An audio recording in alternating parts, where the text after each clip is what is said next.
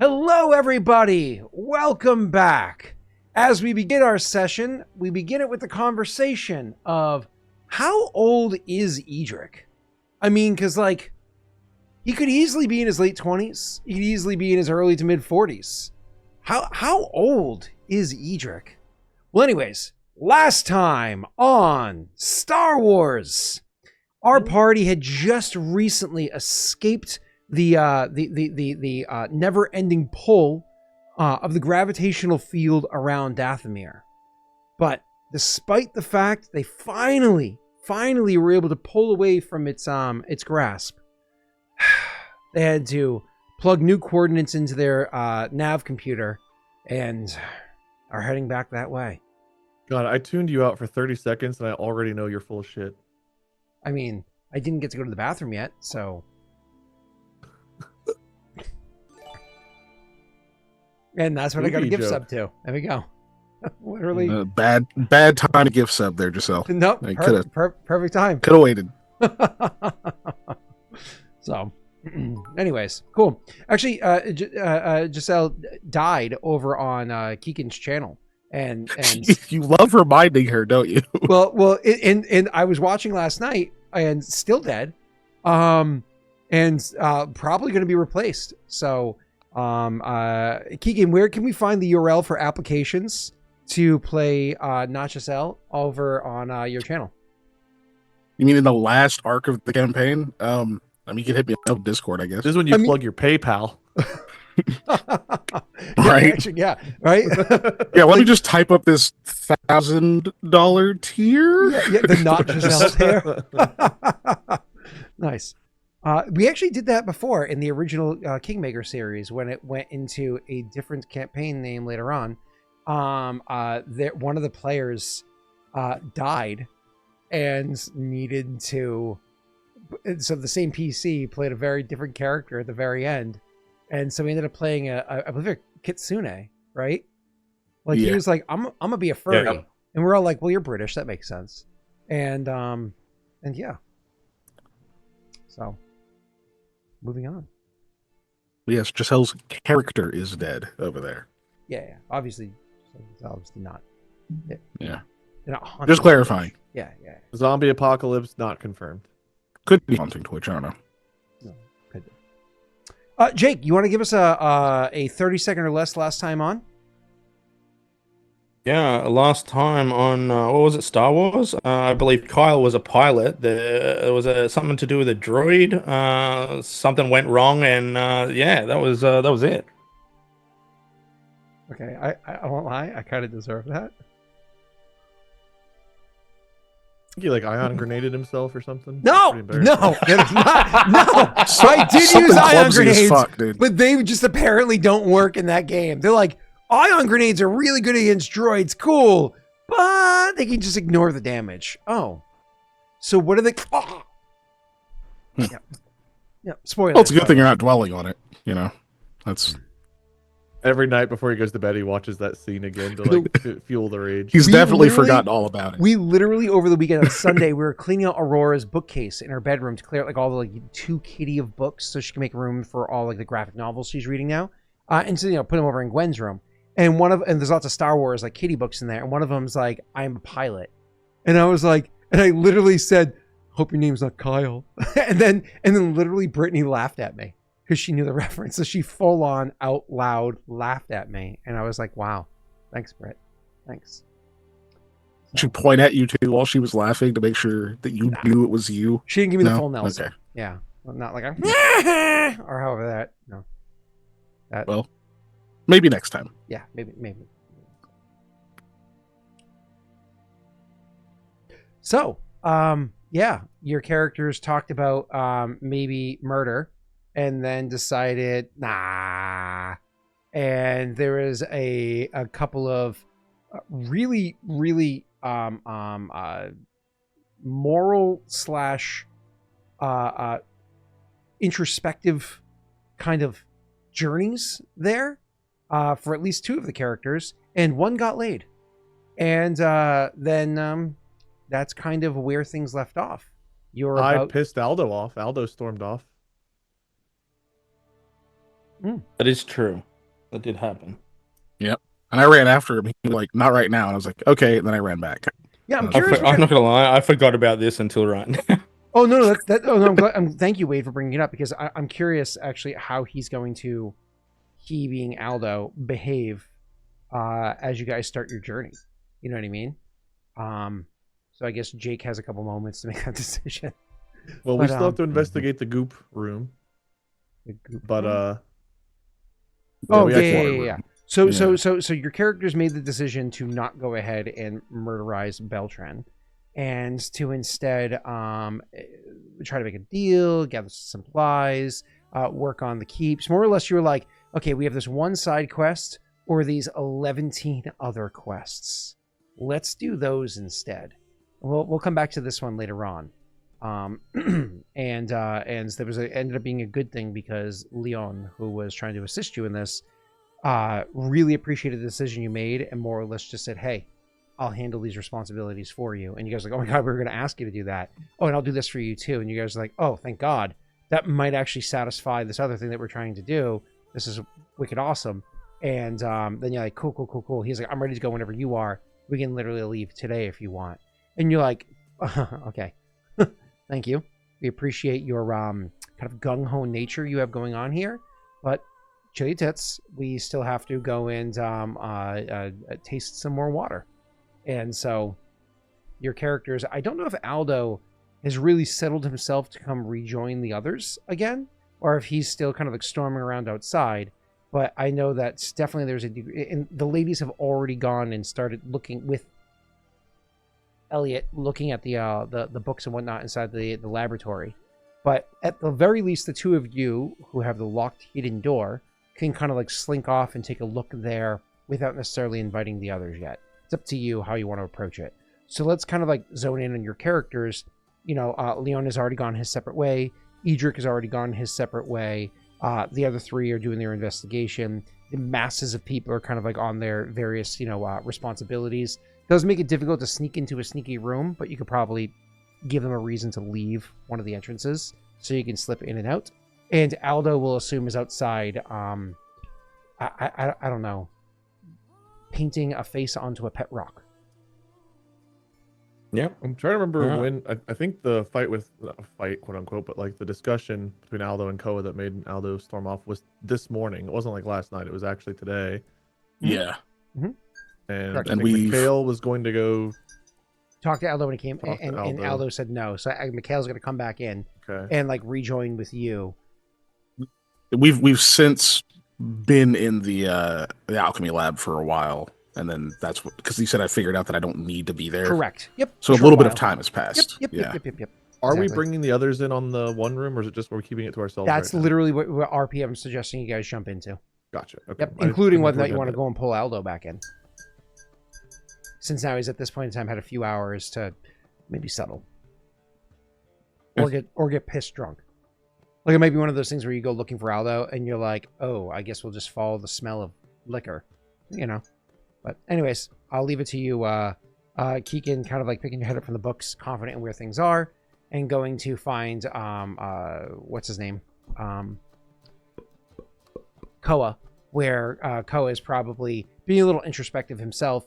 We'll say he's staring down Jerta's crack as you're approaching to speak with him. Not the first one I stared down today.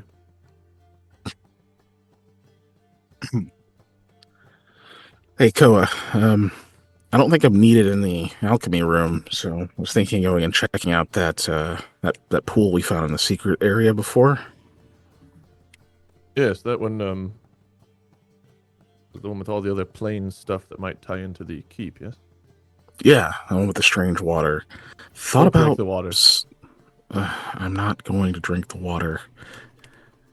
I thought about bringing Elliot in on the to take a look at it, since he might know some things. Heck, Ashanti might too, but she's busy with the alchemy. But I know that's not Elliot's specialty. What do you think? Should we wait? No one really knows about it yet. I suppose. What are the downsides?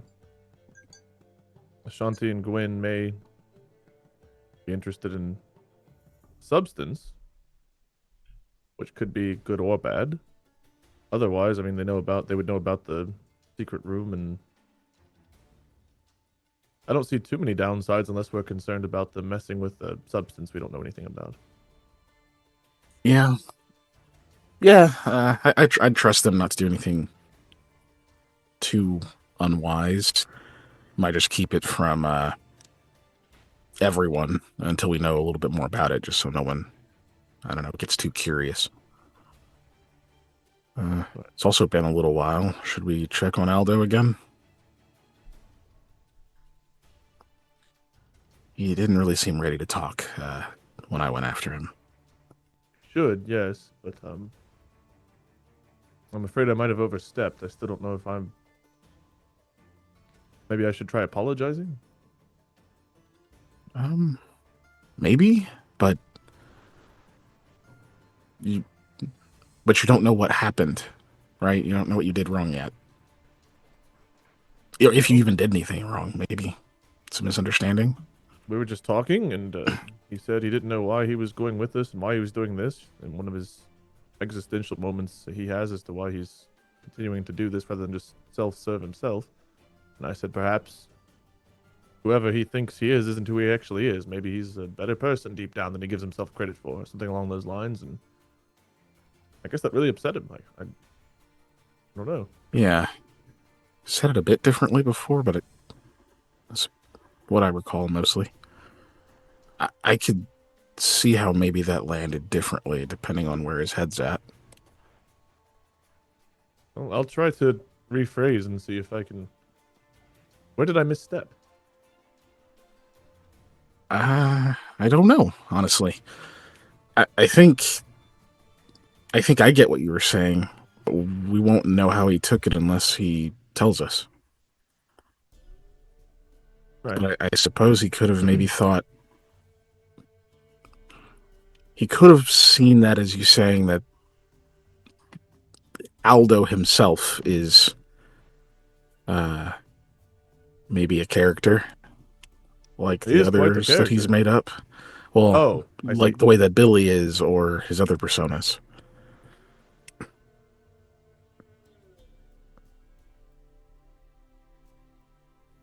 I mean, for everything we've been through, if so, he's never lit that crack. True. At least That'd not be that he's shown us. quite the facade. But Maybe he doesn't know the answer. Who knows? I guess it doesn't really help to talk about him behind his back. We should just talk to him about it and figure it out. Yeah, if he's ready. It's kind of a deep personal question. Like how do you actually know if you're the person you think you are? I don't know. I guess I try to trust my gut, and whenever there's any questions, I combine my gut with my thoughts and hope that they align. But if I was doing something completely counter to who I am, I think I would feel that. I've come close a couple of times, dragging Ashtara down the stairs and a few other events. The counselor and the Chev. Didn't mean to hurt him, but obviously I did. There are just a few moments where I've almost crossed the line that I didn't really like that part about myself. Like I was confronted with myself then. I don't know. Yeah. That's the part that always gets so muddy when I try to think about it. Like how do you know where you're standing? Like how do you know which part of yourself to look to go, no, that's me, right? And not just, or that's who I'm trying to be, or that's who I'm taught to be. Like, how do you know you? I think, at least for me personally, I think I've come to several different crossroads, and I've kind of had a choice to choose who I am or want to be. And I think maybe our actions dictate that. I think I could rationalize of going to kill Beltran now. I could have rationalized that very easily. But part of me knew that that might lead to more problems for Hodgwyn, and it might lead to us failing to do what we are chosen to do with these curses and such. And so I chose to do what I think is better for everyone, rather than rationalizing getting some revenge that I do still want, but that may not even actually make things better. I think that choice, I hope that choice is right first, but by making that choice, I think I'm shaping who I am. I don't know. I guess that makes some sense. This is one of those questions when you start asking it, it kind of goes in a circle in your head. I don't know At if least there's for any right me. answer. I think no matter what I do, I just try to rationalize it in some way. Oh, that's what everyone did, honestly. Probably so, but I guess thinking about everyone beyond yourself and thinking about these big pictures like Leon with his web of what might lead to what and figuring out everything about the image before you act. I think we can do that with ourselves a bit too. We can look at decisions we've made and the regrets we have and the positives we've done and kind of figure out which direction we want to move ourselves a little bit further. I don't know. It's all a bit beyond really what I'm consciously able to think and comprehend. It's more so just comes down to the moment, trying to do the best that I can. That's usually when you can find out who you are, I guess, in those moments.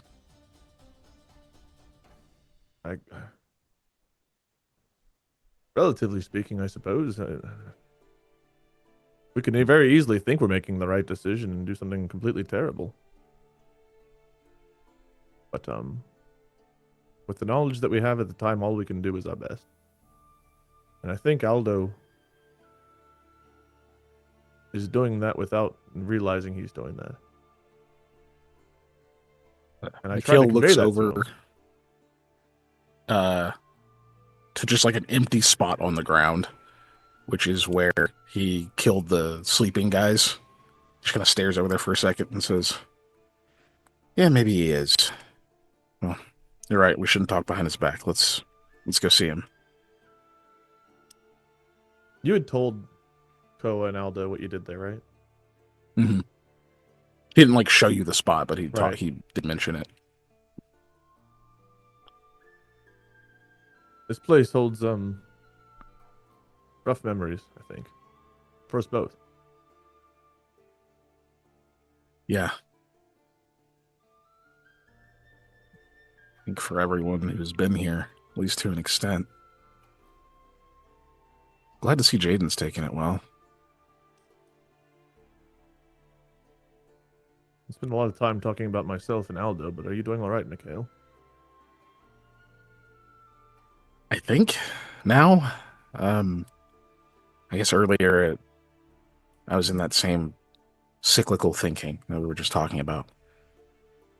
Some of the things I've done, or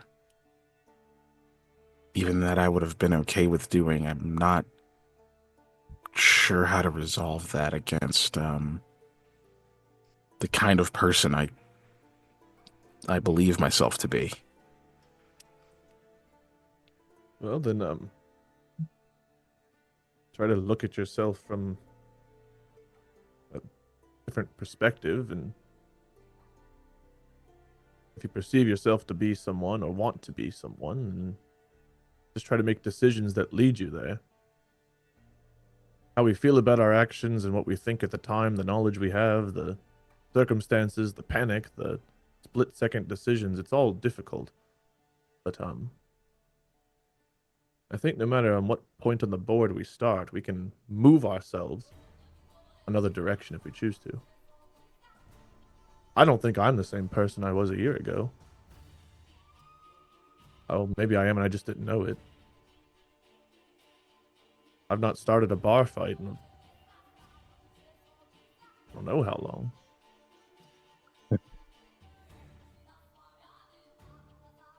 I haven't actually seen you in one. It's funny. You've mentioned a few times how you used to be, but I don't think I ever met that Koa. And by the time we met, you already kind of seemed not sure what the word is. Insightful. I hadn't really experienced anything, sex and occasional bar fights and boring escorts and such. Occasional little scrap with a bandit or something, but nothing too crazy. Being off on my own with Phil and his family and having Phil die, I was responsible for him. It awoke something within me that made me realize I didn't want that to happen again. I didn't want to fail somebody like that. And I guess since we've all been running around together, we fought bandits and gnolls and holes and all kinds of weird shit, and I haven't really needed the thrill of a bar fight. Kind of nice whenever there is not one. My body's been so beat and bruised, I mean, even fucking roots attacked me. So, a punch to the face really just doesn't mean as much as it did, I guess. Yeah. That being said, if someone punched me in the face, I'd be happy to punch back, but... Yeah, I can't see you resisting that urge. Well, actually, I could, depending. But I imagine fighting means something else these days, given the kind of scraps we've been in. Can't imagine doing it for fun at this point. Also difficult. I mean, the gods willing, I prefer a fair fight, right? I don't want to just pummel some defenseless person, and bar fights just feel like a bit beneath me, right? With what we've dealt with. A little bit, yeah, absolutely. I mean, hell, at this point, just your name can get you out of a lot of those kind of scraps. At least in this part of the world.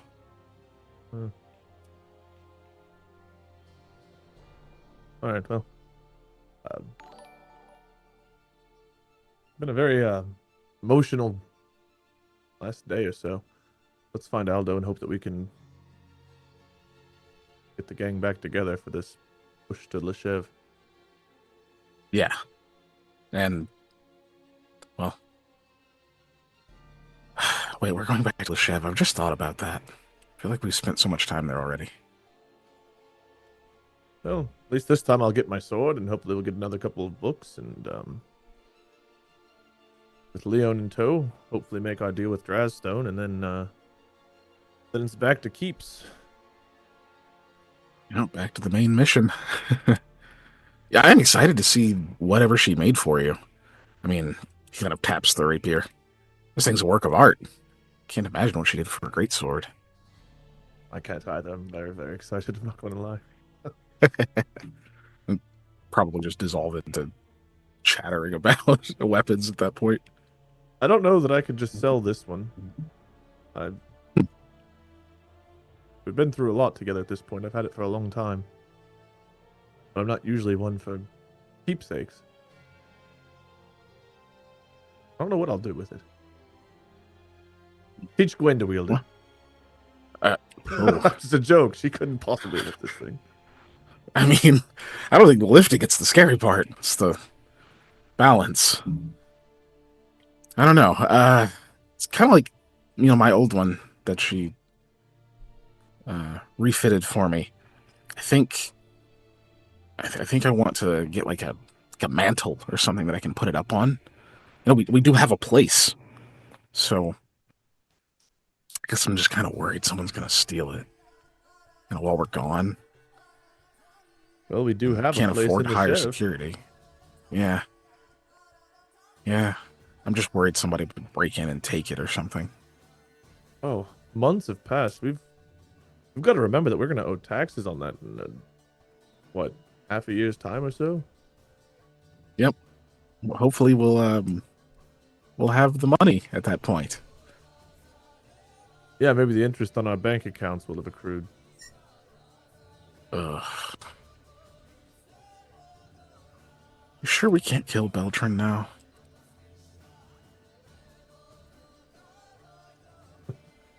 All right, I'm not going to revisit that one yet, Mikhail. Yeah, we shouldn't. Yeah, we shouldn't. I might convince myself. Right, well. To Aldo.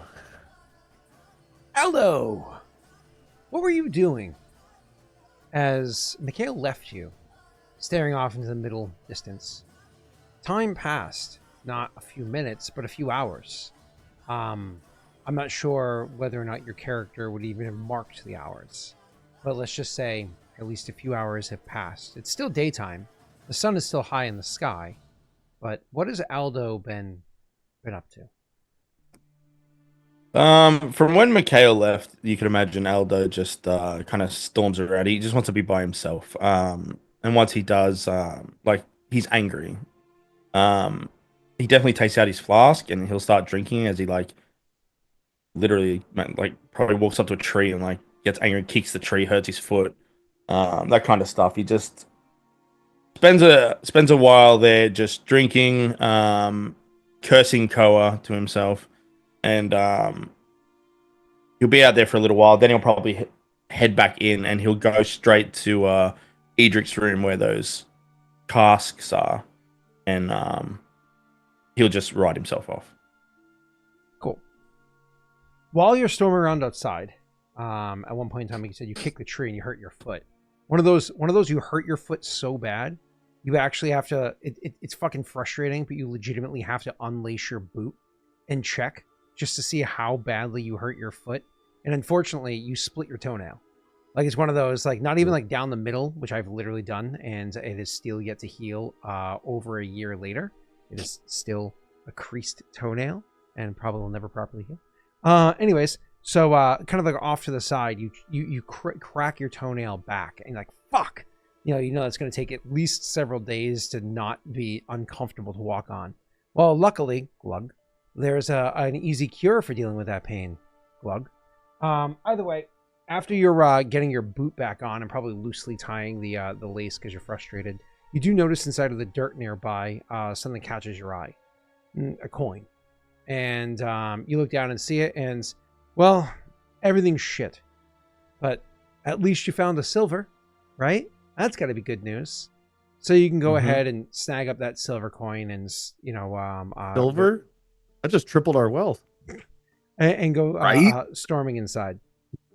I'll give you more details when you're sober, but for now, your character sounds as though he's blackout drunk. Yeah. Cool. Just as a quick point of clarification for when they come to visit you, Aldo, there are two types of blackout drunk. There is unconscious, and then there's conscious. Which are you at the moment?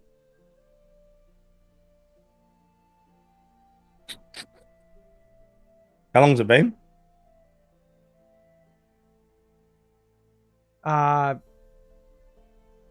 It's been about 4.5 hours since you stormed away from them, including their conversation. So about 4.5 hours later, they're walking into wherever you are. All right, 4.5. He'd still be conscious. Okay, cool. So because he is blackout drunk, to be clear, conscious means he can, for those of you that aren't familiar, you can walk into a room, his eyes will be open, he'll be saying words, but his character might not necessarily remember. We all know what blackout drunk means. All right, cool. You gentlemen come walking in. There is still somebody inside the room, but you find out pretty quickly when you're looking for where Aldo is, and you get the quick vibe that what he's up to. And there is, he's in the room sitting there drinking on the floor, being, kind of vocal, sometimes engaging with others, sometimes keeping to himself. I'll leave it to Jake to describe what he's doing as you guys are walking in. But he's not alone in the room. Edric, kind of seeing that he's in a bit of a state, was smart enough to post people to keep an eye on him. The bad news is they see him in this state. The good news is they can keep an eye on him. So there's two people sitting at the table that's inside that room, and they're just playing a game of cards with one another. It's a pretty low stakes game. There's a few slivers on the table, but you don't even know if they're really gambling or if they're just kind of like playing a friendly game and keeping an eye. So as they come walking in, Jake, is Aldo even engaging with the other two at all, or is he kind of doing his own thing? No, he'd be sitting at the table there. He probably has a thing of cards himself, although he doesn't even know what he's looking at this point. Yeah, you can imagine he's holding the cards, but his wrist is flopped forward so bad that anybody could easily look over and see what he's holding. And go ahead. Yeah. And when they walk in, I guess he just says, Mikhail, you come to play something. Excellent, thank you. It was getting a bit quiet. Well, we were gonna go check out another room. Actually, you already dealt in? It looks like. Oh yeah. Yep.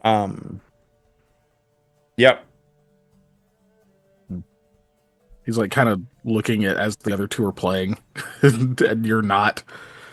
Huh. What's the game? Regicide. Nice. He'll like walk over and actually sit across from you, Aldo. He's like, you look like you're a few cups in at least.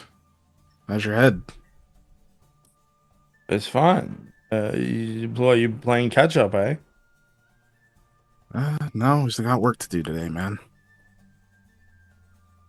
He'll look over at the other two and say, whenever you're done, we're good here.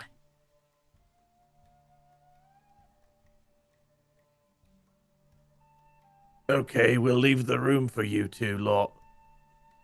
They can get up and leave. They'll squabble for a moment over who has what amount of slivers or whatever, but with a glance of maybe hurry it up, they'll quiet up and head out pretty quickly. Looks like I've won again. Just keep taking all their money. Usually do.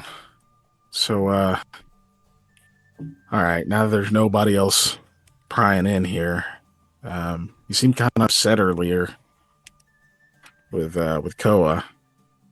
We couldn't really figure it out. Do you think you could talk to us about it a little bit? I could talk about a lot of things. What do you want to talk about? What did he say that pissed you off?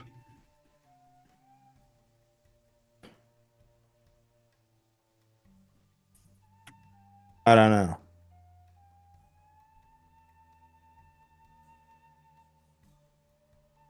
I'm in here as well, right? We both walked in. Yeah, 100%. Mm-hmm. Unless you chose, I'll hang out here for a second. Yeah, I imagine he hung back a little bit whenever Aldo only called for Mikhail to sit down. And he's like, so I imagine Koa's kind of like in the room, but like out of. He's kind of like hanging back a little bit, like waiting for Mikhail to like give the, should I come in, or because he very obviously only addressed you when we walked in. But yeah, he'll say, well, we were kind of talking. He wasn't sure if he needed to apologize or what. We didn't want to talk too much about you or anything without you in the room. So now might be a good opportunity unless you're not feeling up to it. I'm happy where I am. Okay.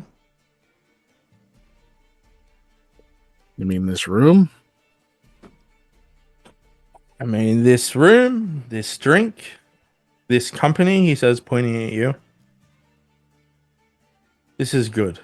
Koa will like nod at you and then leave the room to like give you two some space. Yeah.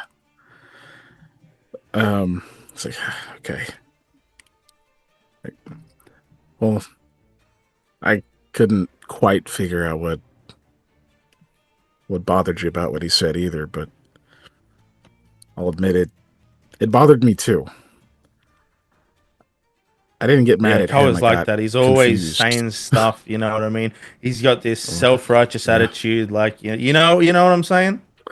He like glances to make sure Koa's gone. He is. Yeah, he definitely stands on what he thinks. It can be a lot. I don't really know how he does it. You know what? I can tell he's from here. That's all I'm saying. Oof. Really?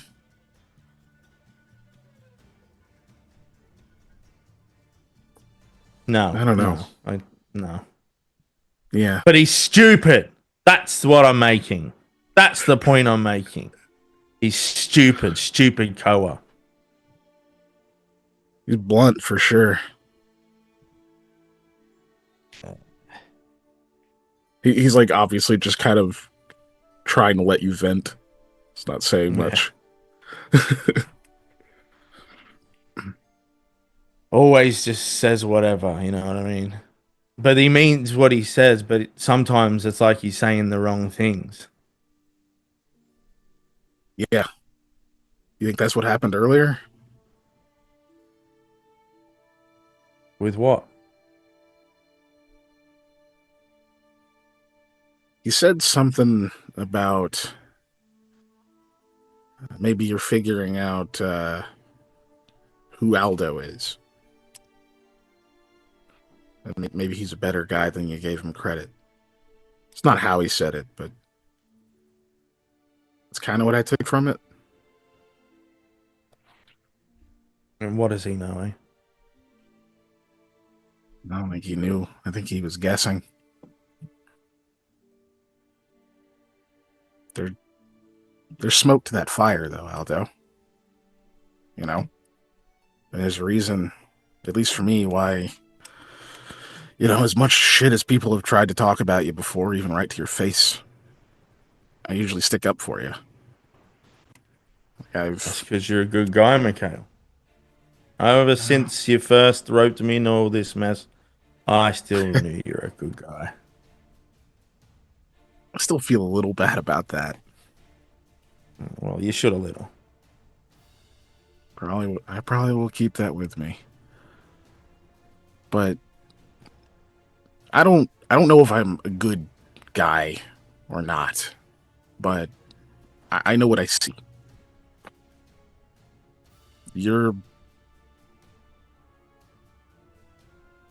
Both of you are, as strange as it sounds, are people I look up to. Now that we've all seen each other in really tough spots, with the bandits, with these keeps, all this shit we've dealt with. And I've watched you both, how you behave under these pressures. It's impressive. And I try to think about that whenever I'm deciding on what I'm going to do in certain cases. That's why I can be kind of slow to act sometimes. But it's not just a Koa thing. It's like you're in that. Even though I don't know your past, but I know the person you've shown me. I think that's what Koa was trying to get at. But, he's Koa. Yeah, well, we are who we are, after all, right? Unless, we are who we are.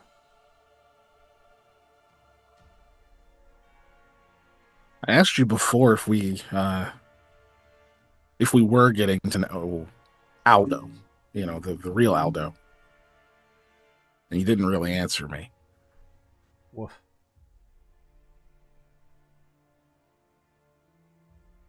Do you know the answer? Oh, what are you asking? What do you want? That's about as straightforward as I can ask that question. If you asked me, I'd also say I don't know. Or if you're getting to know the real Mikhail. I think so. But every time I ask that question, I'm a little less sure about who the real Mikhail is. You know, it's hard to be an asshole when people are nice to you. And it's like, I want to be, but you're so damn nice, Mikhail. You did steal my clothes that one time. I'd do it again. I will do I it had again. that sounds more accurate. I figured it was going to happen. And you keep telling people I ate that goo before that happened. Yeah. Probably some other stuff I haven't found out about yet.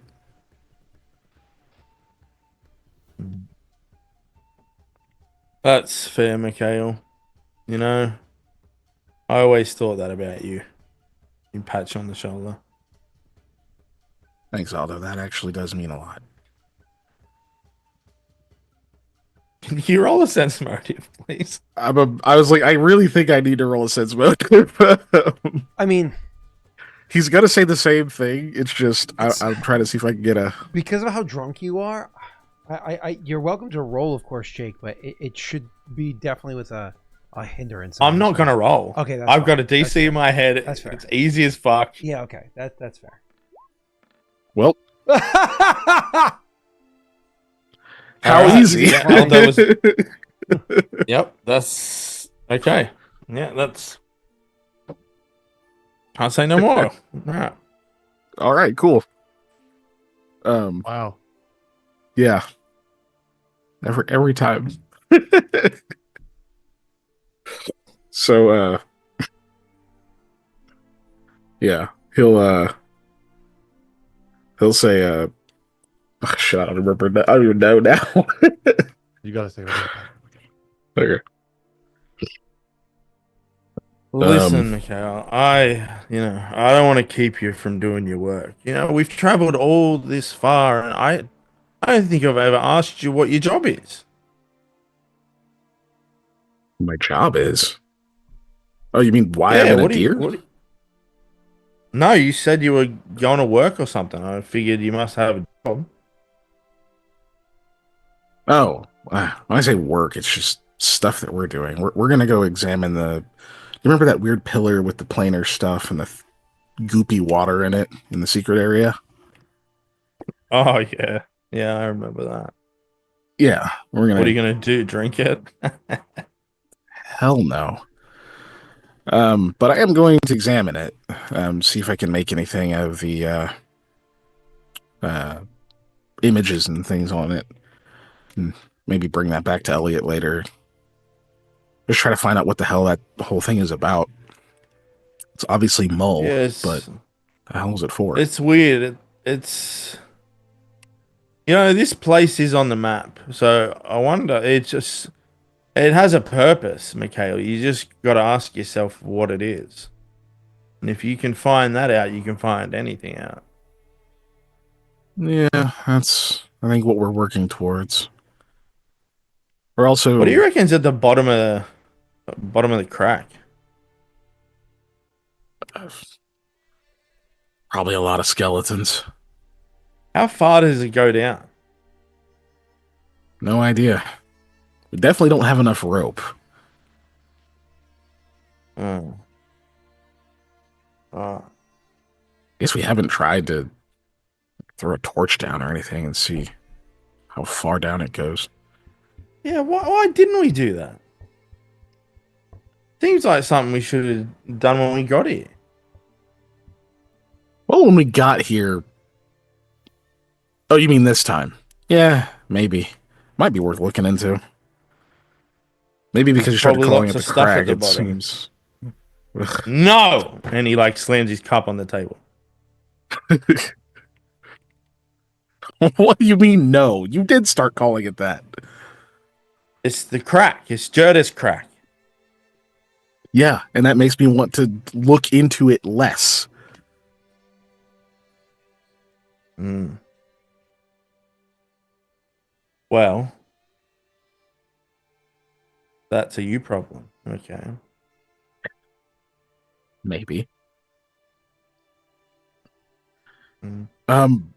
Aldo, before I forget to ask, because you're really good at making me forget to ask important questions. How much have you had to drink?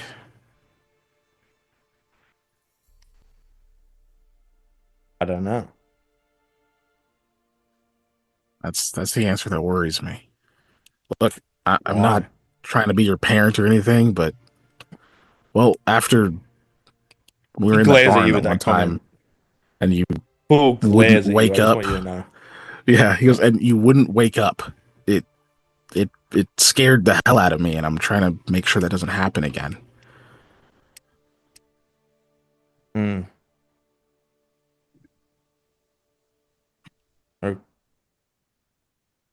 Okay.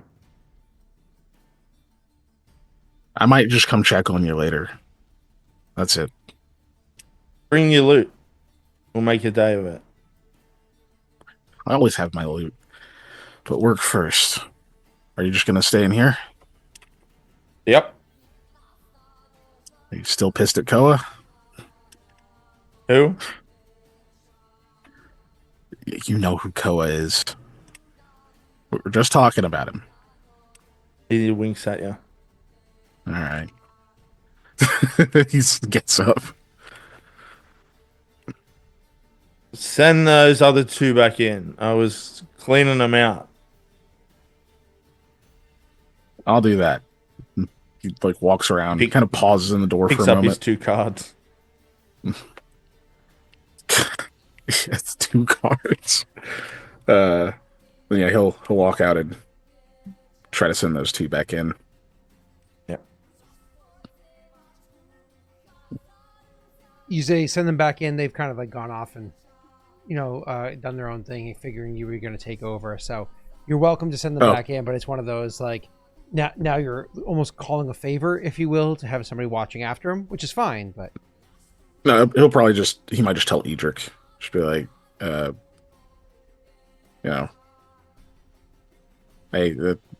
Aldo's gonna stay in there, and he was playing cards with a couple of people earlier. I don't know if they wanted to go back in there. Just kind of leave it to him. What's wrong with them? I don't know. We were talking earlier, and he took something Koa said kind of personally. I was in the room. Yeah. So then you heard. He just like looks at you blankly, like it doesn't make no sense. He goes, he didn't explain it to me either, really. So. Listen. Never mind. And he just walks off, like rubbing the back of his neck. He goes, I was listening. Unless you try to call him back or something, he just keeps walking off. He goes, Edric, you can't just say that then walk away. Now I'm going to be thinking about it. He'll just kind of like, wave his hand, like waving it off. But again, like you could stop him if you wanted to. You can see like he's just in his own head, if you will. But he's still walking off. It's a matter of how interested you are. He'll let him. He'll just let him leave. Cool. So Edric goes off to. But eventually, if you flash forward a bit, people will be back in there, just playing cards, keeping an eye on what's his name, Aldo. So with him being as like drunk as he is, what's the plan? Y'all just want to. Screw it. Let's actually take a day to rest. We traveled all the way here after doing a bunch of other stuff. Let's actually legitimately like enjoy a day of rest before we hit the road. Koa wants to talk to Gwen. Sure. We can RP it, or we can just. I mean, we probably would have to. Basically, it's going to be about the ooze after talking to Mikhail. Sure. Yeah. So you can pull her aside. It was going to happen last night, but then it was like, but what if we don't? Yeah. No. So, yeah. So let's say that you're able to pull her aside from some of the research that's going on, because out of the 3 people in the room that are doing the research, she kind of has the least to offer. The other 2, one's literally an alchemist and an archaeologist that is studying mole stuff. The other one is, let's call it a historian, that is studying mole stuff. and she's just an intelligent and capable person that knows a degree of herbalism and whatnot, but clearly it's not her expertise. So pulling her aside is not going to harm the research that much, so you can take her for a while if need be. So she'll be like, yeah, might be good to stretch my legs, kind of like pushing herself up off the floor, because there's literally only one chair. The fire is inside that room, broke the other chairs enough that like there's one chair there, and the other two are sitting on the floor or standing periodically. So she pushes herself up, kind of like dusts off her her outfit, and then we'll go to walk out with you. He'll kind of like lead her, I don't know, to like outside or just someplace that's private or whatever. Yep. Funny enough, to set the scene here, you're welcome to go full on outside and go for a walk in the woods itself, if you will. But probably the most solitude place here is literally around the crack. Most people don't hang out there. Like, the only time that people are there is maybe if they're walking through from one spot to another, but even then, most of the time, you can just make the ring around it, right? You don't even have to go through that spot, unless you go into, like, where that, snake pool was. And, people don't generally, like, hang out here.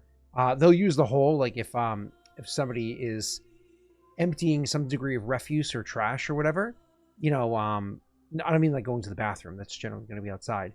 But they might throw something down the hole. But so being in that large cavernous area is one opportunity for you, maybe over near a brazier or a bit away from it, or you can go outside. So feel free to choose your backdrop. I kind of imagine them finding a spot around like the crack where they can kind of like sit, almost let their legs hang off. But maybe it's not like a direct drop right there. There's like a little bit of a ledge below or something. Just kind of like tossing rocks off the side or something. Yeah, sounds great. Perfect.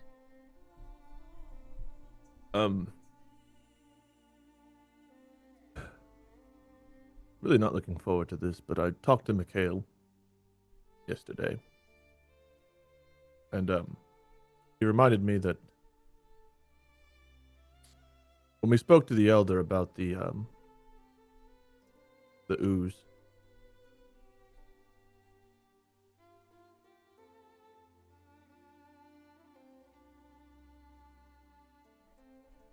I think that it's best that maybe we don't use it for anything.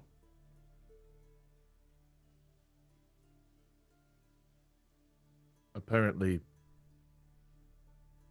it is more than just remains.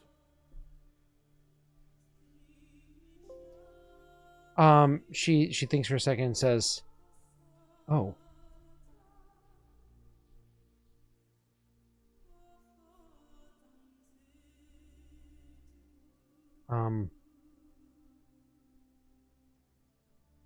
oh," and doesn't say anything. She was holding a rock, like she was gonna toss it. Now she's kind of like fiddling with it in her hands. He'll like take her hand, like let the rock drop or whatever.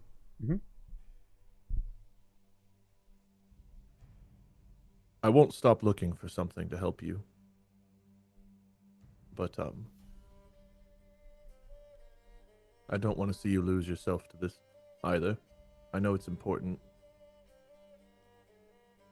I can't imagine everything you've gone and are going through, but just knowing what we know,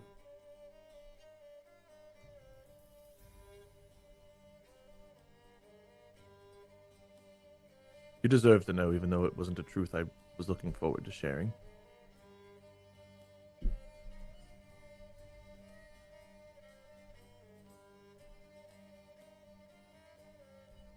There's so many things that could have been used for. So many things it has been used for. Do I tell the people that... no. If they asked, I wouldn't be dishonest, but there's no reason to cause panic for... Though if I told them, it might give them the opportunity to seek, penance. Maybe it's a sin. Maybe it's something that would anger the gods. Who knows? Maybe the concoctions I've been making was just a whole bunch of bad luck potions. Surefire way to a broken wagon wheel or a dog bite with rabies. The gods in this universe, Scott, like, I guess I nor Koa would maybe know, but is doing something without knowing what you're doing, is that as bad as doing something knowingly, or is that like really depend on the god or the person, or Depends on your faith. You know, is ignorance an excuse? You can look at real world history. You know, some religions will say ignorance is a perfectly fine and acceptable excuse, and others will say, no, it is not an excuse. You were born with original sin. You are a piece of shit until you wash that away. What is wrong with you? How dare you? So, okay. it's not your fault, but it's your fault.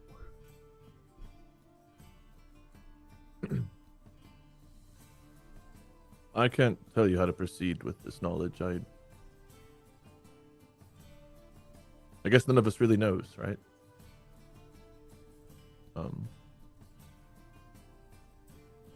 I'd like to think that the gods would forgive us for doing something without any way of knowing we were doing something against them. But perhaps we all need to seek penance for our past in some ways. I suppose we should all be happy we're not Del. You know, the Lady Aravel. I don't know how forgiving she is of breaking rules with ignorance as your defense, but and then she kind of like, you can see that she was trying to make a joke, but then had to explain the joke, but then like, you know, also just it's not the right time to make a joke, and she's the one that did all the breaking of rules. So, like, it's just compiled into, she's made herself more sad. Ko will, like, snuggle up to her a little bit, and, like, give her a smile, like, appreciative, like, I can see what you were going for, like, you know, Yeah, comforting pity. smile. Yeah. Well, pity, I guess. Yeah, that's what I get for my friends. Whatever way you look. I know, I get it. Don't know much about Lady Aravel myself, but She'll actually, like, with that smile that you do there and that line, she'll actually chuckle and like give you like a quick side glance, because obviously you wouldn't know too much. You're a very devout worshiper of Roga, and the two of them are like, you would be hard pressed to find gods that are more opposite of Lady Aravel than Roga. I mean, Roga, she's lawful evil. He's chaotic neutral, not chaotic good. But like, she is true law, but also evil is an acceptable way to enforce the law. He is true chaos, good or evil be damned. You know what I mean? And so they are as about as diametric opposite as you could find.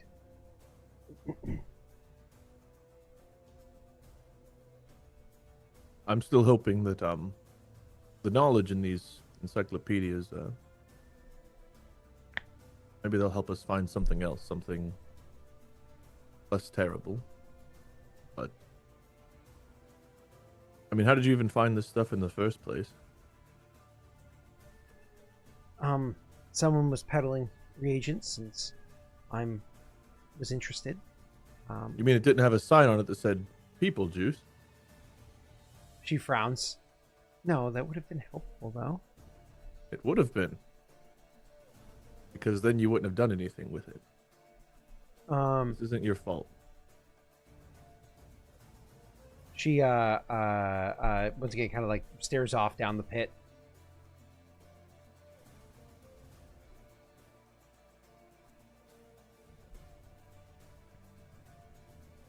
Talking with Mikhail and somehow pissing off Aldo today, I've been very introspective and trying to figure out who we were, who we are, who we want to be, and I don't know. I guess it's between us and the gods in some ways, but we've all got blemishes. We've all got failures. We've all got successes, things we want.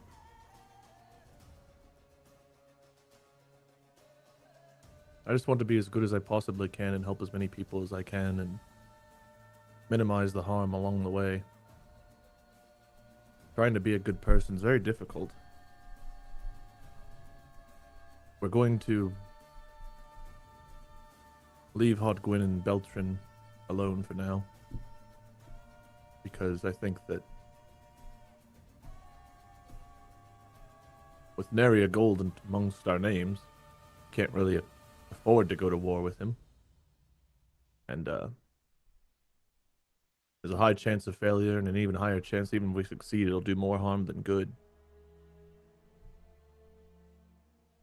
But we'll still eventually come back and try to do something about it. We'll find some way. And I think you shouldn't give up hope just because one avenue's perhaps not the way to go. We'll keep looking. There's secrets out there hundreds of years old. There's magics that Mikhail says people know to the south, and who knows what people to the north or anywhere else might know. We've met a lot of interesting people in our travels thus far, and given a year or two, who knows what we might find or find out. But we don't want to lose ourselves along the way trying to find the shortest path to success, I think. But I won't stop looking for you, Gwen. Luckily, I'm right here. You know what I mean. And she'll just do like a chuckle. Obviously, your character's being very, warm and sentimental, and that is it's so much like caring. It's making her a little uncomfortable, not in a bad way, not in a negative way. It's just she's not used to having that degree of comfort, if you will. So that, you can tell immediately that's why she made the joke, right? Just trying to almost like break the tension, the positive tension of the moment. And then she says, well, actually, you are leaving, aren't you? Leon said that you might even be leaving tonight.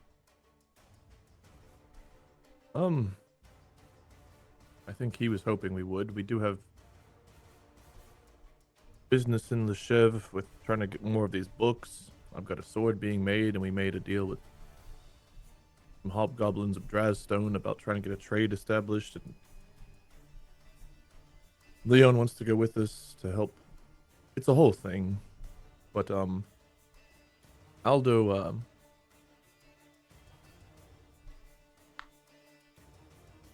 maybe I shouldn't open up like this. Maybe I should keep the hard exterior, because every time I open up, I seem to piss someone off. Hopefully I'm not doing that with you, but... She chuckles, and you say, hopefully I'm not doing that with you. She goes, no, I get it. You're very busy. That's why you asked me to clear out my schedule for a few days' time, just to leave me in a cave. I did clear up 3 weeks of mine to send and stay in a job. She will go rosy at that. He'll like nudge her and be like, but I would do it again. She, kind of like a glance over the shoulder. Thanks. I wish I didn't have to go, but there's just such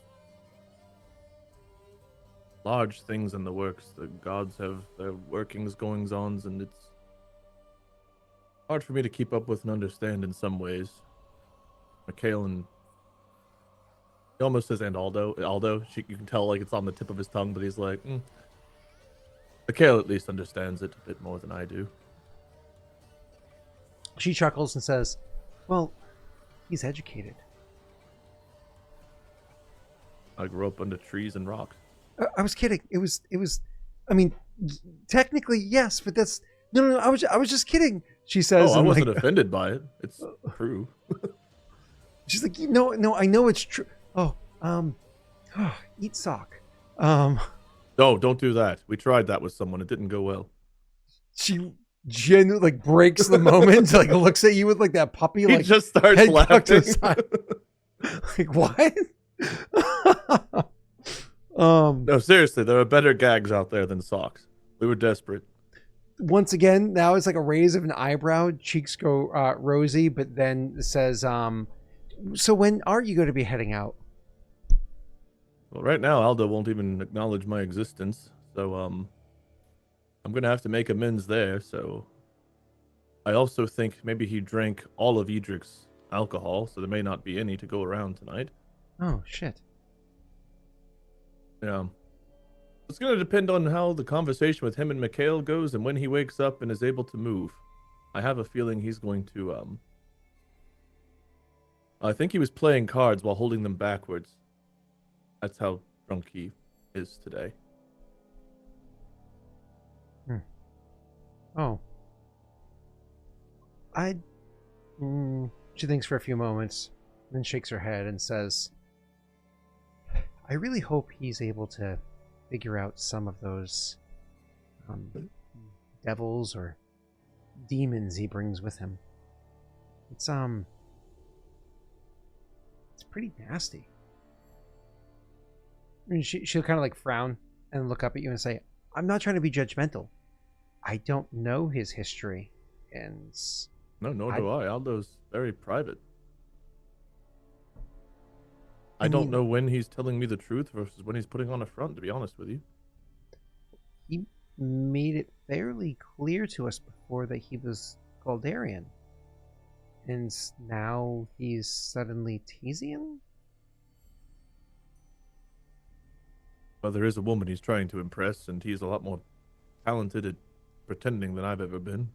Oh, no, believe me, I completely understand going out of your way to try to impress somebody. You could even spend 3 weeks of hard labor trying to catch their attention, but 3.5. concocting a whole, I don't know, persona? She says, like, not sure if that's the right word.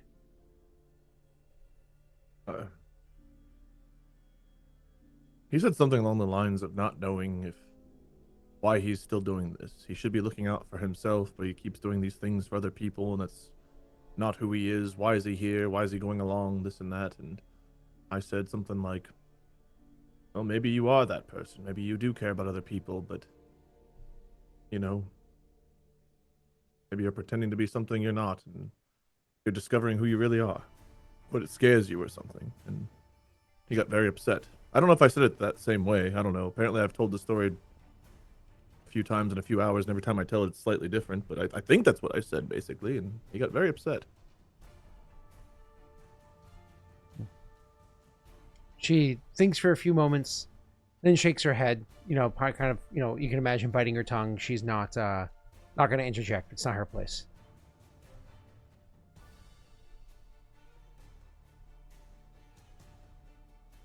Can I ask a personal question? She shrugs and says, "Am I supposed to tell you no?" You can, and if you don't like the question, you still can tell me no. Go ahead, Koa. Why is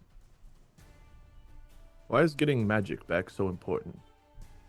Kind of like tenses up. You can like literally physically see her, you know, the shoulders kind of like tense up, square off, as it's almost like, you know, one of those like you accidentally bumped into an old wound kind of moments. And He'll cover it up, like, well, it won't cover it up, but he'll quickly like elaborate. As someone who's never been able to make dust move by blowing it, I have no idea what it's like to have magic, but you seem like you have a decent life without it. People like you, you have a nice shop, you have a nice place, you're stable. Why is it so important? a long moment passes. She draws a half breath, like she's going to start talking. But then the moments roll on. And you can tell in like the tense silence that's there. She's truly trying to decide if she could bring it to words. So it's not like she needs any further convincing, you know, from like externally. It's whether or not she wants to convince herself, and she's staring, kind of flipping back and forth between, with long pauses between them, staring deep down into the hole below where it's just like infinite darkness, and at the brazier that's across, the chasm, and kind of like the light that's over there, or at least the shadows bouncing around it. But like I said, the moments draw on long and slow. Does Koa say anything? Do anything? Does he wait? He probably waits. He might give her a look of understanding, like a take your time, or you don't have to. But he'll leave the floor open for her to say whatever it is she wants to say about it. After you have no idea how long, but it's definitely at least a few minutes, if not several minutes. She finally says, I don't know what Mikhail has taught you, but things where I'm from aren't the same as where he's from.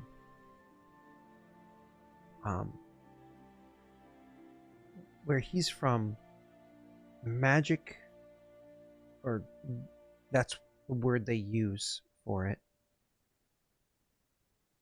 is taught and can be taught to anyone, literally anyone. What Mikhail is able to do is not unique. He's not special. He's just smart enough to figure it out, and either wealthy enough or found the lucky enough to have the opportunity to study where he did to do so. But anybody can learn it. That's not how it is where I'm from. Magic is something that you're born with. It's a part of you, like a limb you can't see. It's a piece of yourself. It's a connection to the family that gave it to you, to the history and the culture. And you can see like there's more to it as well. Like she wanted to keep going, but then she just kind of stops there and clearly isn't going to continue. It takes you several moments for you to realize, okay, no, that was the end. You might be able to prompt her further, but I'll leave it to you, Wade. I know this is a difficult subject, and I'm sorry to bring it up. Just today feels like the day where we all need to get things off of our chests, and I tried to push you, but I also worry because I see how much this means.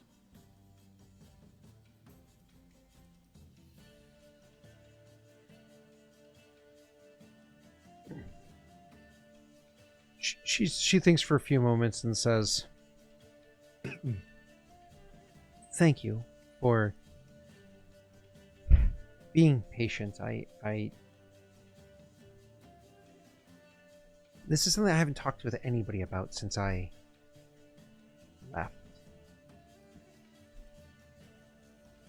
Since I left Amalda.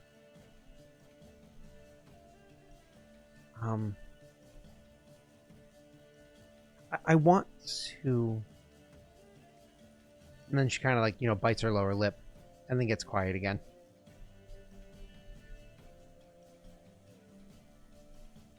You want to what? I want to tell you what had... I want to tell you... Explain it. It's just... It's a lot. It's not that I do want... I don't know if I can just say... And she kind of like shakes her head slightly and then looks at you and gives you kind of, for lack of better phrasing, kind of a pathetic look. Like she's internalized whatever, I'll use the word trauma, she's gone through for so long. She's struggling to bring it to bear. She really is struggling to say the words. And even, well, actually, you roll me a sense motive, Wade. Wow, nice. Are you happy with the result, or classically a hunch is a 20? There are modifiers, of course, but classically a hunch is a 20. I don't know what we have to work with. I don't know if we have luck or hype train or anything right now. You do have a level 1 hype train did pass, so there are 2 +1s that you guys theoretically could have. As for luck,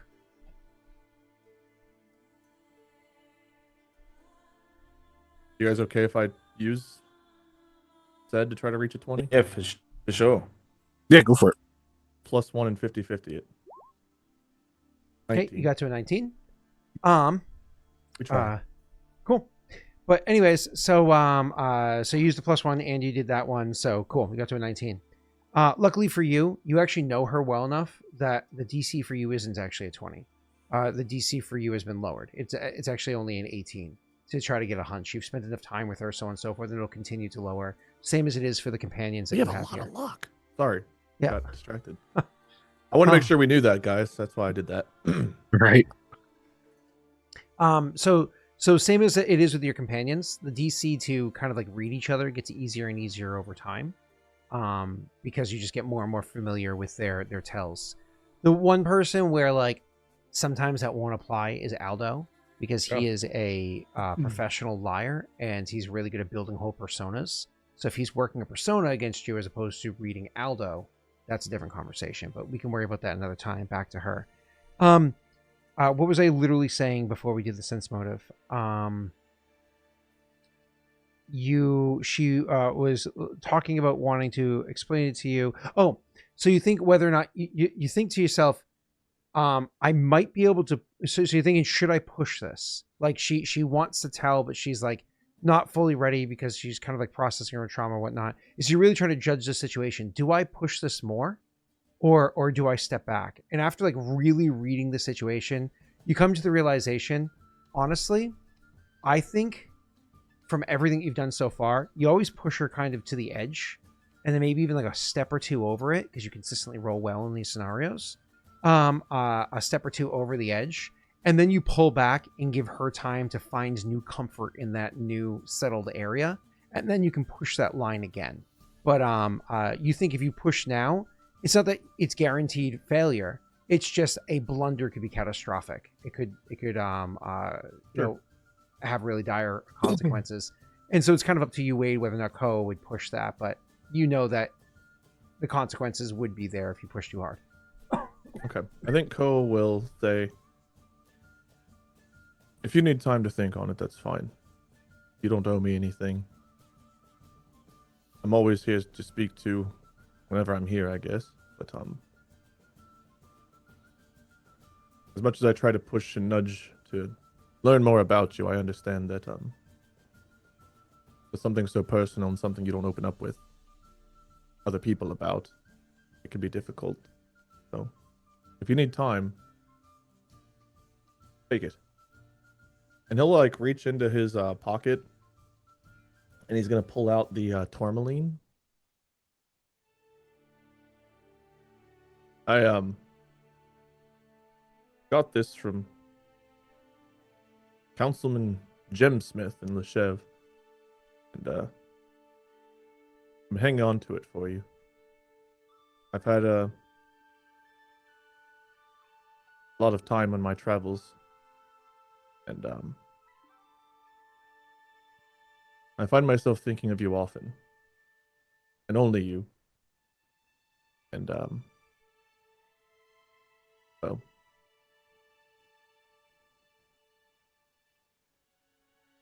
I don't really know what this means. I just wanted to give you this and say something nice while I did it. So hopefully I didn't say something too weird. Because I hate adding a roll in here, but because of the gravity of the conversation beforehand and the presenting of this pretty awesome gift now, it, if done poorly, could be a little bit too much of a shock and kind of like, but if you layer it well, this could be like an incredible moment. Unfortunately, I'm going to have you roll a diplomacy check to see how smoothly Koa is able to segue, if you will. Can I intimidate her? You will push her take toward the this hole gift. a God little damn bit. You didn't make me roll ride last night. Why'd I have to roll diplomacy now? Wow, that's a perform check, Wade. I got a You plus gotta- 9 there. You gotta play that bass. Hey, Hey, not bad. That ain't bad. that's 3 less than the best I can do. So Hmm. you're welcome Is to this- luck if you would like, because there are added benefits for rolling higher. But as a reminder, when somebody is indifferent, it's base 15. When somebody is friendly, it's base 10. When somebody's helpful, it's base 5, right? So that's how it normally works. There are extenuating circumstances that might slide that scale. So when you think about like somebody who's normally helpful, let's say there's a guard that really wants to help you out or whatever it is, but then you're like asking them to betray their family. There's a good reason for it, but that kind of a thing. I just want you guys to know, whenever we're fighting the Lich King of Azeroth and the Dragon of Averail, and we don't have the 2 luck we need, remember this conversation and how important it was at that time. It's important to you. Don't okay? worry, we will. Awesome. If it makes you feel any better, you rolled so well that she accompanies you on those quests, and so when the dragon eats her, it's because of this roll. No. Yay! That sounds like a Scott reward. Yeah, it Yep. is 100% something I would do. Oh my god. Yep. Oh man. Okay. Anyways, Turns out she's actually dating Beltran. it actually just reminded me Oh. that last session. So last Thursday, I was sitting at the dining room table with Brittany, and we were talking about the session that happened the night prior, and Wade yelling at me about some out of game stuff that you guys were doing, and I was telling her about like you guys' little side chat or whatever, and she laughs and she goes, "So, I have something to tell you," and I was like, "What's that?" She goes, "So Wade was texting me." And I found out last Thursday that apparently Wade was texting Brittany trying to get some degree of insight. And I'm like, "Oh, what did he do that like earlier today or yesterday or something?" She goes, "No, it was like 2 months ago." I was like, "What the fuck?" And I literally found out last I was like, "That motherfucker." Anyways, so apparently Brittany has no problem keeping secrets from me behind my back with other men. No. So where were we?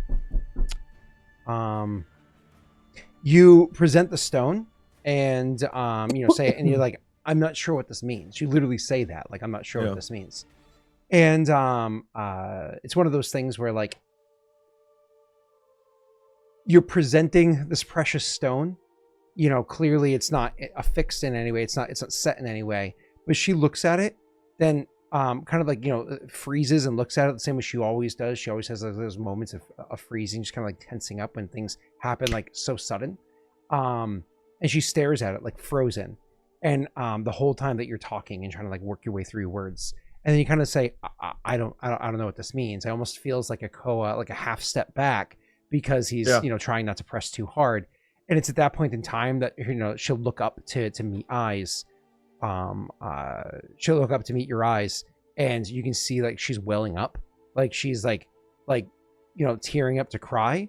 And luckily, your earlier roll, Koa is insightful enough and can read her well enough to realize that this, even if there's a moment of like a pull of a heartstring for a half second for him, he realizes quickly thereafter that she is actually like filled with joy, like they're joy tears. And after like a second of like looking that kind of like freeze, maybe he goes to open his mouth to say something or starts to make some sort of action. And then she like lunges at him to grab and hold on to him. But now you have to make a reflex save so you guys don't tumble down. No, I'm just kidding. She lunges at you. Get ready to click it. I was like, "This is how we die. We're going out." Can I make a ride check on the way down? Hey-o.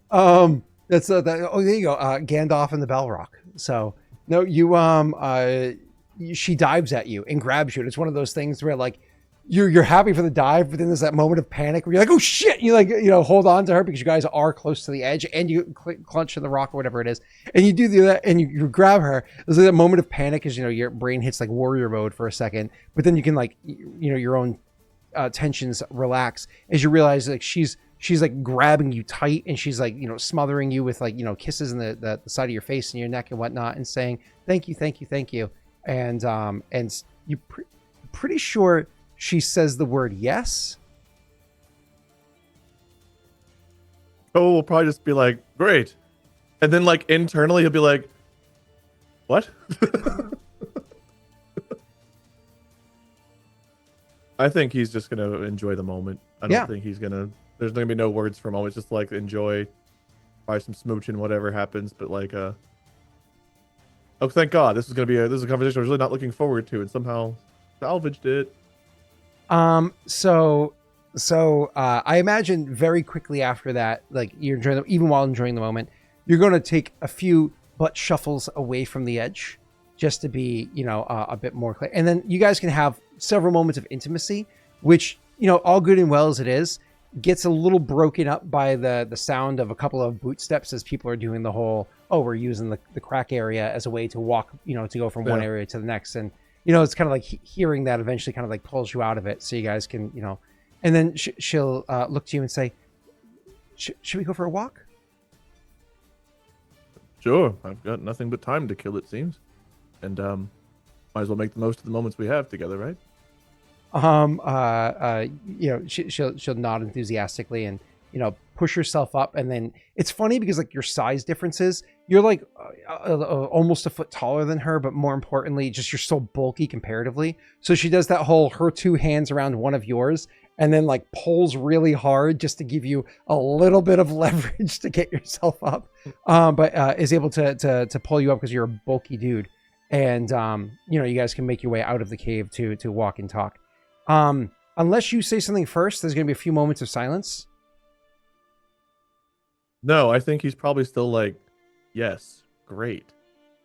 Oh.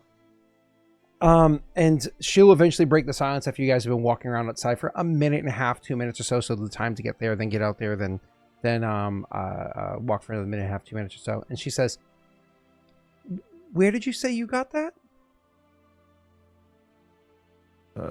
Gemsmith, one of the better gem cutters in Adir, as far as I know. Oh, the councilman. Mm-hmm. Oh, yeah, I familiar. She kind of like helping you remember the old conversations or whatever. And she says, it's a beautiful stone. What did you have in mind? A brooch? You can see, and as she says it, like her face flares up. This might be a roll because Wade also doesn't know what that means. A brooch? Is that like BROCHE? Yes. Well, I don't think there's an E at the end, but yes. Or BROOCH? Yeah. BROOCH? Yeah. Yeah, I think it's OOCH. But like a brooch. Yeah, I think you're right. Like a pendant. But more or less, yeah, thank you, Giselle. Yeah. Seeing it. I thought it was double OCH, right. yeah. So like a pendant, you know what I mean? But clearly like she flares up as she's also realizing what happened beforehand and then had moments of, even while smooches or snuggles or what have you, to internalize her own, like to play it back in her own head and be like, oh, you know what I mean? But either way, so she says, in Adir is like, does that mean something different than like a ring? Is it like an engagement ring still? Like what are the... That's a great question. It is different culture to culture, person to person. A ring is, of course, still going to be like your classical approach to it. So if you were to go with, like, say, a ring or what have you, and the stone is small enough that it could go onto a ring, but would be like a large stone on a ring, if you will. But it's definitely small enough to go on to a ring. So that would be a classic that works universally, so on and so forth. But you can also just use words. Not everybody has the ability to purchase gifts. You know what I mean? And certainly you can propose with any, what's we're looking for, like a proclamation of love or loving gesture. Okay. Like for instance, not all couples are couples that would want to even use jewelry, right? I think I leave that up to you. I got it and thought of you whenever I received it.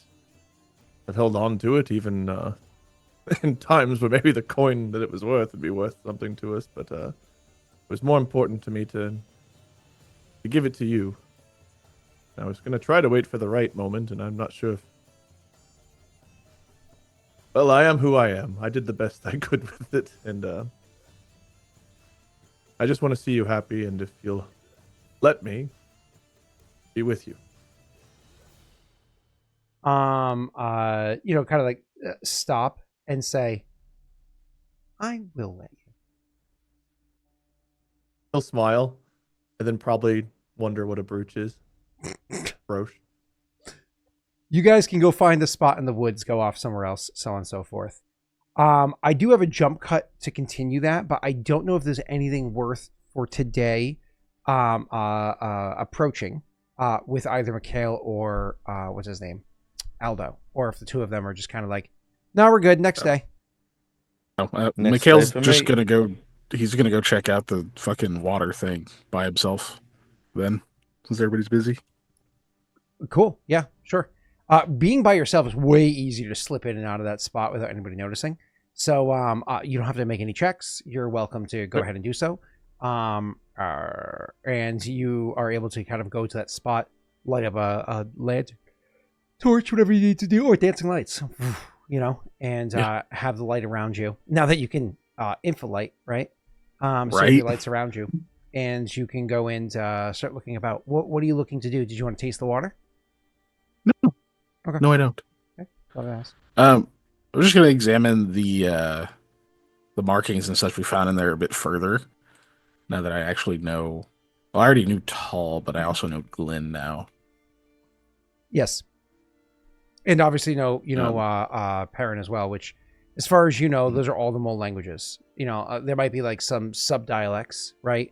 Like maybe when the mole were at their height, maybe they were many miles, what would be effectively nations in the modern map, apart from one another. So maybe there's like idioms that exist over here but not over here, or some slight phrasing differences or what have you. But for the meat and potatoes of it, you know what you believe to be the three languages that came out of that era. Yeah. He's gonna take some time and see if he can glean anything additional from examining it, or if there's anything around that room that we missed before, since we didn't look for a long time. We were kind of halfway there. You have hours, but there's still a chance you could technically miss something. So why don't you go ahead and roll me a perception check? However, because you have hours, I am willing to say you can effectively have what other systems would call advantage on this. Roll twice, keep the higher one. Okay. And then you can apply modifiers if you'd like. Whoop, that's a terrible roll. That's a worse roll. Worse. That's even worse. I was gonna say, can't you just take a number whenever you have that much time? But it depends on the scenario. It has to assume that nothing bad happens if you fail it. I got an emote for you. Sheesh. You said what now? I got an emote for you. Yeah. Oof. Oh, is that? I don't even feel like that's worth throwing anything at. Messy giving head. Messy's twice the guy that Keegan is. At least he was forced. I don't know that that's even worth looking. I think I'm just gonna leave it. Is this when you hero point it? I want to reroll. I want to see if I can roll don't have one. a hero point. I spent it on fucking Jackass Man, and I haven't got another one. Listen, you already That's rolled right. two very low numbers. The probability of you rolling very high next is very high. It is. I don't have the option. Why are we waiting on that? No one's redeemed it. Oh. I have no hero points. I spent it on Gefilte Fish, whatever the fuck his goddamn name was, and he became an op. What? I don't know what his name. I had his name in my head. I can never Gefilte remember Fish his goddamn name. Oh, hey, somebody actually legit just The did heroic G. fortune. Let's see if they give it to Oh. Koa, though, as a congratulations gift. Right. For his Wait, his doesn't it have romantic to be scene. used like at a certain period of time? Whenever it's gifted Within like that? a minute of it being delivered within an in-game minute. So maybe Well, they I just hope tell so. that your I mean, 'cause Because I got character... nothing to use it on. No, that's not true. I'll run over and fight you real quick. I mean, you don't need it to beat me. But... Your performance roll. Damn. It is Keegan. It is legitimately Keegan. Sir, you are... Somebody's being kind enough to give you a reroll Wow. here. For, Well, I appreciate that. You rolled that For 20 and there's nothing to perception. find. That's crazy for a perception roll. Hold on. You don't technically have to use a reroll. You have all the options available to you for a... You want a plus For a 4? hero point. You want a plus Right. 4? You're 3. Now that I've already rolled.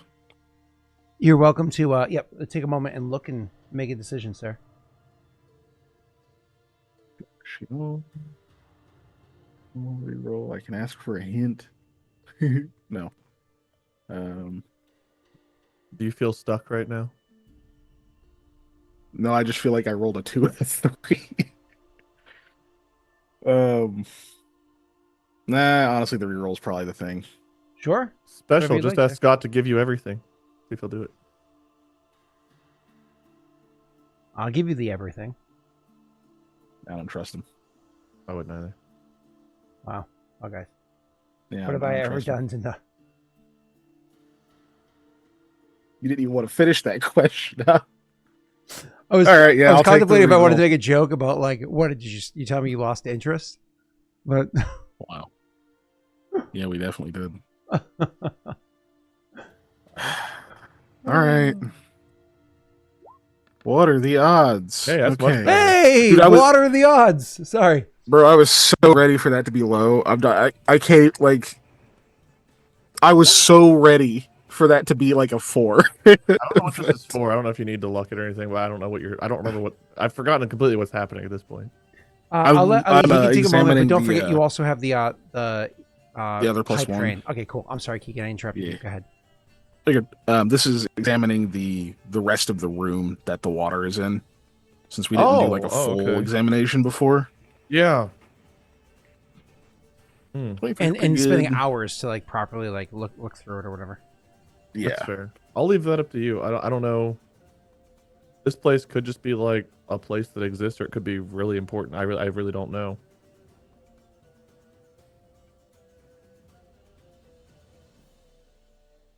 I mean, you could guarantee a 25, or you could just, whatever you're feeling. I think I'll just.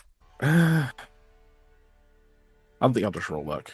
I won't use the other plus 1. We might have a better thing for it at some point. Where the fuck is there's 24. Okay. So with your 24 total, you're looking around trying to see what you can find here. See if there's anything that stands out.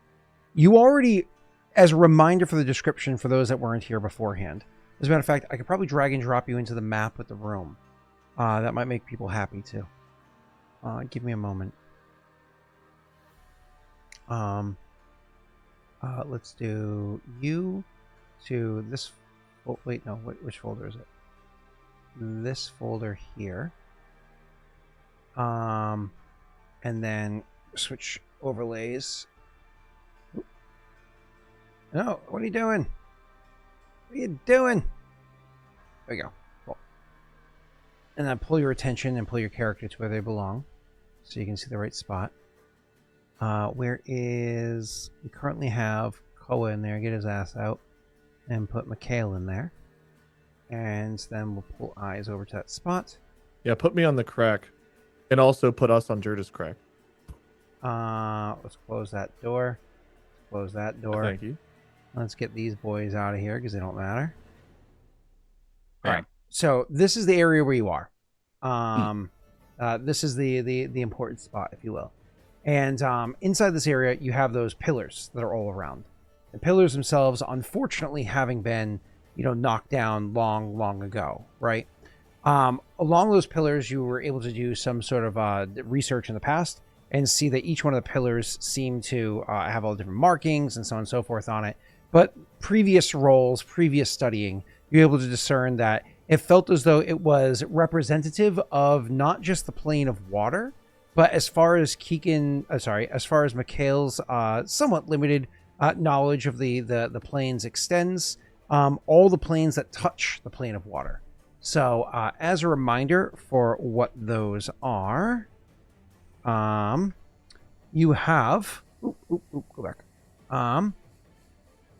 There we go. So for touching the plane of water, you have ice, where water touches air, ooze, where water touches earth. You have steam, where water goes higher up in the inner planes, and you have salt, where it goes lower in the planes. So the grand total, it's 5 planes: water, ooze, ice, steam, and salt. Those are the ones that you can find kind of like represented. The reason why there's extra pillars there is because it's the what is it? Again, it focuses more on water than everything else, right? So water is like the big focus. But you also discern this time details that you had missed before. So inside the pillars, the way that the filigree itself is designed, because this filigree in all of the walls that you had seen before, and this is the electrum, as it's woven through the stone, always seemed to be random in the past. Well, right now, for the first time ever, you're noticing, at least here, you've not noticed anywhere else before, and maybe never will since, but you've noticed that the filigree seems to have a pattern to it. And like looking at that pattern, they are similar to before when you were in the previous ruins, seem to make runes, like arcane symbols that have some significance to them. You're not sure what those are. I'll touch on that in a second. And you can see that that runs along the pillars themselves and potentially even into the floors or the ceiling above the pillars. But if so, only for like the first inch or so that it would have connected into those areas. It doesn't like, it's like the entire room is done up this way. You also notice that that's the case over by the fountain. That over in the fountain area, you notice this kind of, again, the filigree seems to have these runic patterns to them. I'm going to have you roll me a spellcraft check to get a degree of understanding beyond this. And then I'll finish explaining what you're able to see, because a 24 is pretty good. There's better, though. This is for the runes. Mm-hmm. Would read magic help with that as well? Thinking? Yes, did last time. Yeah, okay. And then spellcraft. Oh, I don't think you turned on the AI thing. Sorry, let me turn on the forensic. I didn't change my name either. There we go. You know, forensic yelled at me in YouTube comments because of the line that I said, like, "Oh, I gotta turn on the agent." Like, I really hate that that's in there. I that should be edited. I was like, I don't edit anything. That's too much work. Oh, 90-20! Let's go! That's awesome. And that's with you casting read magic. I assume you're comfortable with the combination there, but you're welcome to try to jump to a 30. No, I think I'll just keep it. This is pretty damn high. Yeah, cool. I love when you roll 10 twos at once. It's exciting. All right, cool. So you are so looking this over and trying to get an understanding of what this is. Unfortunately, there may be some details that you're missing here because you're not entirely sure how it all kind of comes together. You know, I'll let you, Keegan, speculate, and potentially you can make an intelligence check to take a leap of faith, if you will. But you can tell that these runes here, they all come together for some degree of really powerful magics. Like, you remember how beforehand it was almost like a magic circle against elemental, right? And it was something to either contain it or to keep it away. So it's either like a keep back or a keep in, kind of like flip back and forth. This is nothing like that at all. This is not some sort of containment. God, looking through this and spending the hours and hours, like we into the night or whatever it is, you know, researching this as you are, you come to the realization, you swear this is for control.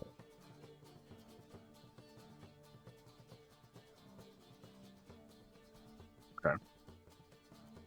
As a matter of fact, going over to the with this realization, you remember legends. I mean, you're literally a bard that studied in the colleges of bard. Legends and lore and, you know, tall tales and all that stuff are what you focus on. You remember a legend of an old basin or bowl or whatever it was. The stories always tell it differently depending on which culture's talking about it. But a bowl or a basin or what have you that gives you the ability to truly control water and like the water elementals. And as you're standing in this room and looking about it, and you look across the way to that fountain, you're thinking to yourself like, oh no. The stories always made it sound like it was something you can carry with you. But oh wow.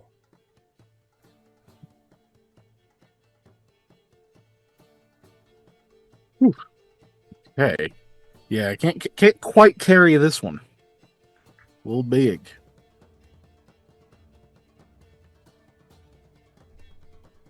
Okay, I think that's all my notes now.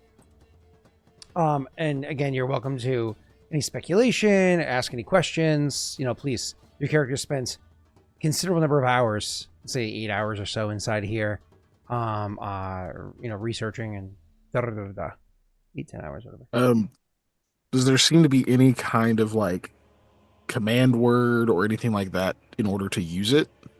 Oof. If there is a command word, it's incomplete. You can't see it here and now. You haven't found it. Okay. So I don't actually know how to use this, just that I just know what it's for. You wouldn't be surprised if a command word is how it functions based off the legends. All the legends seem to, describe that being a way of controlling. But again, you've not seen any word or anything like that around here to suggest that's the case. Gotcha. Okay. Does anything indicate that the state of the water inside of there, does that like indicate something? Does it change at all? As a reminder, the water itself that's inside there is very viscous. It gives you the impression, now that you understand what you do, that might be water. It might be water that's pouring. It pours as though it's viscous, as though it's like pouring syrup, right? Like a thinner syrup or whatever.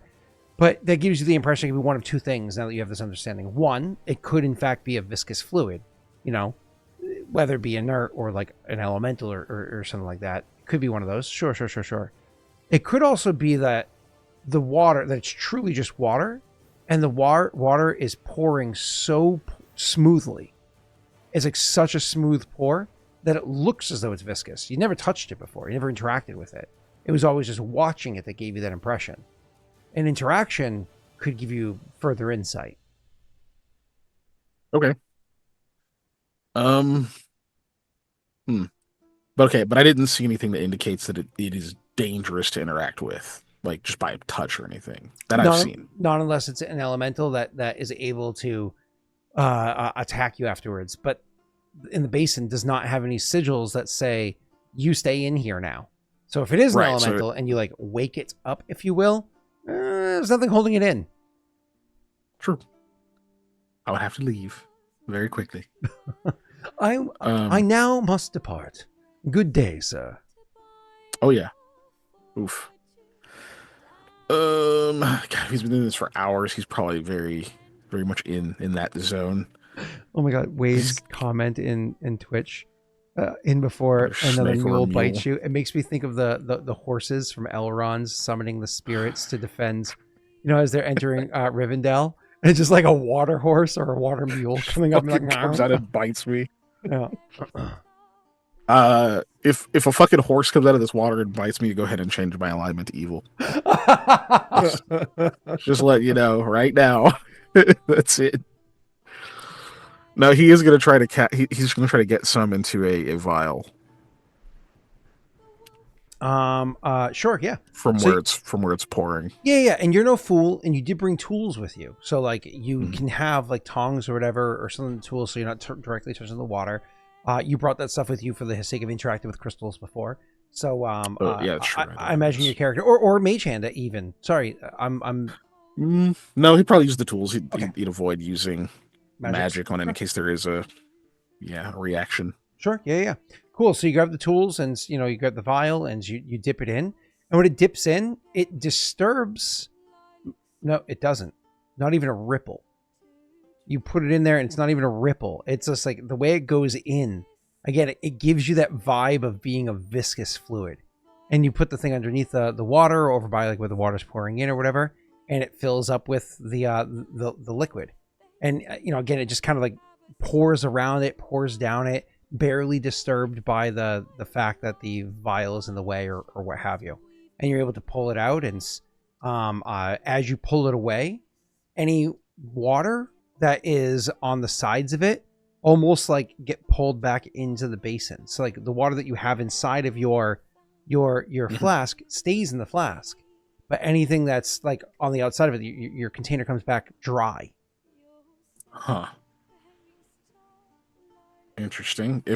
Okay, so I'm gonna start like pouring the water back into the basin and like pull the vial away to see if it like curves towards the basin or if it just pours on the ground at that Gotcha. point. So you're gonna start like at the edge, maybe an inch or two over the basin, and slowly pour it, and then move that like 2 inches to the edge, and then maybe even 1 inch off the edge or what have you. Yeah, I gotcha. Yes. Cool. Yeah. It to be clear, it pours straight down the whole time.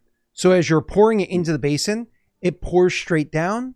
It pours, like water pouring. It doesn't pour weird out of the flask, but you're not 100% sure how like a more viscous fluid where you don't have like a syrup with you to test next to it, But it does pour seemingly normal. But again, when it hits the surface, it just doesn't ripple. It doesn't interact. It just joins the water that's there. But as you pull away and it hits like the rim of the basin or the floor, once you go past the rim and so it hits the floor, it splatters in the rim and it splatters on the floor, same way as any water spilled in that way would be. Hey, Molly, I have bad news for you, but I also have good news for you. The good news is we're moving to Utah. The bad news is, hey, sister wife.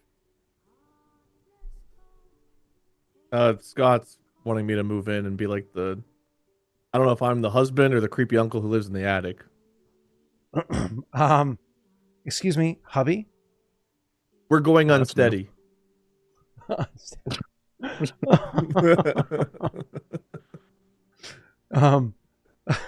No, Rickety relationship.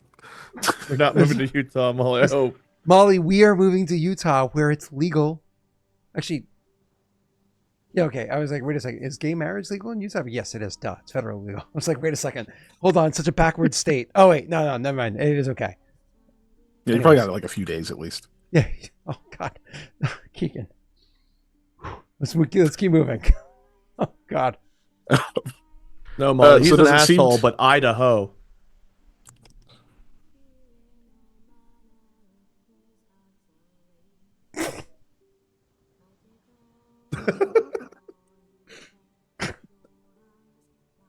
The hell's bacon rage?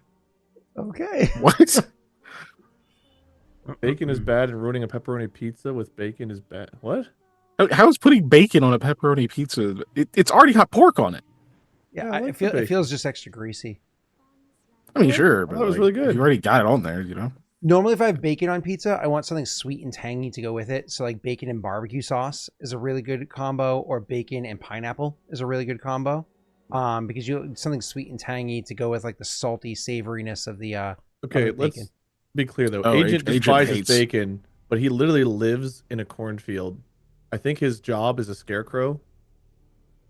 So maybe he just has never really seen a pig. Also got a weird despise bacon. Did it like what it do to Yeah. you? Okay. Or maybe I don't want to know. Jeez. Yeah, I just don't eat pepperoni on pizza, just so I'm only against you. So I don't like pepperoni, but if I did like pepperoni, I bet that would be delicious. I love pepperoni. It is too greasy. I'm one of those people that will dab off their pizza. It I still literally, want I'll be in stomach pains if I eat it. I love pepperoni, but pepperoni, it's true, does not love me. Yeah. But I still deal with it at this point. It is a choice. It is a choice. It's funny because like most bacon I eat at home is turkey bacon, but if you have it on pizza, you're not putting fucking turkey bacon on pizza. You're putting bacon on pizza, right? So Yeah. If I get pepperonis, I usually get the turkey ones too. like turkey roni, like if you're buying like a loggeroni or whatever at home, or even Yeah. actually I think they sell sliced Or even the little versions of sliced that, too. ones. Yeah, like Yeah, if I you're like doing pepperoni like a shark and board. pineapple as a combo. Mhm. Keegan, you gotta kill Giselle again. Sausage. I prefer sausage over pepperoni. She's hopeless. Oh, okay. No, never mind. Yeah, I mean, you could let her back into the campaign just to kill her if you wanted. Oh, yeah. All right. Where were we? Oh Jesus. Yeah. Fuck. Oh, Well, yeah. So it loses its Wade and I are getting viscosity. married. Oh, not that. Not that. Yeah. So the water, does it lose its viscosity or does it still seem goopy when it spills? I mean, if it was viscous to begin with, it doesn't seem that way when it hits the rim of the bowl. It's almost Okay. like if you were taking a piss. Like Okay. your piss is probably a bit more viscous than water, but like you hit the bowl because you had a couple to drink and Splatter, man. Yeah, splatter on your pants. I've never tested the viscosity of my piss, but seems You know what? low. Seems Next low. time you walk away from the camera. I have never No, peed and been like, I don't "Man, think I that's will." Thick. Right? Like, Oh, right? what a weird comparison. Okay, go now with, I like, see how it's syrup? weird. I could've was gone with just like, anything. What do you mean? because urea has shit inside of it, if you will. But oh my god. Okay, We took okay, now I want to say move on. I think we're learning a lot about Scott with the amount of piss that we've had in the last few episodes. Jesus Christ. Apparently It's becoming a thing. it is. Apparently his has save fucking me. gelatin in it or something. I don't know, man. Like, what the hell's going on? Brittany, come DM for a few weeks. Let me have the night off. Please? All right. Back to the game. Your character, as he's pulling it away again, to say a third time, as it hits the rim or as it hits the floor, it splatters, same way as any other water pouring out of the flask would be. Right. Okay. Well, interacting has been... It hasn't attacked me, so that's good. I will capture some more in the bottle. Mhm. So I'll mess with it later. It's probably just going to be regular water at that point. Yeah, I was trick Aldo into drinking it.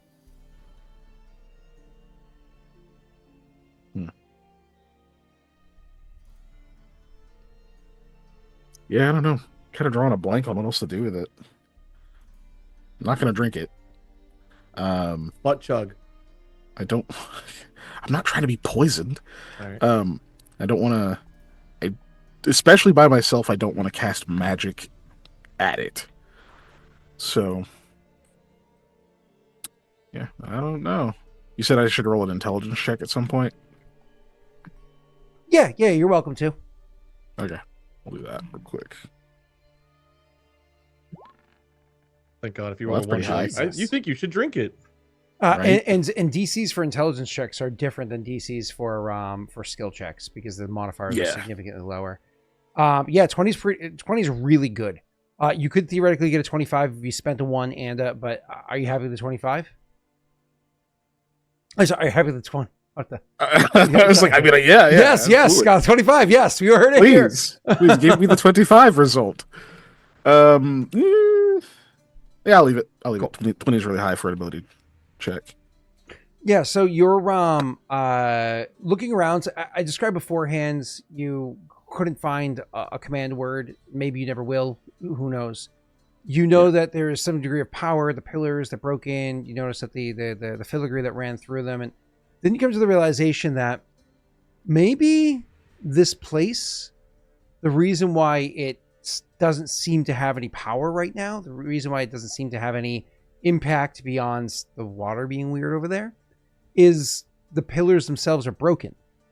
Like if the filigree running through the stone does have some sort of effect in how this whole thing works.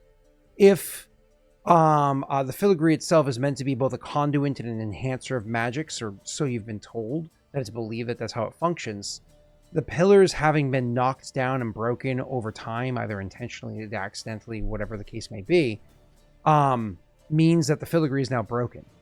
It's almost like if you will, severed the wires inside of a device. And so it would, in theory, have to be put back. And I don't mean just stood up. You'd have to meld them back together. That is some high quality stone, if not also metal work. You're not even sure if something like this can be done by a craftsman. You're going to have to look for one. Or if it have to be done with magic. In which case, who the fuck can manipulate both stone and metal simultaneously? Yeah, that's a tough one. Okay. And so and the filigree said runs through the pillars, like throughout the whole room. So I'm assuming the way it gets from pillars to this is through the floor mostly? Or does it seem, or is it also connected to like the ceiling and... Ceiling and floor. Is it all sort of floor? Okay. Yep. But again, only within like say an inch or so around where the pillars would normally connect. Okay. Damn. Okay, yeah, that's probably all I could do with it for now then. Did we ever go over here? Yeah. That's the sarcophagi are. That's where the okay, cool. Yeah. What guy? I think that might be all I do with it today. Yeah. Imagine for your character, it's like 1, 2 in the morning. It's late. You're tired. Jeez, definitely then, yeah. Yeah. So you're like, probably you're like- finishing this. You've got the water. You're like, oh man, I am tired and I want answers, but casting magic by myself in the middle of the night when I'm exhausted is probably a bad idea. Let me stop before I make that foolish decision. I made all these other discoveries. Let me stop before I make this foolish decision. You can walk away being very impressed with yourself, with what you've discerned, and knowing that like bringing the others in here, maybe Elliot would be able to help you discern like the characters and their meaning a bit better, maybe, but you got it pretty well. And maybe what's her name? Gwen. Ashanti or Gwen. No, I was gonna say Gwen, maybe Gwen could help you with some part of the magical aspect of this, but who knows, because she was trained very differently. You know, so like they could have offered potentially something, but you tackled this by yourself and very well. I mean, you didn't have any help from anybody, especially not an incompetent ranger or anything like that.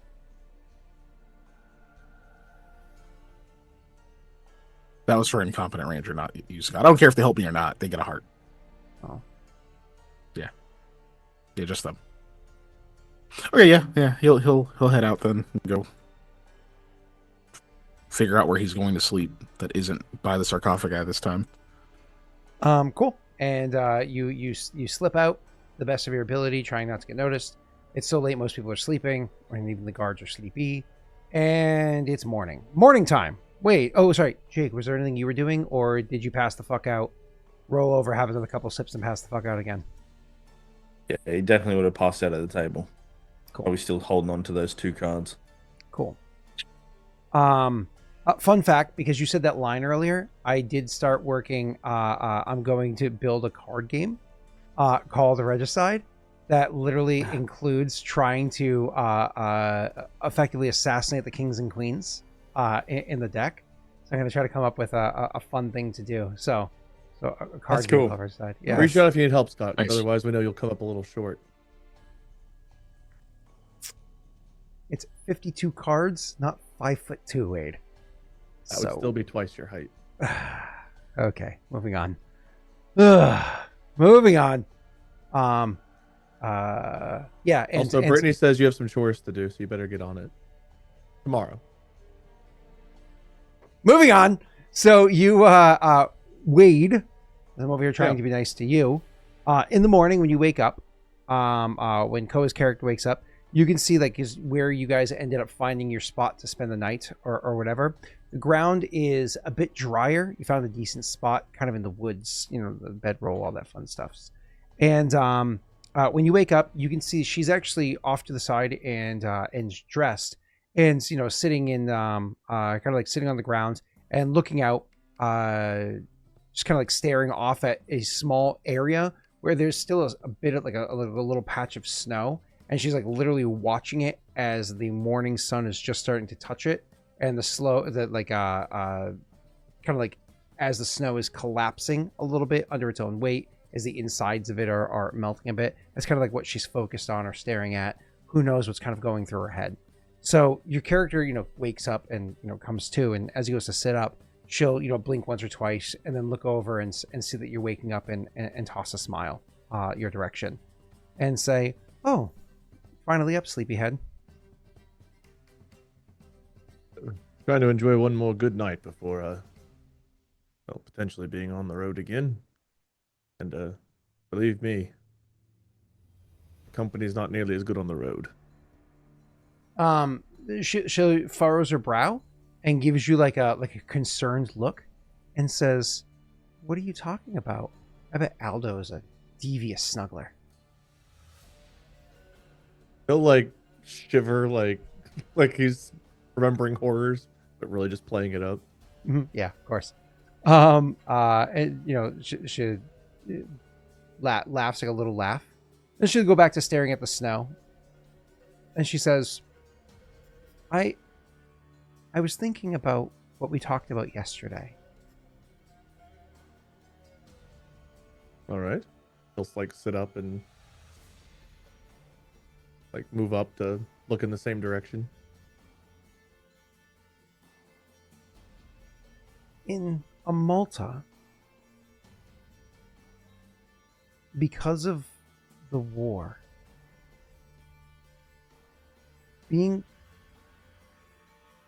putting aside the history and significance of being born in one of the families or being born with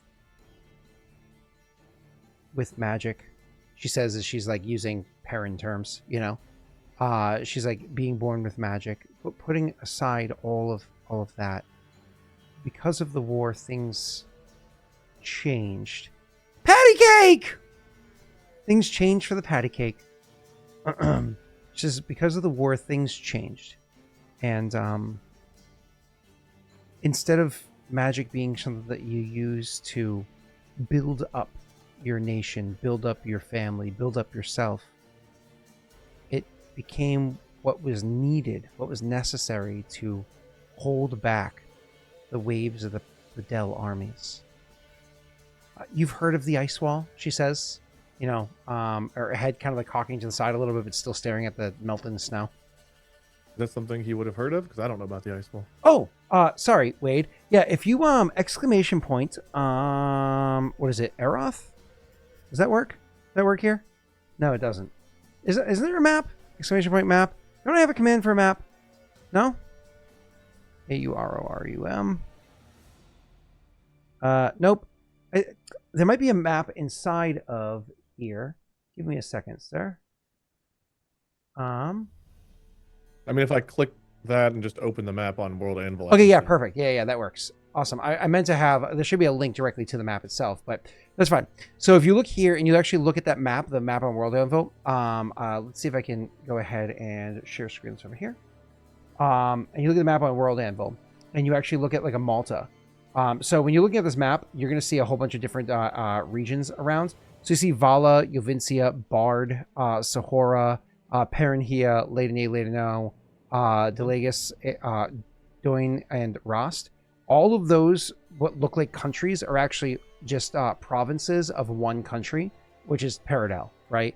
It's just this map breaks it down into their various provinces rather than showing just the one country. Like all of those are one province. So that being understood, if you look over between Jovincia and Malta, where they kind of like touch, there's 2 lakes that are there.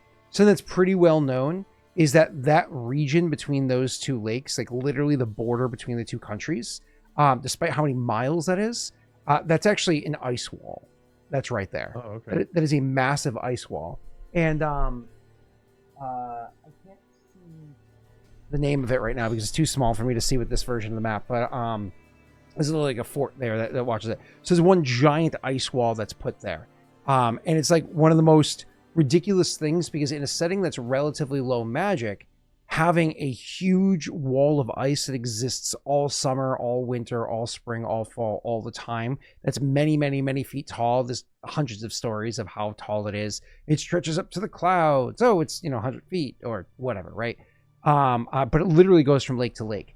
That is all controlled. The way it's done is through the magics of the Maltese mages, right? All right, so with that understood, going back in, Gwen's from a Malta, right? I know that. She's from Malta, yes. Yeah. She says, all the magic is used for the safety and security of the people.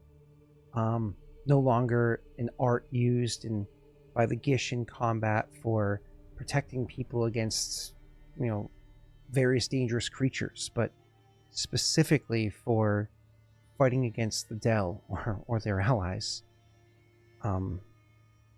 When somebody's identified as having magic in them, it is their life then becomes training to use that magic explicitly for adding to the ice on the wall, for keeping it strong, or for mending the wounded that return from battle, or with pretty devastating let's just say to win battles, she says, like not wanting to elaborate any further. That's been the case for decades now, for generations, almost looking at 2 generations now. It's just been what the focus has been for people. And so the study of magic, it's about defending the nation, defending the people. The use of magic is about that. It doesn't have its... It lost the art of what it was meant to be. And any research around magic is how to enhance this purpose. Keep Malta from falling. We must win the war for self-preservation. Do I know about the war? Is it just between Malta and like Yavencia, or do I know anything about that? Paradel is at war usually with multiple nations at a time. They are a war machine. If Who you live controls in the heart of Yavencia? Paradel, you might not be familiar with that because you're like your life is good. But like if you think about like, you know, America in real life, how we always have conflicts everywhere at all points in time, whether or not the people are aware of it. That's kind of like Paradel, except it's a bit more obvious because it's literally like hundreds or thousands of soldiers marching on soil, you know, waving swords as opposed to secretly using like CIA agents or whatever. But go ahead. Who controls Yavencia? Is it Paradel? Juvencia is part of Paradel. Yeah, it's one of the provinces. Mhm. Okay. So Malta is trying to defend from Paradel, which controls Yavencia, so that's the way that they're trying to go about it. Yep. Do they control Yovance? I don't remember which ones you said they like. Is that the only border? Jovance is the nation that what's his name came from, the other old, formerly rich guy. Oh whose yeah, son- the one Aldo had dinner with. Yeah, that one. He's from Jovance. I can't remember Jovance his is a name different now. nation. Lander? Lander. Yeah. That was okay. Yeah. Thank you.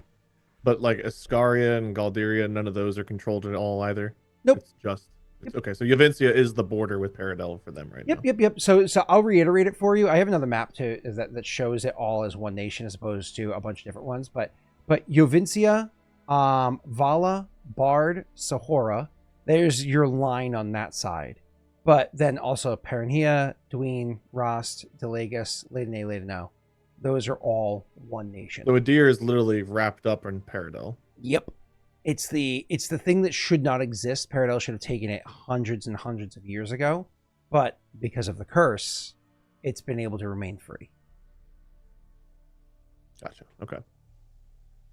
So I have a question. Did Yovance used to border Adir then?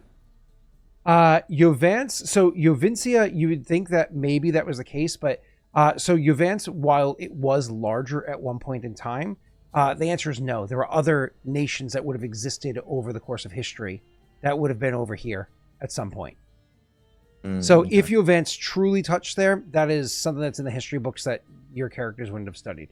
You know what I mean? Yeah. So Were they like possible, but very sovereign unlikely. nations, or were it like how people refer to like barbarian lands in like Europe and stuff? Like that, yeah, not, yeah, exactly. One of those like city states, which is effectively what Deer is now, but city states, if you will.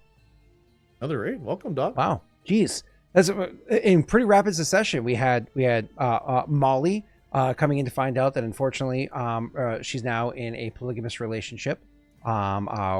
She's now my sister wife, and we have Patty I Cake. don't like that phrasing. Sister wife is not a good word. Patty Cake, who is, obviously one of our favorite people in the world, and I really miss hanging out with. And then Doxy. Damn. Listen, Doxy's only here for one person. We know who Doxy's here for, and it ain't me. And I'm sorry, chat, but it's he's not back you on either. camera. Hmm? And he's back on camera now. Yeah. He is on camera. Never left. Oh, Jake. She's just wondering if the boys from Down Under also go. Anyways, so where were we? So she says, blah, You blah, need blah, Jesus. blah. The ice wall. It's all towards everything's about protecting, and including the research, ways to enhance their ability to use magics to protect, and it's focused on 3 things predominantly: defense, like the wall, healing the injured, or she doesn't want to go into it, but like devastating magics for the sake of winning battles.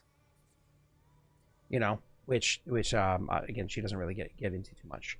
And so she says, I don't know if you, Wade, because you asked me, it sounded like you were going to interject with a question or a comment in game Well, before she you said quickly something like the she other. asked me if I knew about the ice wall. Then she went on and explained about the 3 different ways magic were used. Correct. Yeah. So it was like, do you know about the ice wall? Your character probably would have said, yeah, I heard of it. And then she mentioned, yeah. So I don't know if you want in-game interjecting before I continued. Sorry. Yeah. Which training did you have, if I may ask? No judgment.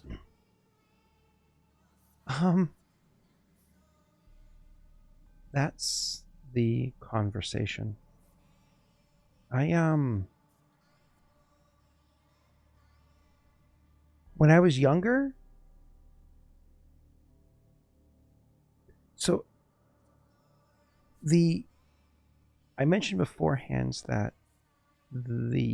any research about magic itself is about ways of enhancing the use of magic. You can imagine researching new spells, right? Like a new way of manipulating magical energy to have a different outcome, or maybe a new way of having a group of or a pairing of people using their magic in tandem to have an kind of a synergistic effect, some bonus effects from those kind of researches. But then there's also research of enhancing one's own magical energy themselves. And the person that was leading up that research was my father. And very few people were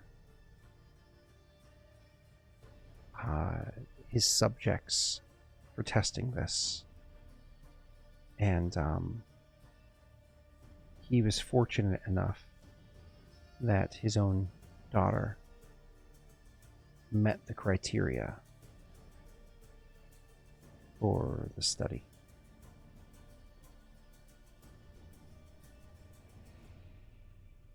Your own father used you as an experiment? Yeah. That's abhorrent. I'm sorry, I didn't mean to interject. This person to tell you something you already know. No, it's one of those things where I know it, but sometimes it's nice to. Most people in Amalta, it's discovered whether or not they have magic in their blood around schooling years, depending on where they live and what's available.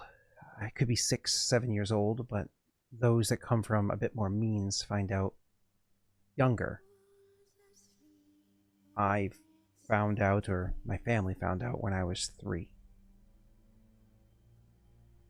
That seems relatively young. The training and experiment started shortly after that.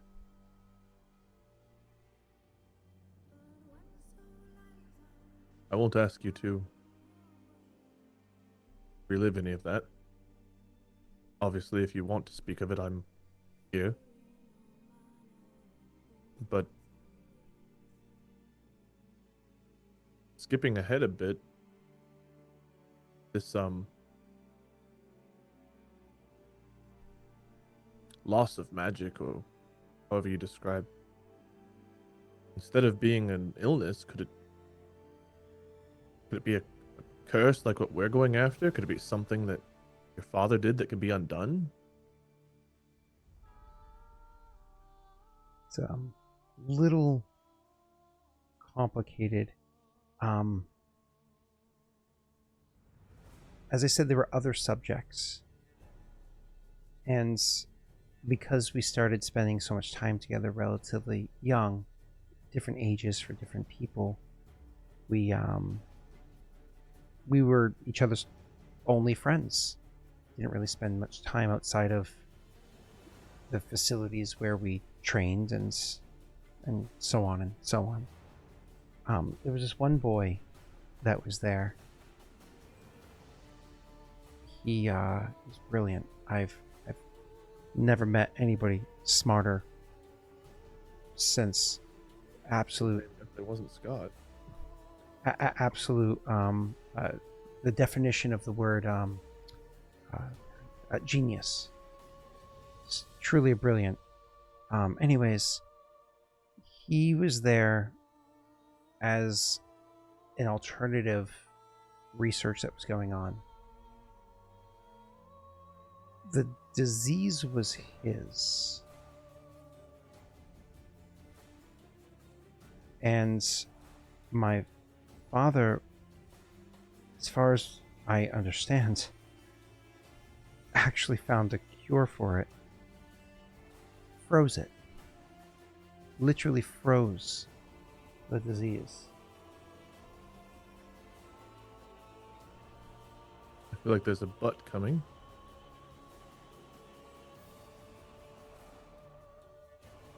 His power it became, while I was there, immense. Really powerful. But it would slowly, you could see it. We'd get frostbite on his arm. He would have these effects. Anyways, what had to be done to give him that, I don't know what the long-term effects are, but I saw I use the phrase torture he went through to even get to where he ended up. I don't know if I have the fortitude to survive what Ethan did.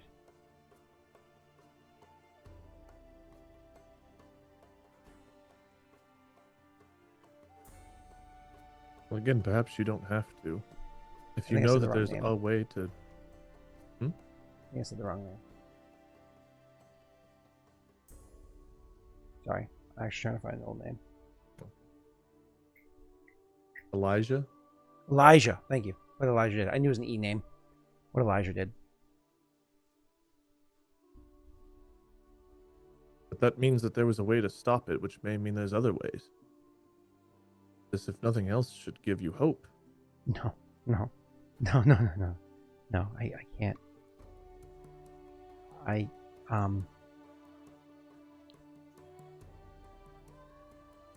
The method is lost. The estate was attacked. Not everybody, Malta as a whole, the queen, if she ever knew, people, the facility has been burned. And my father didn't get out.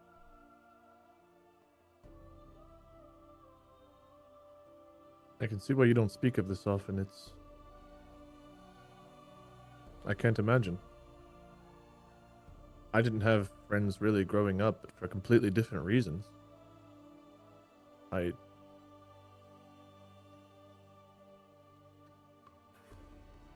just kind of like give her a hug, not really having words to comfort because he can't really relate at all to what she went through.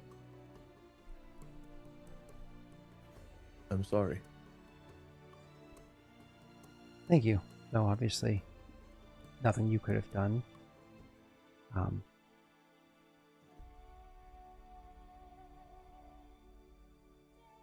The research is done.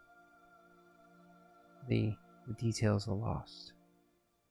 I was able to get away, and I'd like to say I've never looked back, but the truth is, I look back every day. Am I turning on my people by not being there to do my part? Am I don't know.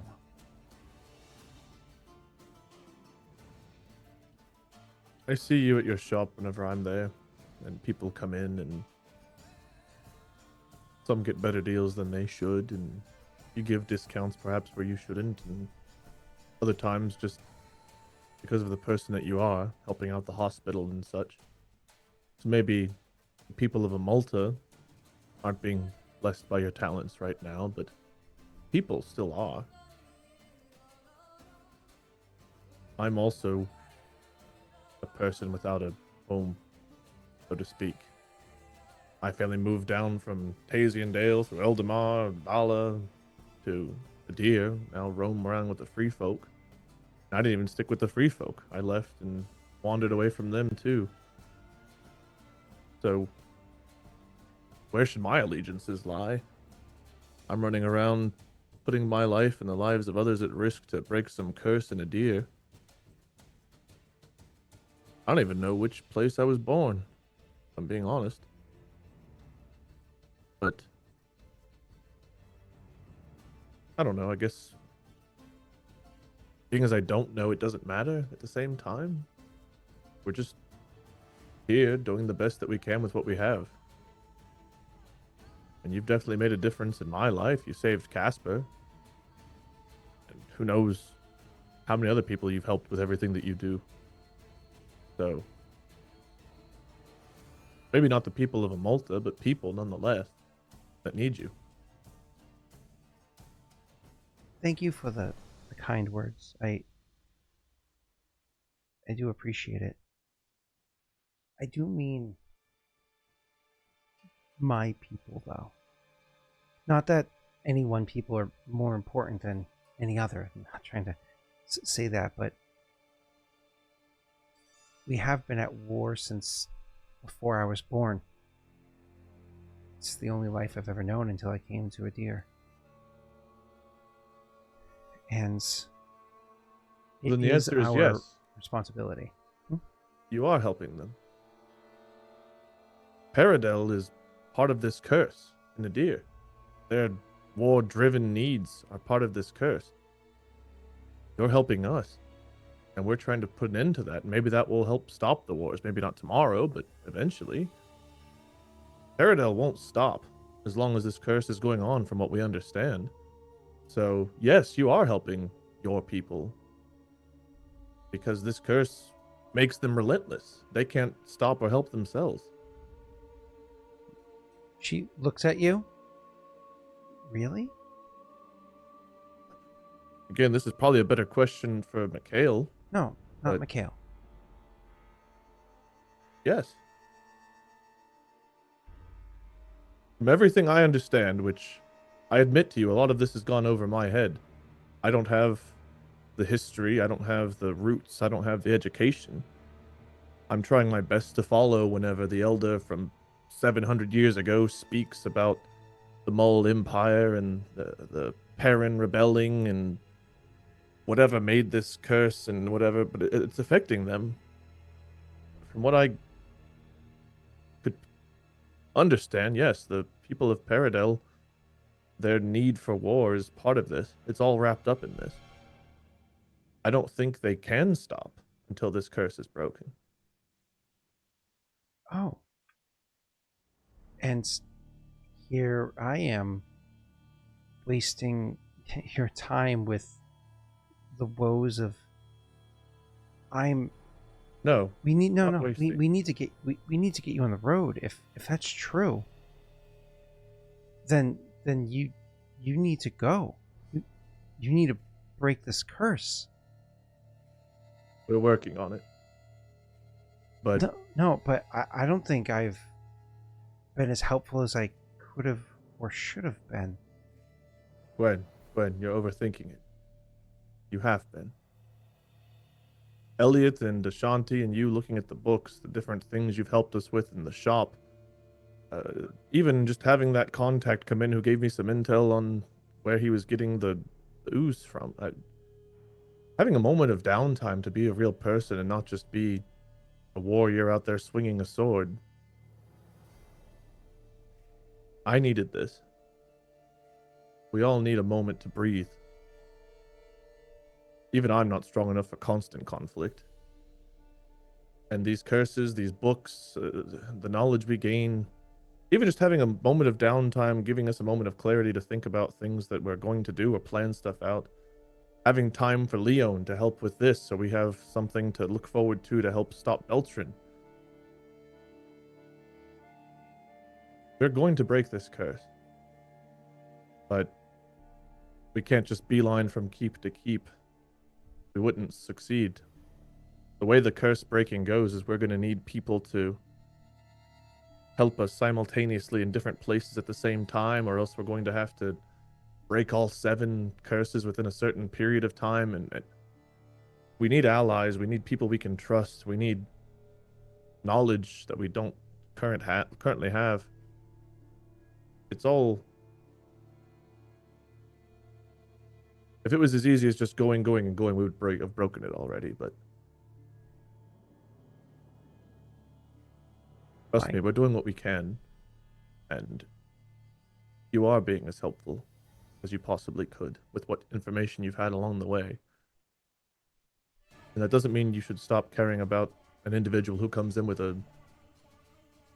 whatever people come into your shop needing. Because if we lose sight of the individual person who needs our help, then... I don't like to think of what that would make us. It all matters. I think. It does to me.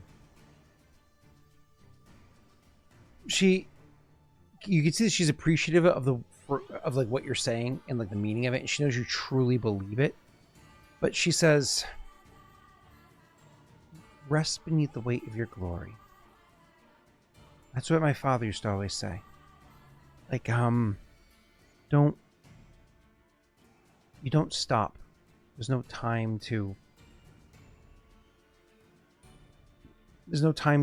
waste with little victories. There's no time to waste with self-doubt or woes, or it's actually, I think, a lesson I've forgotten until I hear what you're saying. Careful what I lessons you appreciate take it. from a man who experimented on you, Gwen. She nods and says, "Oh, believe me, I know, but there's a chance that we can."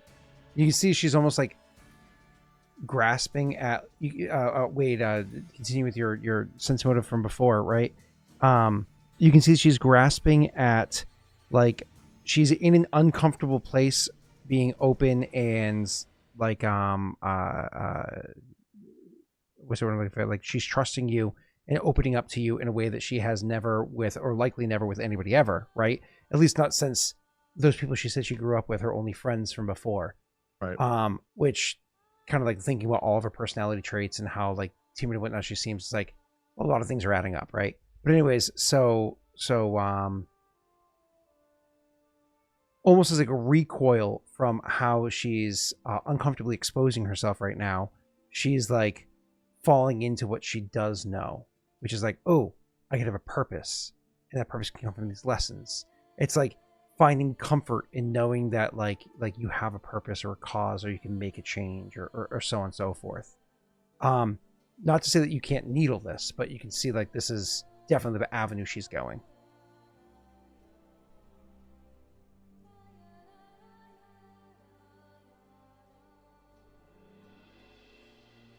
I imagine we will be leaving before long. There's a keep out near Loshev. There's one, too, north of Hot Gwen. Both kind of sandwiching my people. I say my people, but my family's people.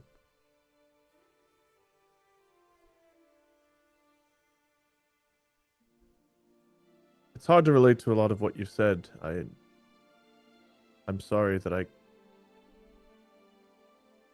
can't change what happened. But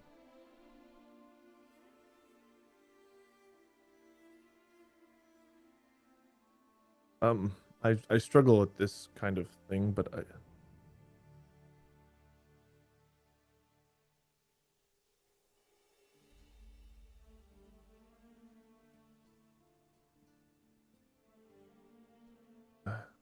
My own ego is tough to fight sometimes. Being told by a 700-year-old ghost that I'm chosen for some grand purpose and these curses and such, and then some of these fights and things we've been through, being called the hero of Loshev, and I do like the attention, mind you, but I'm trying really hard to fight that and not to lose sight of everything else. And I think what I'm trying to say is it's important for you as well, Gwen, not to throw yourself so wholly at something like this curse or the whatever happened with you and Elijah and your father that stopped you from being able to use your magic. There's a you that I know and have gotten to know that's captured me fully, that doesn't need some grand purpose or history or magic or anything else. And I don't want to see you lose that in pursuit of something that will or won't happen. The gods will guide us and put us on the path, and we'll do what we have to, but don't lose yourself to these things.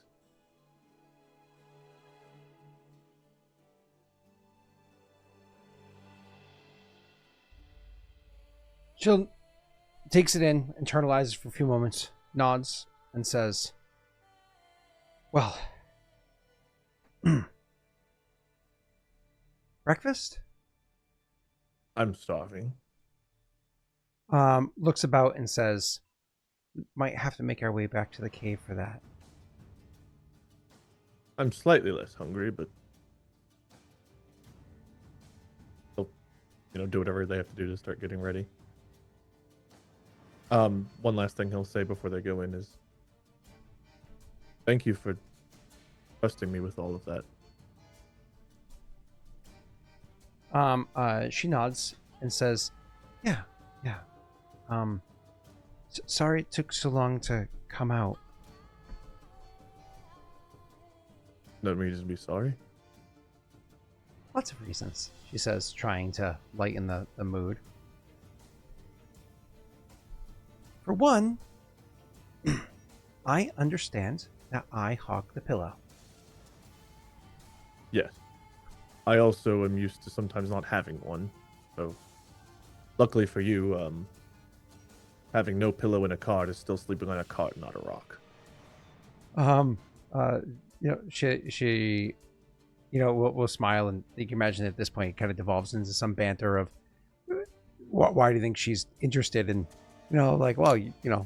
that's just so you can cater to me, like that kind of, bit, like I'm used to the toughest, like, oh yeah, well that way I've got another spot that you can stand for me, that whole, like, again, just a little friendly banter bit. All right, cool. You guys are able to go back inside. There are moments here and there where you'll see she kind of goes like middle distant, staring off. You can imagine contemplating both the significance of what you're working on or the fact that she's said more about her own history up until this point or whatever. But so either way, all that kind of, plays out. You'll meet up with the rest of the crew. Everybody can have breakfast. Aldo is hungover. Very hungover. Koa will completely leave Aldo alone because knowing that he's in pain and also mad at Koa, it's like the last thing I want him to do is be pissed off, miserable, and also have someone he's mad at in his face. So he'll just kind of like give Aldo some space. Leon is ready to go as soon as you guys are. Again, he was ready since yesterday. And I assume Mikhail looks red under the eyes. Mm-hmm. He's about as tired as Doxy feels right now.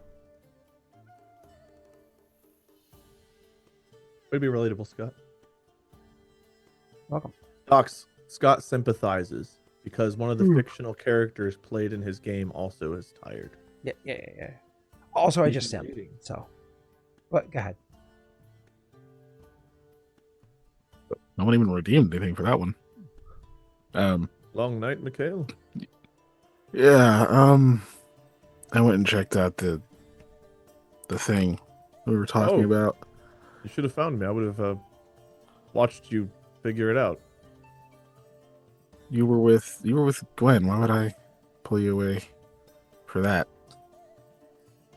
That could have been crucial to breaking a hundreds of years old curse, and maybe, I don't know, some horrible fire creature would have emerged from a, you know. Oh, I was careful, and it's not like it's going anywhere. I mean, if I would have needed help or something, I would have said something. But no, I actually made some pretty good progress. I mean, I guess progress would mean I had a goal. I figured some things out. How did it taste? He will set Oh, it's the just smiling with a shit-eating grin. he'll set the the vial of water and on the table and say, "You tell me." I will not. I guess we'll never know. He puts it away.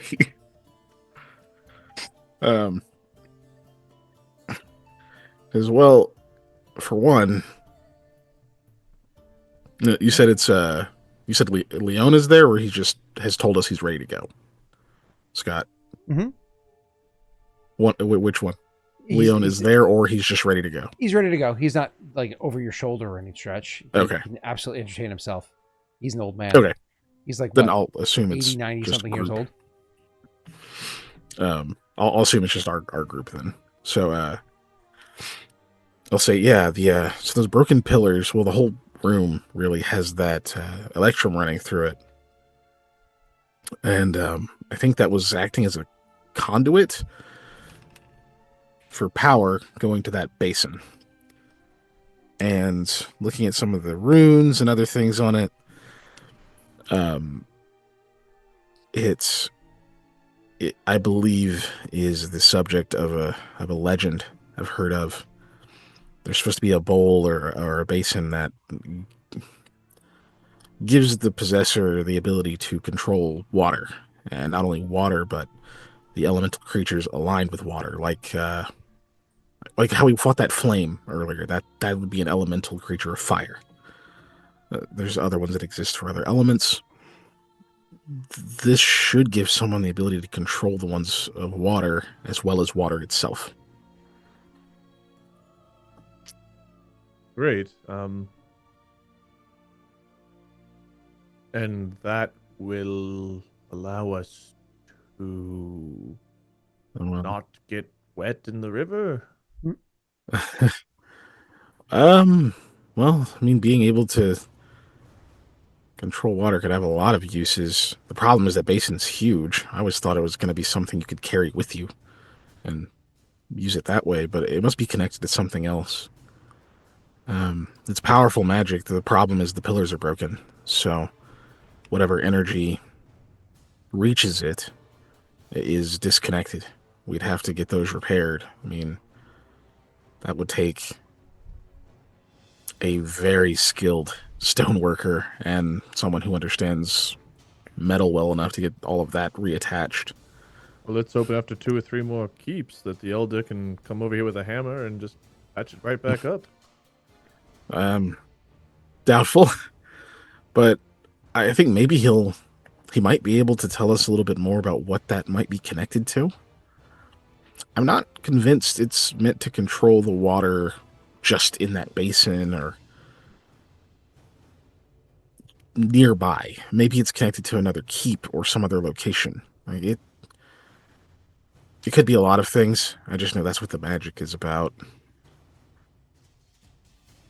But I couldn't find anything else in the room at the moment. I think that's about what's there. So what are you going to do with the vial you took? I might have to study it as we get further away. I think it became normal water once I moved it away.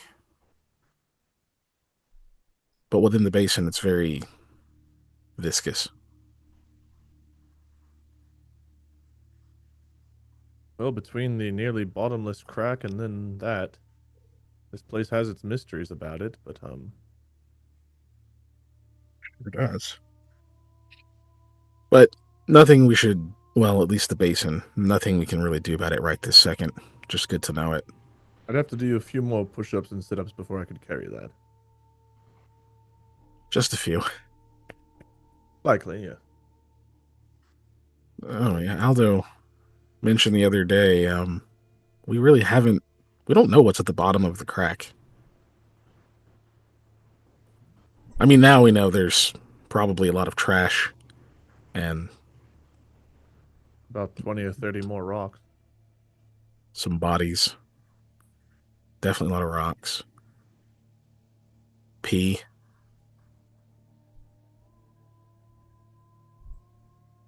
I think I'll take my chances with the killer roots. Yeah. The more I think about it, the more I think dropping a torch down to see how far it goes might cause an explosion or something. Well, I guess I could throw the dancing lights down, string them along pretty long distance, and we can see if they even get close to the bottom. Well, I Oh, mean, gosh. you want to have one more little bit of fun before we go? I'm really hoping that we don't see evidence of ruins or something down there that's just been a trash pit this whole time.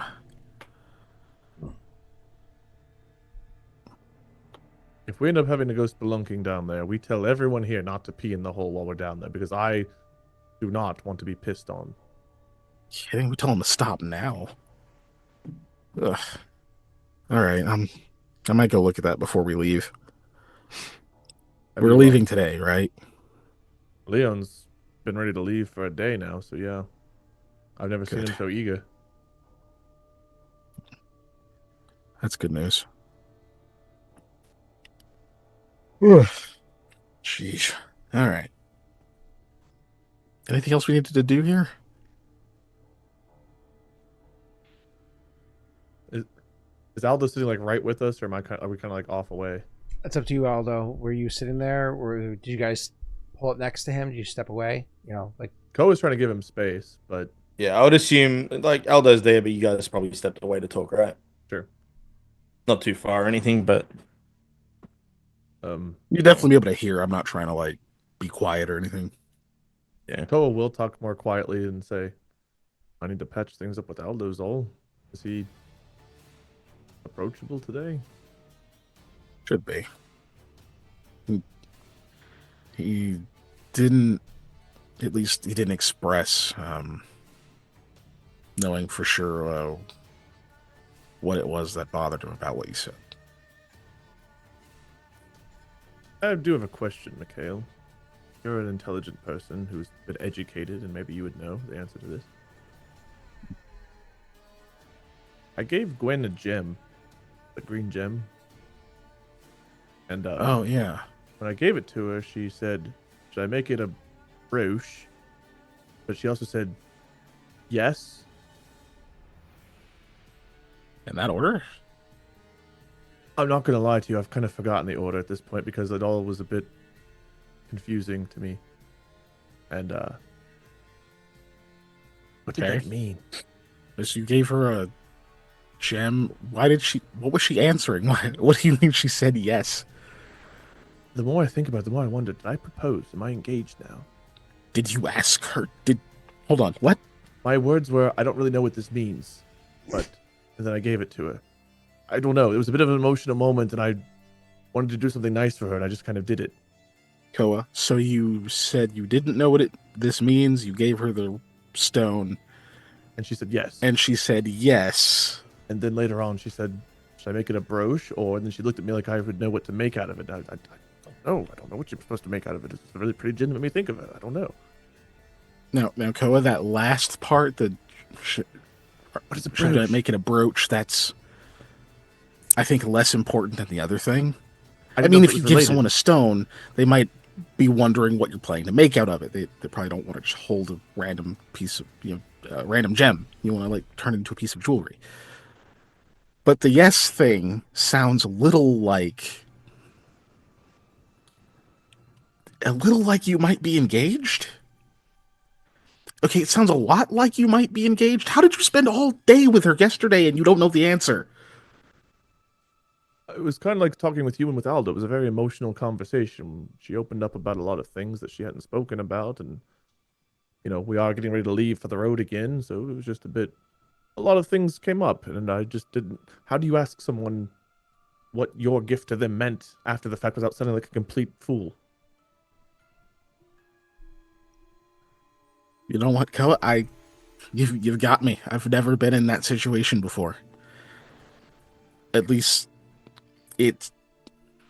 What were you talking about before that happened? Maybe she was. Maybe there was a.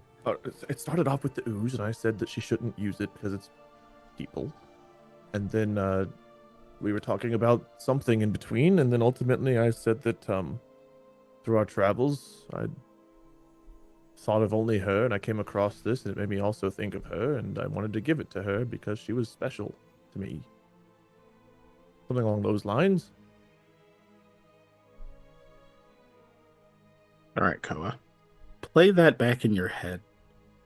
I have a lot of times, Mikhail, and I still don't know the answer to what yes means. Like, are we you just sure you don't know? Dating? Because I've never even asked that. Or did we skip right ahead to the marriage part? I don't know. I don't think it could mean much else. What else could she possibly have been saying yes to? Celebration, yes. I feel like that'd be more of a yay. Be a lot less. Koa, Right. I think you need to maybe ask her something. Ah, buddy. What do I ask? How do I ask it without sounding? I don't want to make her think I didn't intend for whatever it means, because I think I'm okay with any answer. Honestly, I'm pretty happy with so her. you want to be engaged. If I am, then yes. No, that's not how that works. You don't just fall into it and then be like, oh, well, I guess I'm here now.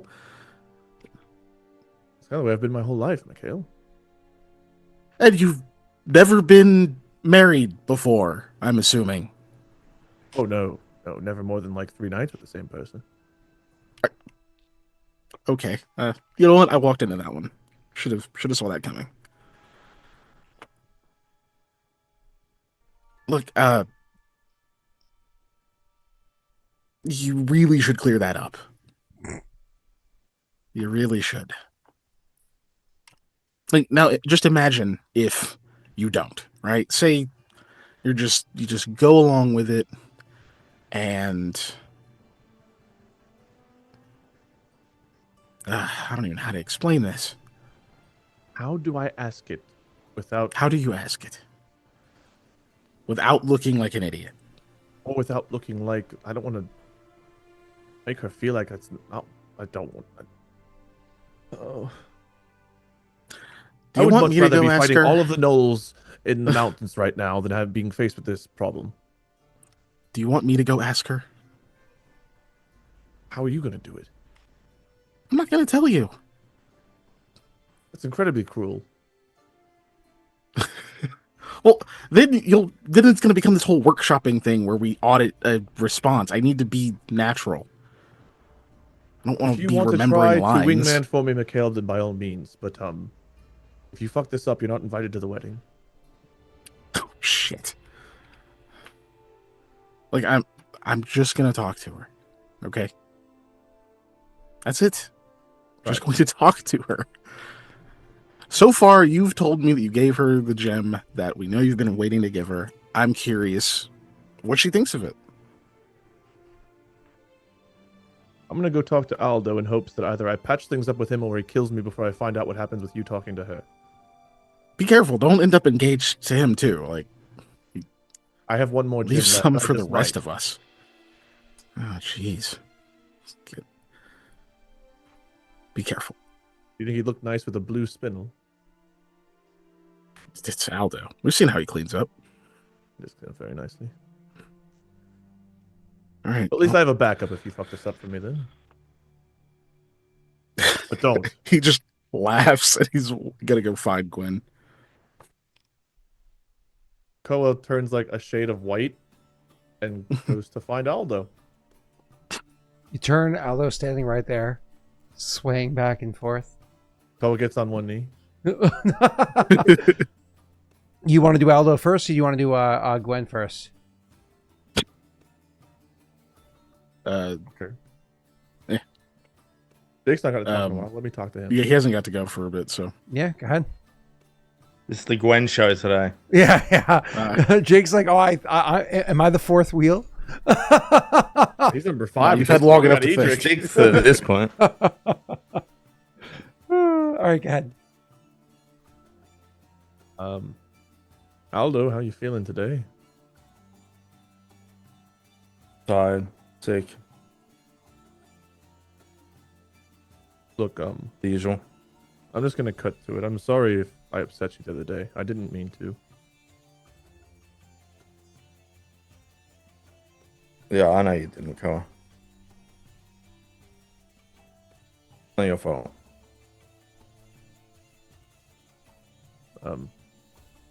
So if you ever want to talk about anything, I might be engaged. I did hear that. Right. It's the talk of the cave. Everyone's talking about it. They are? What did they say? They're talking about how you and Gwen are engaged now. He's looking to set a date. What I heard. You gave her something, and yeah, she said yeah. So If she's calling it that. Okay. Well, then Mikhail's going to talk to her and confirm it. Oh, God. I've never... Anyway, we can talk about that later. You good to hit the road today and get away from here for a while? yeah, I'm ready. I've had enough, quite enough of this place. I've enjoyed my stay a lot more than the last time. But, it has been a lot. Mikhail has a flask of the plains water. Now I'm really thinking about what's at the bottom of this chasm here. I think Mikhail's going to use his lights to try to take a look before we leave. You reckon? How far down you reckon it is?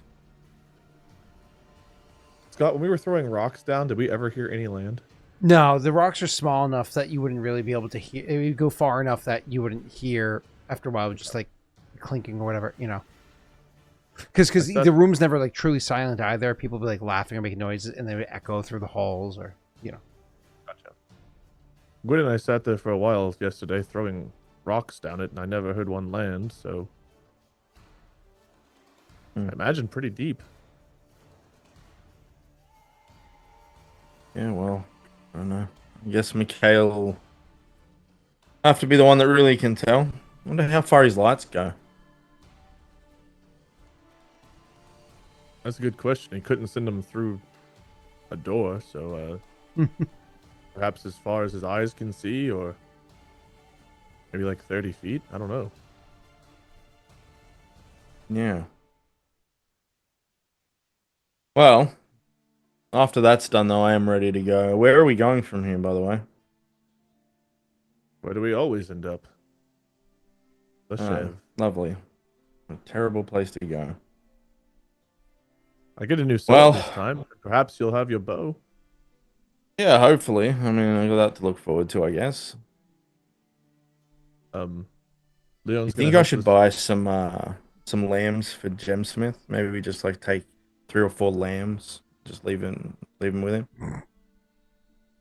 Perhaps if you found a really high quality one, but if you just give him 3 or 4 lambs and they're not very good lambs, he might see it as an insult rather than an apology. But to be honest with you, I don't know how to tell one lamb from another. Either do I. So, what do we do? Ask Mikhail, what we always do.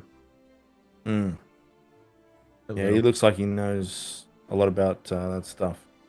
He's educated. He's probably eaten special lamb or something before. Yeah, he probably has. Well, good luck with your engagement, though. Oh yes. Be Right. waiting to hear what Mikhail reports back. People here they've been looking forward to it, so hopefully it's all good news. No one has said a word to me, so I don't know why they're all speaking behind my back about it. Well, obviously, like she was excited, right? And probably told Ashanti, probably told Elliot. You know how Elliot gets when he's had a few, probably dancing around telling everybody, and then everybody tells everybody else. I'm gonna start listening a bit more and see if I can overhear anyone talking about it. I wonder why they've not said like congratulations or something. Nothing. No one said a Yeah. word. Yeah, that is weird, isn't it? And maybe, I don't know. I didn't put much stock in it, but maybe Mikhail's right. Maybe just scared of you. I don't know. I wasn't even in here during the night time, and I'm only supposed to be scary at night. Well, that's true. Yeah. I don't know. Maybe grab hold of one and question him. But that will only make me seem scary. Yes, it will. I didn't think of that. Perhaps I give him a smile. Hey, did you hear about the proposal? Yeah. Yeah, I think that's definitely the way to go. I feel a little sick. Not gonna lie, my stomach's a bit in knots at the moment. But yes. Want a drink? Yes. If there was that, yeah. He'll go and get you like a tankard and fill one up at the casks and bring one over. He just starts like drinking it. He'll, like take a sip, then he's just like, no, I need a drink. Well, with that, I guess we wait for Mikhail to return. Okay, Mikhail, you go and approach Gwen, where she is kind of not she's in the room with the others that are doing research, so it makes sense for you to go walking in. But while the other two are like very obviously collaborating, she's off to the side and she's staring at a book that's in front of her. Has like one page between her index and thumb, kind of like looks like somebody who's reading and about to finish a page and going to turn it. But like as you come into the room, I don't know how long you hang back and look, but somebody who's being observant or watching for a while realizes she never turns the page. Much like a student sitting in class that's totally pretending to read while actually texting under the table or some such, right? But either way, so you come walking in, and that's kind of like how you see her off to the side from the others. But I don't call her out about that or anything. He just says, as he's walking, he goes, "Hey, Gwen, can I borrow you for a second?" Huh? Oh, yeah. And she stands up to go walk away and stops and flips the book like she's looking at the title of the book, and then she walks back walks out with you. A cookbook. Yeah, he'll kind of walk away to get some distance. Mm-hmm. And he'll say, he'll go, "So I heard Koa gave you that gemstone he's been saving for you this whole time." Oh, she says, and she gets a little rosy cheek. She says, "Yeah. It's a beautiful piece. Though I don't know about gave it to me. He still has it on him." I do. He does? You say that? Because he does? I certainly hope so. I don't have it on me. Oh. What the hell? Well, it's obviously for you. He at least told you that much. I mean, Yeah. maybe he just forgot. It's That a would be beautiful cool. piece, and it's from a craftsman. Not just any craftsman. It's from Gemsmith. Gemsmith, but I was trying to think of the actual dude's not Cleveland. Oh, call him Patrick. Hyman, not Hyman. The Hyman! I don't even know if that's close. No. Oh, jeez. Okay. Cleveland? Yeah, I already said Cleveland. He's the No, he's the no, he's son. the son. It's Hyman. Yellen. Yellen. Thank you, Yellen. Snaga. I knew it. Yeah, Hyman was not close, dude. Jesus It Christ. was a little close. First Cuntilla. Now Hyman jumps. You just wait. That's going to be the cousin. Oh, No, it almost has to be, right? I really thought I had it. Oh. Okay. Yep. Now, Oh man. yep. That happened. All right. Shit. He says, fucking hell. What was I even doing? Yellen, Jim Smith. Not just any Jim Smith. It's from Yellen Jim Smith. We actually got that quite a long time ago. He immediately knew he wanted to give that to you. What'd you think of it? It's beautiful. It's beautiful. She kind of like is just giving you a look like clearly you're going somewhere, and so she just, I guess, lets the silence settle in. I don't know how long you'll let it be silent, but she very quickly starts tensing up. He gives it just like a couple of beats just to be like, just to try to prompt her to like say more if there's anything else, but when it's clear she's just confused, he'll say, he'll go, anyway, he said something about saying he didn't know what it meant when he gave it to you. Oh, yeah. Koa doesn't strike me as the type to know like the meaning of stones, you know? No. Yeah. I mean, Aquamarine, they have, depending on who you ask, all sorts of different, beliefs. They might give you luck. They could be a tiding when sailing, and then of course there's the alchemical properties of it, and how that can be ground down and used into various potions and stuff. So, so you know a pretty good amount about them. Aquamarines? No, just gemstones. A bit, yeah. I mean, Tourmaline. she does the whole like what's the word I'm looking for here? Astro Stereotype, like gesturing like I am a girl, like. So what is the meaning of a what is it? There was a tourmaline. Was I think the one he gave sorry, you? it was Tourmaline, not Aquamarine, wasn't it? Yeah, gotcha. My apologies. She shrugs and says, "I'm not sure which meaning it was for Koa." No. Did he didn't try to make one up, did he? She shakes her head and says no. Okay. What meaning is it for you? Oh, for that she smiles slightly and says, "Well, it usually is like wisdom, creativity. It's insight. It's a compliment. It's for him to feel as though that stone is represent. I mean, imagine if you were to bring something like like a ruby." And she just kind of like screws up her face. I mean, do I give ruby vibes? I don't get not a single ruby vibe, not from you. Maybe he kind of looks around like he's looking at other people. Nah. He has no fucking clue. She goes, but it's just I think his instincts were on point. That, or he just thought they looked like my eyes. Could have been both.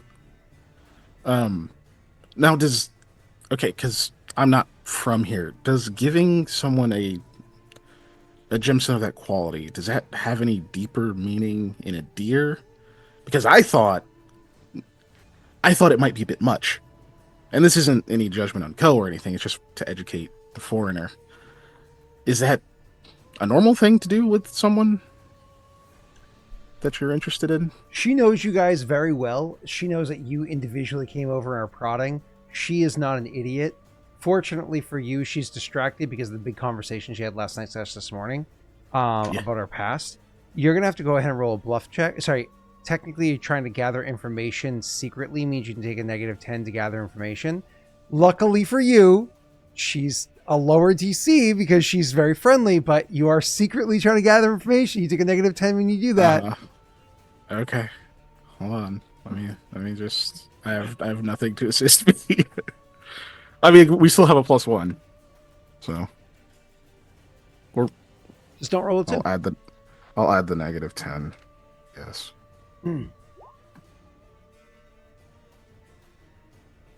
Okay, I was waiting for the result like forever. Cool. 9 is where you sit. Again, friendly or helpful means that her base DC is a 10 or a 5. And then it's modified by her charisma score, which you can kind of determine if you feel as though she has negative, neutral, or positive charisma score. That's This really is the Gwen episode. I think She's the final helpful's boss. base 0. what was that? I'm plus sorry? charisma. I think helpful's base 0 plus charisma. No, it's 5 plus. Because it goes 15, 20, 25, 15, 10, 5. I actually don't think that's right, but it's okay either way. I think she's at what, friendly? Friendly or helpful. Oh, well, if it's helpful, this is more than enough. But if she's just at friendly, that could still be risky. I'm gonna roll luck, I think. Keegan's right. I was wrong. I looked it up. Helpful is base 0. Okay, is friendly still 10? Because I thought that Friendly was is 10. Yes, 10 plus charisma. friendly is 10. Okay, then yeah, that's too low. Fuck. Okay, that's 11. Cool. So with your That's 11, what I got. and you're trying. Oh shit! The +1. That was so it's 12. Okay, so you went with the 12. So and so you're trying to find out the additional meaning without kind of like playing your hand of you know that you're trying to dig. So you roll well enough. Yeah, absolutely. And so she goes, well, I mean, it could just be a gift if you're somebody of means. It could also mean something more, depending on who is giving it to somebody else. Deer's kind of a strange place to answer that question for. Well, I'm not from here. Yeah, you've just been here longer than me. Yeah, but neither is Koa. So the real question is not really what's normal in a deer.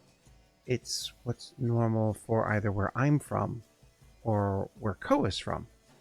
Where I'm from, giving out gems like that's, especially in the past, several decades, not something you really do. Having reagents that can be used for, casting spells or crush down into using potions or so on, they're so hard to get your hands on because of, what's believed to be an embargo against Malta. And so to have something like that and be willing to give it as a gift, that has to be for pretty monumentous events. Like, a promise of sorts. She says, and is very, very, what she's saying without saying. Because she goes full flush, like full red as she says it. And then she says, but where Koa's from, it could be different. The free folk, they have tons of different traditions. Maybe it could be one of theirs. Maybe it was just a friendly gesture, she says, kind of like wildly looking to the side for a second. He doesn't really fully remember where he grew up. He said that. So I imagine it's not wherever that is. So maybe he's doing a free folk tradition, or maybe it's in a Maltese one. What do you think? She says, and you can see sense motive actually. And because you passed beforehand, the DC is not going to be crazy high for you. Well, that's good that it's not crazy high. I'm keeping the 13. Keeping the 13? Yeah. You realize she also doesn't know, and she's now trying to prod you. Like one of those, like, I'm That's what I not was sure. Now it's confirmed. Okay. Now we learned who Mikhail is this episode. So Mikhail gets to decide. You get to choose. Now's whenever the evil mustache comes out. Never before have I held such power. Or I thought it means a Matchmaker. breakup. It means take this stone and leave, you filth. Oh, Oh, jeez. God. All right, I just had all these conversations about, like, how you know who you are. And just immediately sabotage his friend's relationship now. He'll say, no, hold on. Sorry. I'm okay, curious if Keegan is going to make a decision, or if Keegan is going to try to ride that line of non-definite. Like, you don't have to tell me. I'm curious if he's going to play it one way or the other, or if he's going to ride that line of non-definition. And if it is that latter one, how the fuck he's going to pull it off? So, strap in or strap on, boys. Or Kindle los dos. So, Mikhail will think for a second because she asks him a question, and he's like, I think it means. Well, shoot. That's a tough question. Look, what I know is as many times as we've been strapped for money on the way here since we've been here, not once has he brought up selling that. That had one destination, and he saw it through. So, I think, to put it simply, it means you mean a lot to him.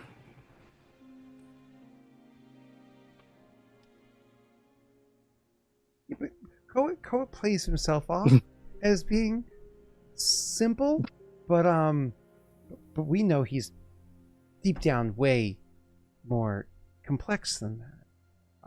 The kind things he does for people, and how hard he tries and what he's willing to sacrifice. He certainly seems like somebody that makes quick, rash decisions, but at the same time, based off of I suppose a place of deep understanding of himself, like knowing that it was a rash decision, but it's also the right decision. Like, he just makes the right choice in the moment when the moment presents itself. Yeah, it's deeply frustrating. She'll chuckle at that, but like, it's not a genuine chuckle. Yeah. I'll take it. I don't care. I'm like, I've heard those laughs before. It was like, haha, but seriously. Yeah. Sorry. Yeah. It's funny because it's true without the funny.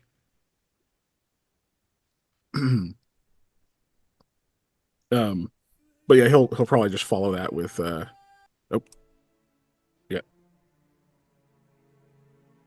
Oh, looks like you were looking at something. Oh, Sorry. He'll follow that and just say, so what are you hoping it to use it for? Like a brooch or a necklace and a ring? It's a bit large for a smaller or dainty piece of jewelry. But if that's what he had in mind, I wouldn't want to be rude. It's a gift from him, and I'm sure some skilled craftsman could do something truly elegant with it. But You don't have to be nice. I can tell him an idea and let him run with it. She What would you like it to be? She thinks for a few moments and says, honestly, I mentioned the brooch because, again, if I had to guess, it was the color that he liked, and just guessing what I know of Koa, that kind of placement would, or maybe a pendant, like a periap.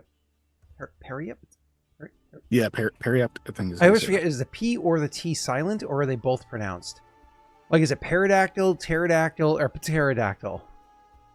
Not that. Okay, I know that one, but for the Is it periup? I've always pronounced them both on the jewelry, so maybe I'm wrong. I don't know.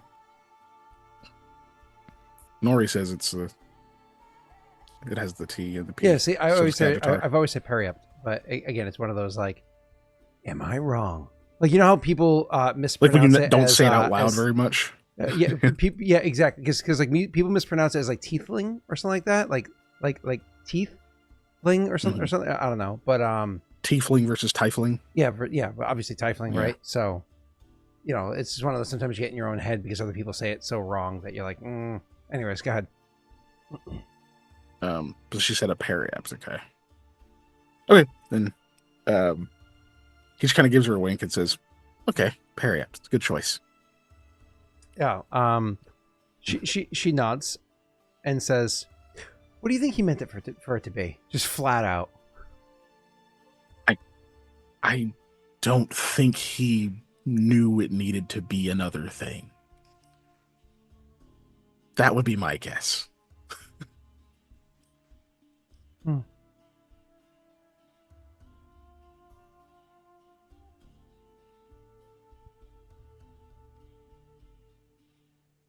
Oh, Does she seem disappointed in that? Yeah, we're here talking about a stone. I have to find out what that is. And you need to get on the road. We do. Yeah, I have a couple other things to do. Yeah, and you've got things to research. Like that book you were reading. I'm sure it was very interesting. It was. Especially that one page. Oh. Sorry. Like I was caught by teacher. She says, and then like her face like drops.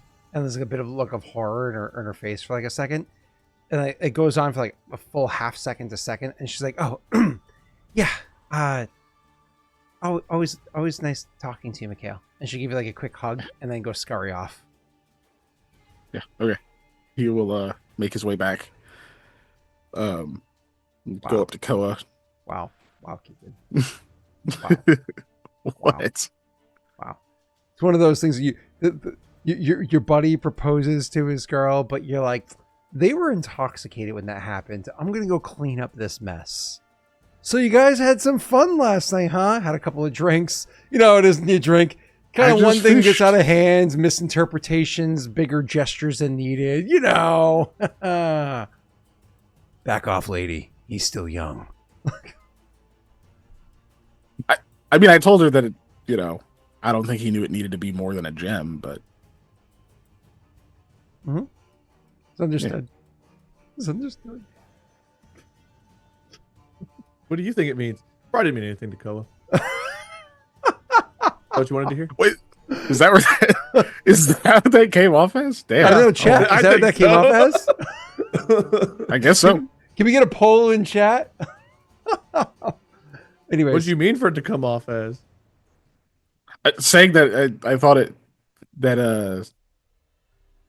meant that she meant a lot to you. Just that. Yeah, nobody disagreed with that. Apparently so. Not all you parts. said those words. Sorry, there was a follow-up to a line Norway said earlier. Are smooth? Yeah, right. Yeah. And then he goes, oh, fuck.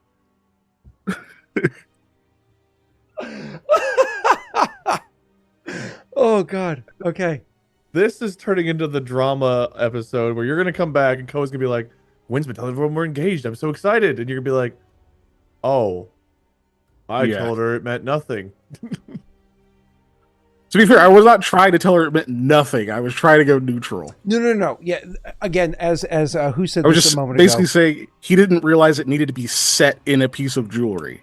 As Spiral is right? saying, like you weren't saying anything bad. You were definitely like, so we all understand this is not an engagement, right, guys? I'm playing the parent here. You guys realize you're getting engaged at 18.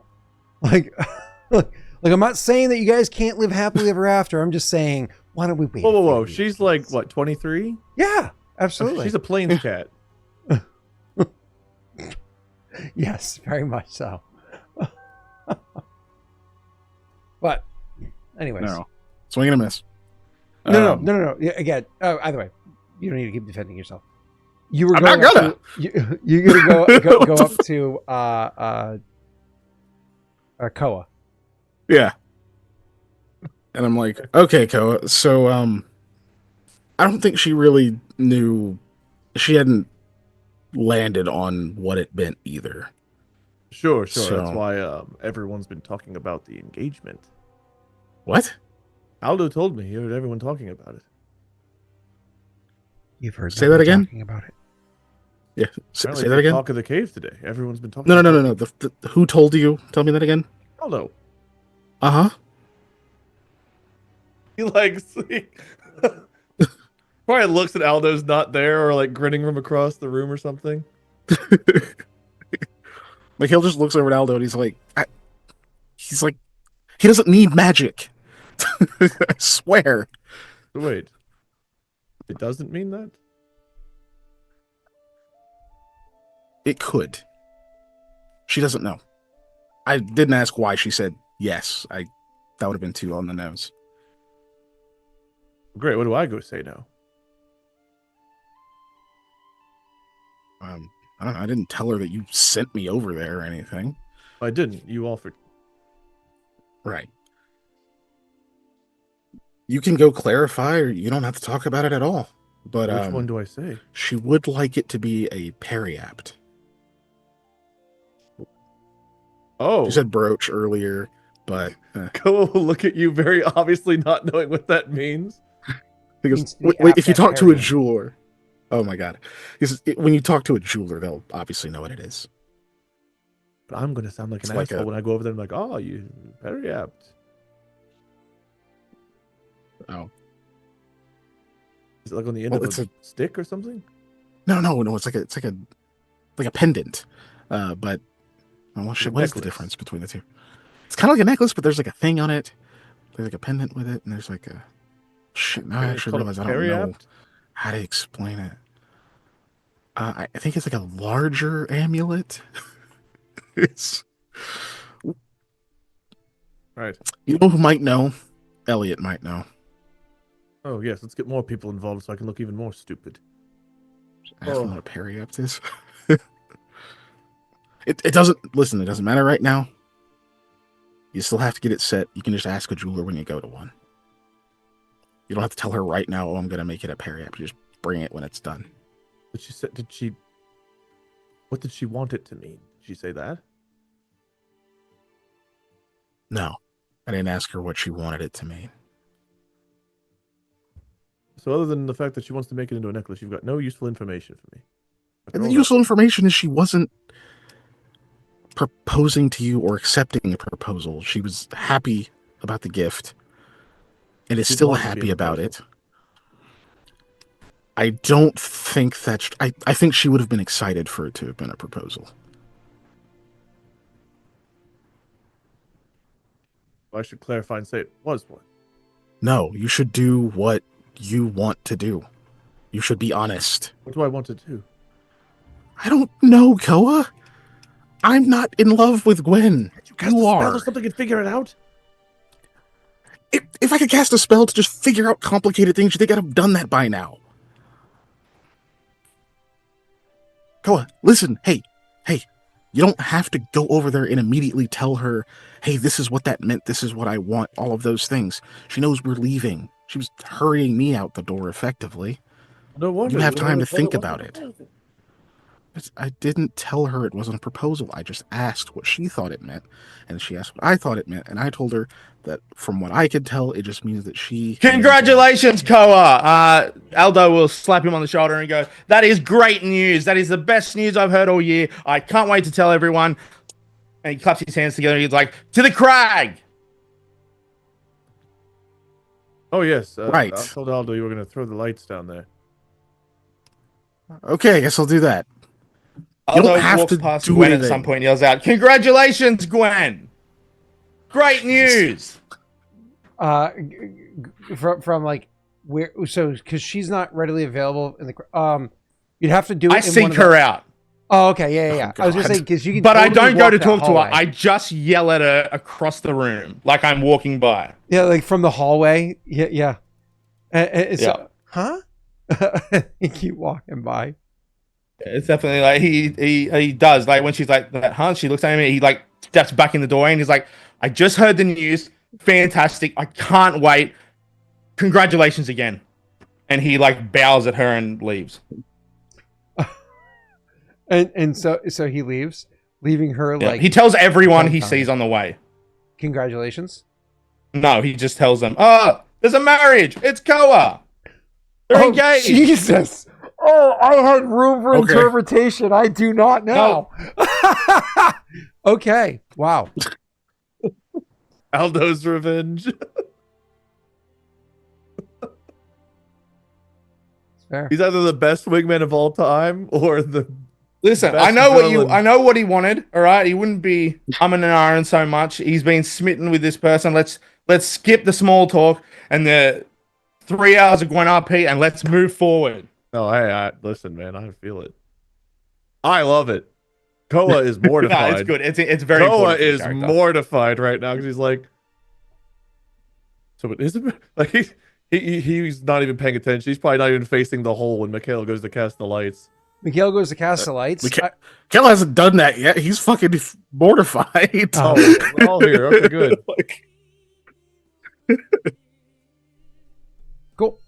Awesome. So you guys are there. Eventually, like there is clapping that you hear, and then there's more noise, and then unfortunately, your plan of leaving is likely going to be railroaded, because everybody in the cave is excited. Like, not everybody knows who she is or is familiar with her, but everybody knows who Koa is. And they're very excited for Koa. And so there's like a lot of cheering and happiness and joy and another excuse to drink. And so the people are partying and like congratulating and be like, we celebrate, we should get toasts, engagement party, you know, those kind of approaches to the scenario. Now, of course, you guys can try to change or alter it if you'd like, but they are very much like, you know, thrusting you guys together.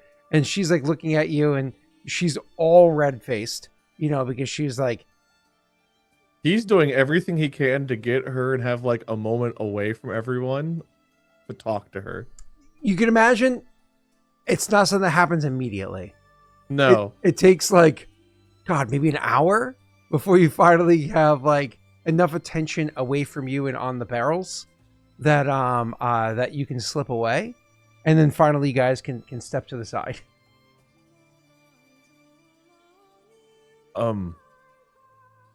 Hey. Hi.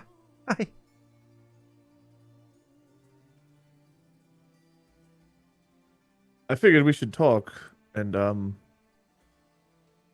figure this thing out because well, Aldo. She says, yeah, I know. Thank goodness for Aldo. Mikhail was really confusing me. I think I'm confused too. I think we're all confused. I think everyone's been telling us different things. Because Mikhail talked to me too and said something about a... Got the word again. Prenup's not the name of the fucking necklace. What the fuck? is it called? Periupt? Harriet? That's it. A periup. I think that Jesus. would be lovely on you. And I mean, as far as what it means, it's more than just a gift, I think. She says, I hope so. Good. I thought so. And then reiterates with, I'd hope so. And you say good. I did too. I guess I just didn't have the courage or wisdom to say the correct words about it when I gave it to you. I picked a rather weird moment for it as well in hindsight, but She frowns and says, I don't think so. I would have liked to pick a lovelier place than this cave. She furrows her brow, thinks for a little while, and then says, if it wasn't for this cave, would we know each other?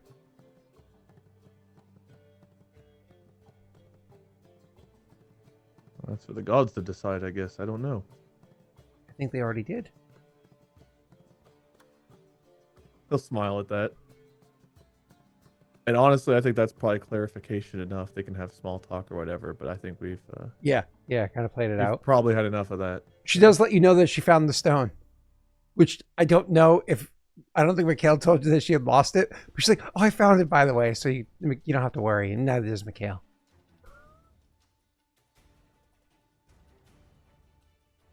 I think he'll just look befuddled at that, because I don't think Mikhail did tell him that. Oh. No. Uh, To be fair, she didn't tell him she lost it. She acted like Koa never gave it to her. And that confused everybody. That's why he did. That's why he didn't bring it up. He's like, oh, Koa still apparently has it. but unless there's anything you want to cover or what have you, we can just kind of, again, No. unless you guys are going to leave later in the day, people are being celebratory for you. Honestly, it's an excuse to drink and do something different. You might even be able to leave without them necessarily knowing for a while. But it's up to you guys. I don't want to force your hand one way or the other. Someone's gonna have to just tell Mikhail what we're doing. Oh, The it's confusion has kinda- been completely reversed. Man, this is probably going to be like, I don't know, like Wade wants to leave, but like, would Koa want to leave whenever he can have another night with the lady? He's not going to be fighting to leave, but if Leon and Aldo are like, all right, let's get the show on the road, like he'll go. But like, they're celebrating him, and he is an 18-year-old with an ego who just got a yes from his lady. Yeah, So like, sorry. that's it. She would also be perfectly fine with you leaving because the fact that like the whole what was discussed beforehand, you breaking the curse, purpose, all that stuff, but that's not in the forefront of her mind. That's just very easy mental gymnastics for her to be perfectly fine with you leaving and actually celebrate your leaving, right? But is certainly not pushing for it. So unless Aldo is dragging you by your ear to leave the cavern when alcohol is being served, I imagine Mikhail is going to spend his evening playing various entertaining songs for everybody else's entertainment. And maybe it's annoying at first, but he is a bard, he enjoys it. And, honestly, Koa is a little cheesy at the moment. So maybe he's seeing his buddy cheesing is making him happy. So, I'm glad we're getting this out of the way. So Eventually. now we can adventure. The awkward Koa Gwen sagas finally maybe come to an end. yeah. Yeah, the marriage is where it ends, right? Oh, wow. Jesus Christ, marriage is the end of adventure. Well, we already said Diamond to the Hymen, so now we can move on to the Oh, man. marriage to the marriage. I'm for the sake of clipping, in case anybody, marriage is not the end of adventure. To be clear, it is not. Oh, they're gonna leave that out of the beginning clip. Like, what of are the you talking adventure. about? Like, for full context, marriage is the beginning of the adventure. Well, apparently, Mikhail didn't fuck it up too bad because they got married and he got to attend.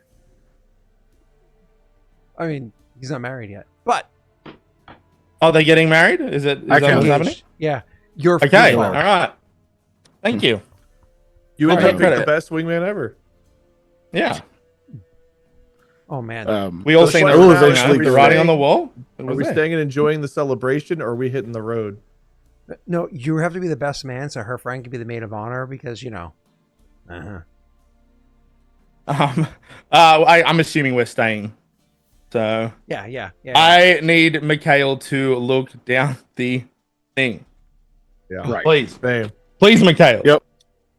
I've been waiting for a chance Wait, to go. Mikhail, Hey, I can you can use still your do dancing that. lights for the celebration? We want to dance. No, I hate everyone. So it's 120 feet. Clearly, I'm the anti-Cupid. Yeah, 120 feet. You send 120 feet down, and it's still going straight down at 120 feet. Light doesn't touch the bottom. Not at 120 feet, or even 130, 40, whatever it is, based off of that spell's limitations. I think they're light as a torch, so they'd illuminate up to 160? No, wait, 180. Okay, that's a long Nothing. fall. And it's still going straight down at that point. That's as far as I can get them. Holy shit, that's what, maybe 200 feet or more. That's 20d6 drop. If we were to throw a torch, how far could we see it fall? Light will travel indefinitely unless it's obscured. Mm-hmm. Yeah, throw it. Let's see. Yeah, try it. I'll keep the lights up. Have a minute. Are there extra torches here? Or should I remove one from our list? You could imagine you could just set something on fire, like one of the books from the alchemist lab, and just toss that down there. Because that's what I would choose. Right. But it doesn't have to be an inventory item. You can just grab something and set it on fire, and I'll find like a spare piece of shit wood that was maybe tossed aside whenever they made the better bridge. Light it and toss it down. Sounds good to me. So, yep, you toss that down there and are able to watch as it drops a few hundred feet, maybe even several hundred feet, before it starts hitting the side and then finally just kind of falls out of view. So it goes down. God, you don't even know how far exactly it went before it fell out of view, but 600 does not sound wrong before it again hit sides and went out of view. And again, that's not because that's just because it got obstructed, because it got whipped around a whole bunch. If you more carefully drop 2 or 3 at once, if you guys spread out and drop 3 at once, you might be able to get a better view, which you're welcome to do, of course, And so are we assuming we're expanding the test? Yes. Yeah. You do that, and you drop 3 at once down there, and of course they're slapping around and going on, but the 3 of them together are able to illuminate. This thing definitely goes down well over 1,000 feet. Well over. I don't think we have enough rope for this. No. How long would it take to get down there? If you had a climbing speed of, 20 feet. Well, 20 feet times 2 is 40. So 1,000 divided by 40 is 20, something. So not 3 minutes. Whoa. So you're saying this, What about getting back up? Right. Oh, sorry, it was not 3 minutes, because you can just jump. But yeah, it's a good ways down. Yeah. So if it was, what are you saying? It's 3 minutes down, 3 minutes up. If you have a climbing speed, yeah, I think that's right. Is my math wrong? You can okay, and 1 minute to look down there. That's what you're saying. So that'd be 10 minutes. I don't even know what you're talking about. Oh no, that'd be 7. We have spider more time. Potion. Oh, we have spider climb. So 2.5 minutes, 25. If it's exactly 1,000 feet, 2.5 minutes down, 2.5 minutes back up. At any point, Technically, though, you can run. Would you run run out special of the movements. Constitution to be able to do that? Would you? Can you just climb indefinitely? Spider climb, it works differently. It's like you're walking, right? Yeah, We have a spider climb, don't we? He has one. It gives you literally a climb speed, which means you can move by climbing as easily as walking effectively. How long does that last? 10 minutes.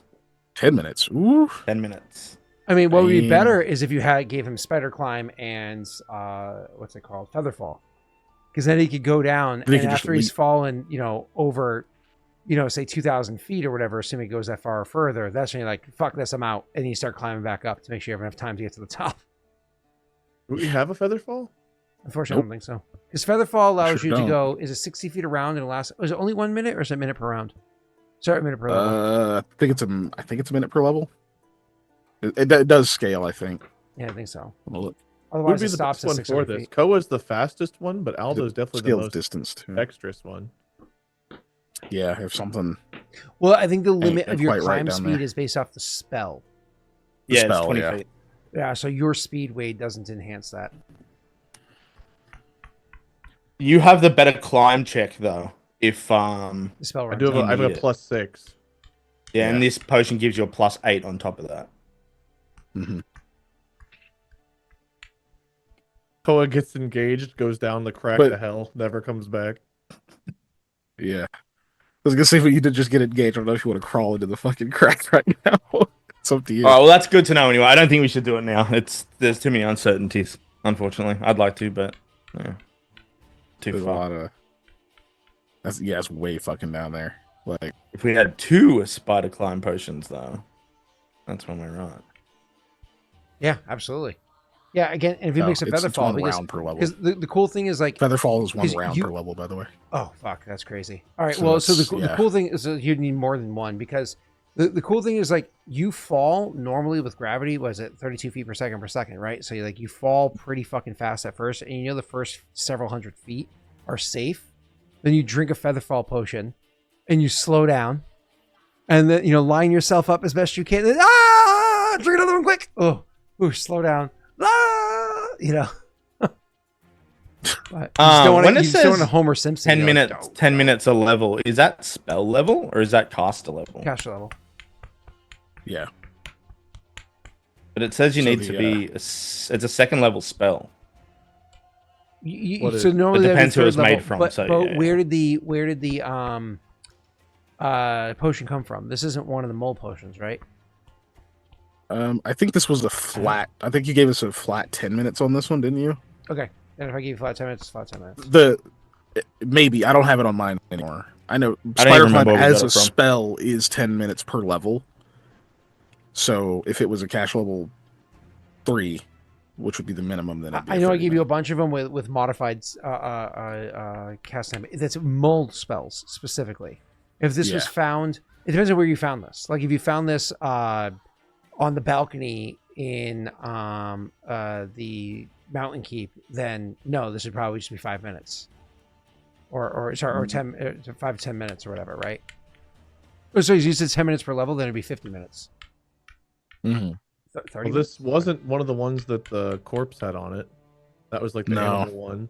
Yeah, this isn't where he you had- found the walk through walls, is it? I think it was in that same group. That group was what you found hidden inside of the cubbies inside of the slime keep, underneath Hog Glen. Okay. So that'd be what, 50 minutes then? So I'm sorry, you're saying it is there or was not there? That's the same group that It was either the keep. It It had to have been the keep in the mountains or the one in Hodgwin, because it was not the one on It was the guy. was the Those, one. I think, are the only two places we found potions, right? Mm-hmm. If it Only was a keep 3 in the places. mountains, it's a minimum cash level, which is 3, and if it's 10 minutes per cash level, it's 30 minutes. It's one of those two places, either Hodgwin or it's there. I actually genuinely think it's the mountains one, because it was a means for you to bypass all the traps, going up and down the stairs or whatever. I don't remember fully, so that's fine. So it's actually a 30-minute duration. Yeah, I mean that's fair. I wish I remember. I don't think I ever wrote that one down because I think it was either Mikhail or Aldo that were holding it, so I don't think I wrote it. If it's 10 minutes per cash level, it's cash level 3. That's 30 minutes. Okay. Oh, nice. Yeah. Yeah. I think Oh, Aldo's So does got that it. change our approach to this? Well, that means you have what, 7.5 minutes Doubt each it. way, which is 3,000 feet each way. I imagine not.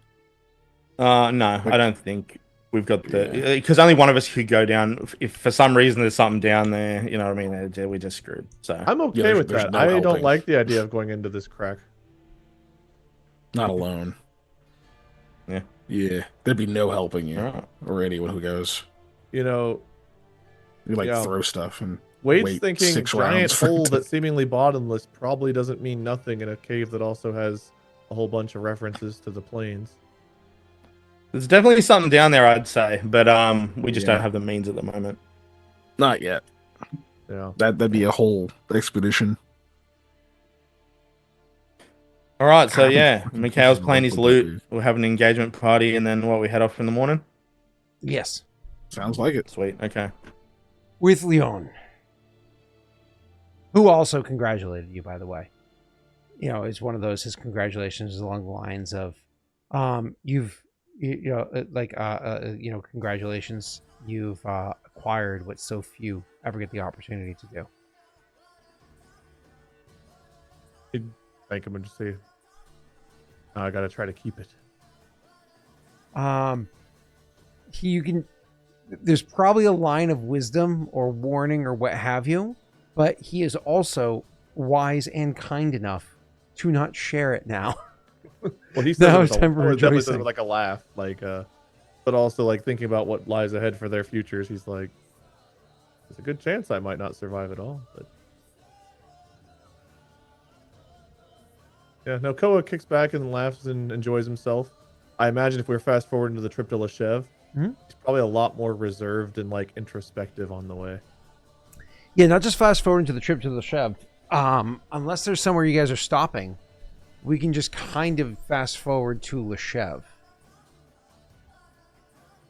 Yeah. We don't need to talk to that one stupid lady in Forvin, right? You're nothing talking for about the Jaaek. one that was One whose husband is working an with awful, Jaden. horrible criminal. She left. She left. Yeah. She went into Peridot. She's going to Paradol, yeah. Oh, that's right. Okay, we don't need Yeah. to. Well, that was weeks ago. Oh, She I might thought have you meant like returned. one that was like leading the took over as captain of the guard when the captain of the guard was ousted by you guys. We could talk to her. We could talk to Jaaek. I just don't know that we have much information for them. Like, we don't really have much to share. Yeah, I don't think we had anything for either of them. I mean, I imagine we like say hi or whatever, but like, I don't know if there's any. I guess, yeah, unless they make something happen, we would just say hello, pass through. Yeah. Yeah. Is there any prize lambs on the way that we can pick up? Do you have coin to spare for it? How much is a price? Well, I don't know how much things are worth in this world. Some things are worth nothing, and then other things are just crazy. So you tell me the price, I'll tell you. The cost of a lamb. Oh, let's find out. Not just any lamb. We're and- looking for a and- nice quality one. And alternatively, like, how much would it be to get a sack that you could fit a lamb into pretty easily? Unrelated, completely. Mm-hmm. We have a hole being tanned in God Gwyn. Jim Smith, trust us. Your lamb is in here. Livestock would Just probably cost Full you of stolen goods. up to 2 gold pieces. As For high quality lamb. yeah, for like a high quality, not a prize winning, but like a quality lamb, about 2 gold pieces. Would that, in our opinion, would that be comparable to the one that Jim Smith maybe lost? Oh, he probably got like a close to 2 gold piece lamb. That's probably what he would have. But like, you can also go way the fuck cheaper. You can get them as cheap as, say, a silver piece, or sorry, as cheap as 2 silver. You know what I mean? So it's pretty varying. But that's gonna be like an older kind of like, the meat is gonna be more gamey. Snog is right. We were gonna get those luxury goods and try to help get the people of Harad to help them with hunting and also just get them some supplies. That's Okay. right. You're Don't forget about that. That's actually relatively easy to do because I don't think you're gonna give them how much information. I guess you have to give a bit of information, and this is Jaaek, so it's Does probably Jaaek worth know the. about Bertrand or Beltran? I mean, Jaaek hates Beltran. does he know that Yeah. Beltran was part of the slave trade? Does he know that? I believe. I'm certain we told him. I believe you told him.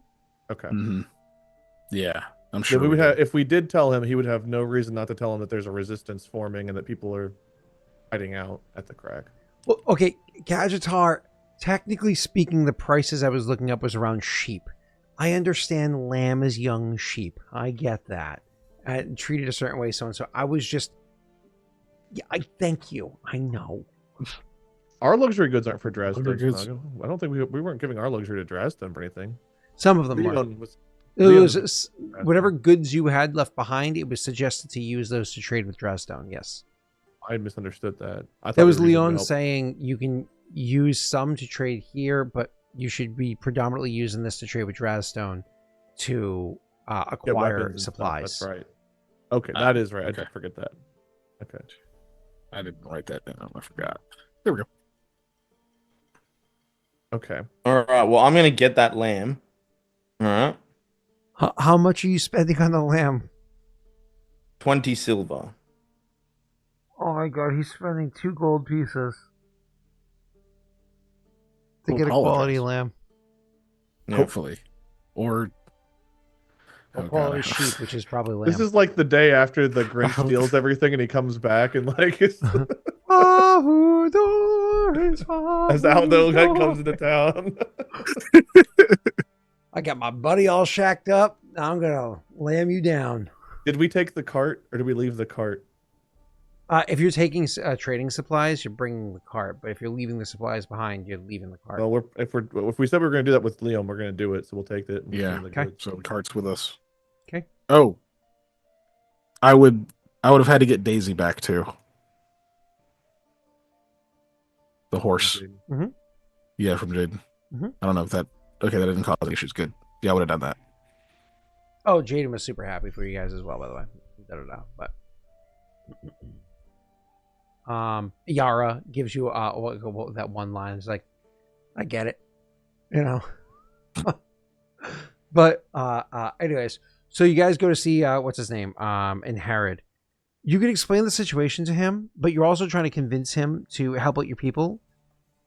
As much aid as possible with as little investment from your side as possible. Not that you want to screw him, but you're trying we to did give them all those luxury goods before too. yeah. If that helped. But you're trying to make sure like you can more or less like this is our cause. Please invest into it, as opposed to like do me favor now. Tell them you two. To accomplish this, why don't we go ahead and do a diplomacy check? Okay. I'm just gonna roll it. I'm not gonna talk. Are they going to aid you, or is either of them going to aid you? Wait, do you want to bad cop it? I'll intimidate. You better help them or I'll break your legs. What's it Very for? cool. Well, it's less I'll break your legs. It's if we don't end this now, think of what Beltram will come back and do to your people. Yeah, that's fair. This is for convincing Jaaek to help people in the cave get like food and supplies because they've been running low on everything. Oh yeah, I can assist if you want. All right. Yeah, sure. I'm all about the Aldo. Do I roll my assist first? Yeah. I think we would tell him about Estrad as well. Yeah. Oh yeah. Sure. If we're gonna You let him in really on this, played we're gonna up. let him in. You're. Oh Jesus! Oh! Fucking Christ! Oh my God! That's not He's even a like- 20. Do you guys want Harad? You can have. That's Right? with the Like- plus. Right? That's with the Oh, plus God. 3 though. Oh my God! That's with a +3, yeah. Yeah, that's what I correct. thought. Oh my God! I was about to. Oh God! I did not think you were gonna roll that high. Okay, that's amazing. Yeah, he absolutely. Not only coming into the spring, do we had planned very well during the winter. Do we surprisingly have like a surplus of some supplies? We'll be happy to send them over there. If we don't get eaten, it's just going to rot anyways. But we'll also be happy to bring supplies over as we can. You know, coming to the spring, as we have our earlier spring harvests, as we are able to get XYZ supplies, I'll have them brought over.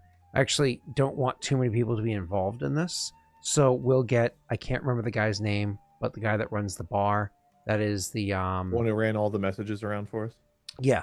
Will be kind of like the person that's heading up himself, as well as a couple of other people underneath him to resolve. Like you, Luca Green, will be the one to kind of take care of this for you guys. Make sure the people are taken care of. He's like, honestly, it'd probably be a good idea for those people to not just be stuck in the cave too. Sometimes we'll just like rotate out who can come over to Herod and get their hands dirty tilling some soil, kind of return the favor that we're doing for them, but also get them the hell out of a cave so they can interact with other peoples and so on. That's good. Yeah. This whole bit is very helpful, so on and so forth.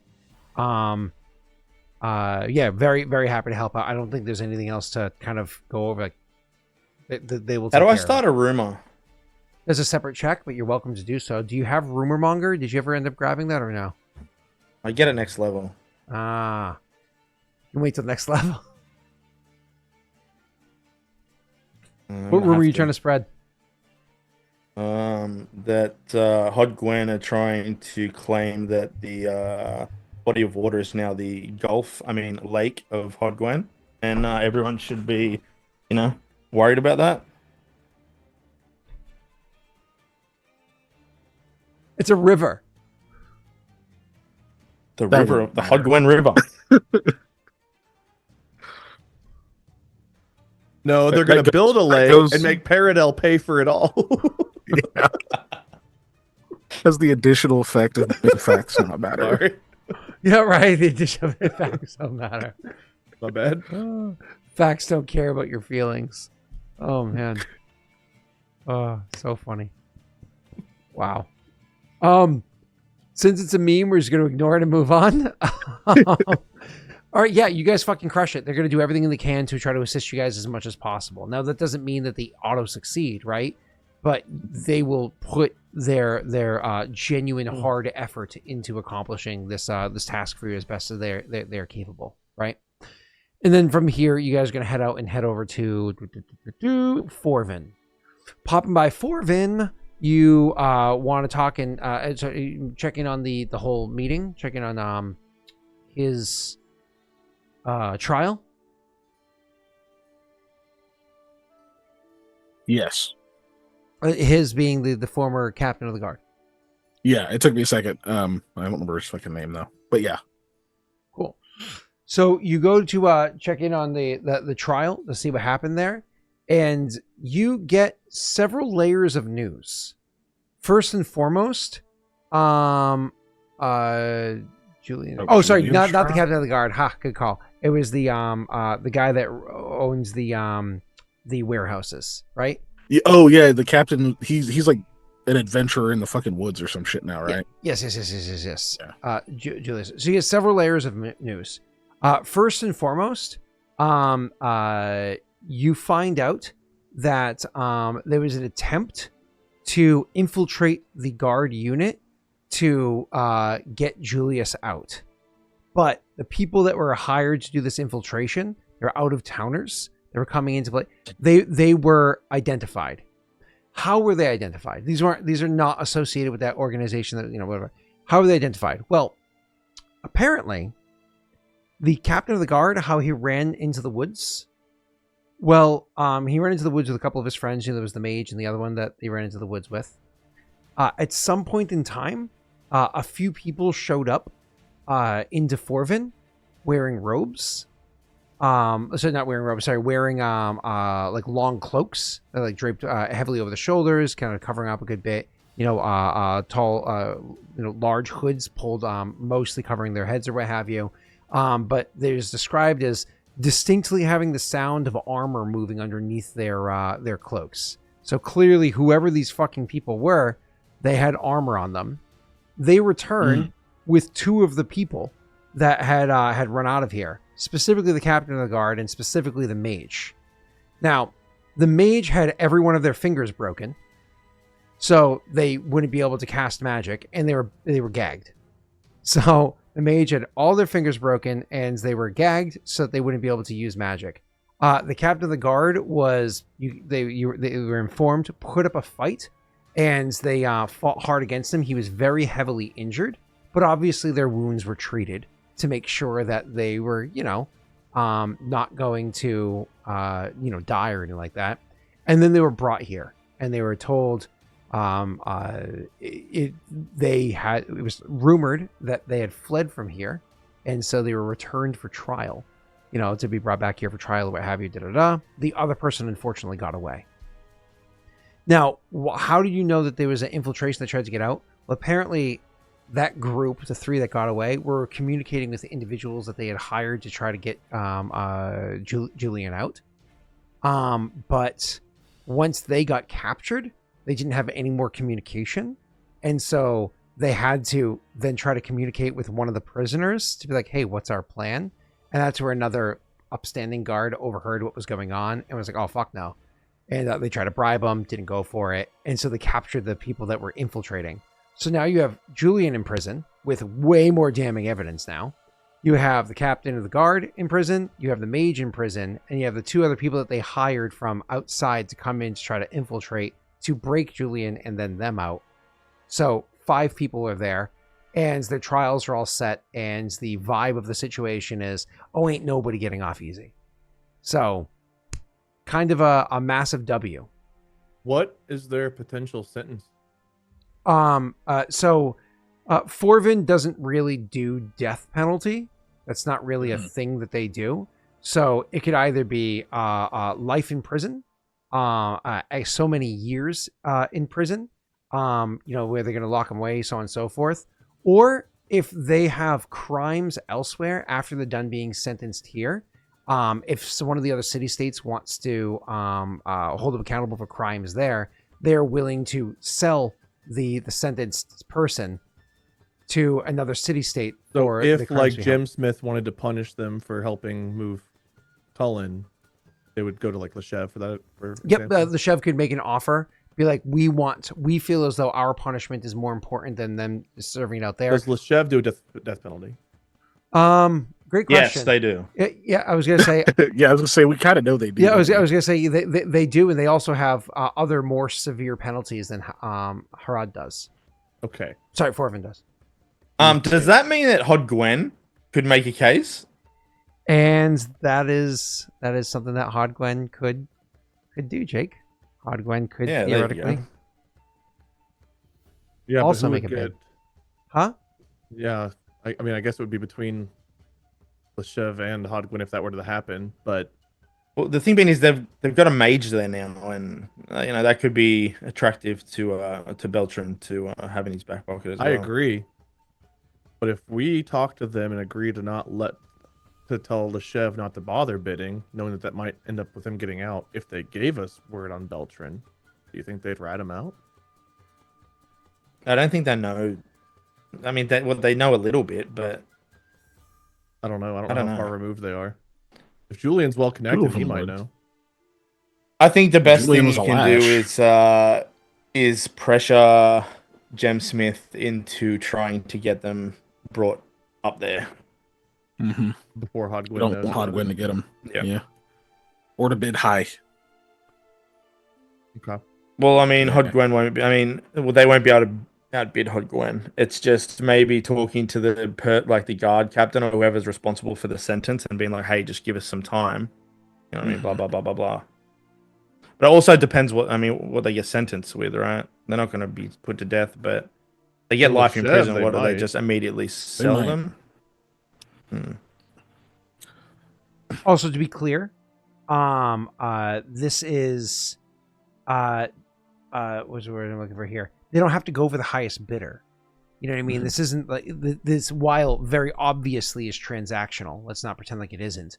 It's not a matter of like, oh, how can we make the most money? It's a matter of, do we want them to serve out their justice here, or do we want to accept the coin, again transactional, for them to serve out their justice elsewhere and instead take our almost like recompense for the what was done to us, knowing comfortably they're going to serve their time elsewhere, but we can at least have some sort of makeup for the damage that they've done. You know what I mean? Yeah. To refill the coffers. Do we have any contacts in Forvin where we could convince them that sending them to Hod Gwen would be bad?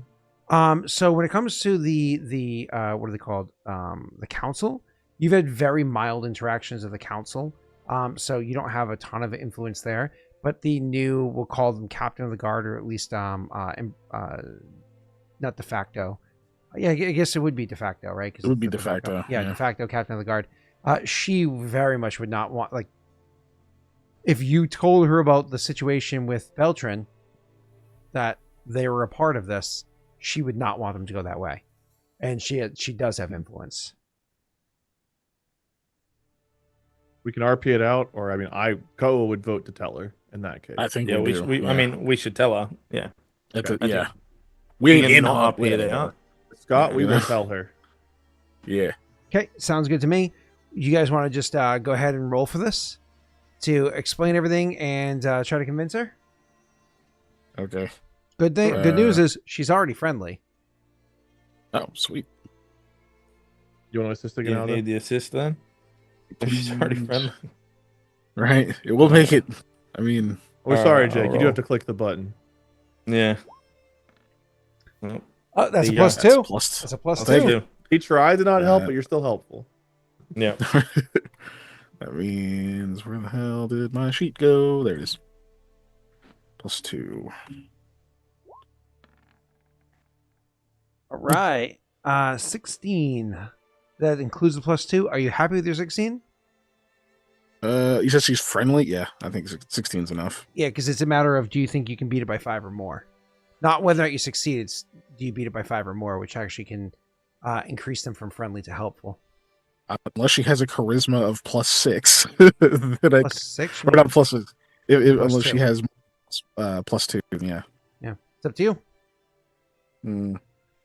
I kind of doubt it. Whatever. Let's try it. You guys think we should try to crush it?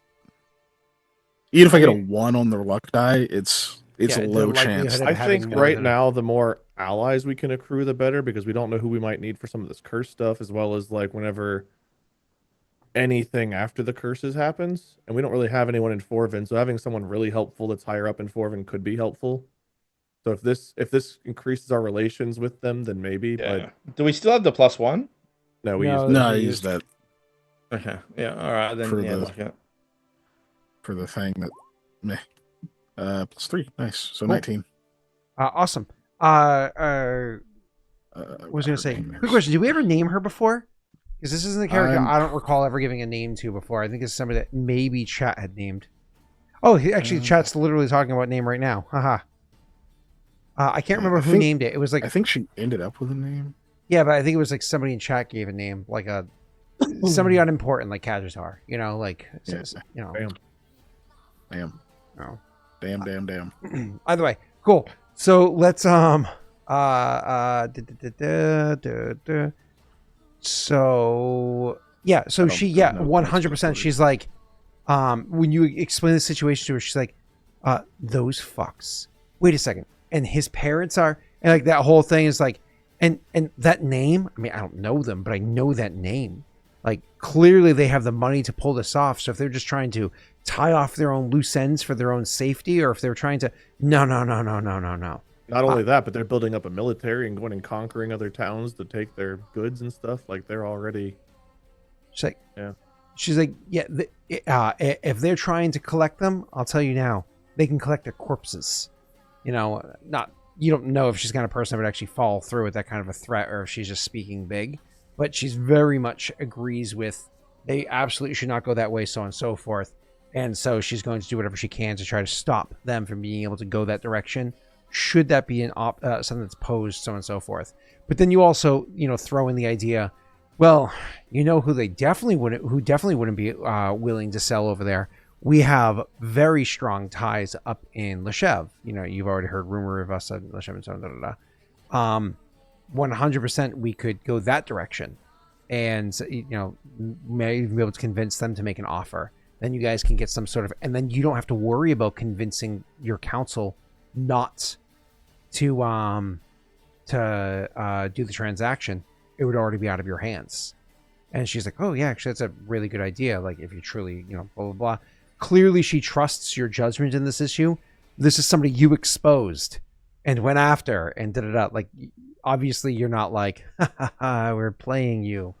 So yeah, she's willing to play ball with all of these details. Finally, the last thing I would say is your check is high enough that you also are able to get a bit more detail about the people that delivered those back. She says, yeah, it's in the woods. There's rumors of people that are that live out there. I don't know, some small town or whatever it is that lives out that way. Occasionally you'll hear of troops walking through. I mean, most time people think it's, Paradel army, but it's frequent enough that unless there's a proper Paradel camp there, which come to think of it, the people that did drop him off are Perrin. She shrugs. it could have been literally a Paradol army camp trying to play nice. That way, we don't spread the word that they're about. But that's rumor is that there are soldiers that live inside the woods, and it felt like soldiers were the ones that dropped them off. Koa will like pull out his map and ask if she has any idea where in the forest abouts that might be like rumored to be. Shakes her head. The woods. Ain't nobody goes in there. You know as well as the next. Those woods are cursed. I've been through them 2 or 3 times now, but they are. She shrugs and says, maybe you're dumb as Adele. It's meant to be playful. He thinks he's like thinking about it like, am I? What does that mean? I don't know. Have you ever heard that? Have you ever heard her in an interview? She doesn't seem very bright. I'm just kidding. I'm just kidding, Adele. Just kidding. You'll never hear this or see this, but I'm just kidding. You seem like a lovely person. I know nothing about your life. Yeah.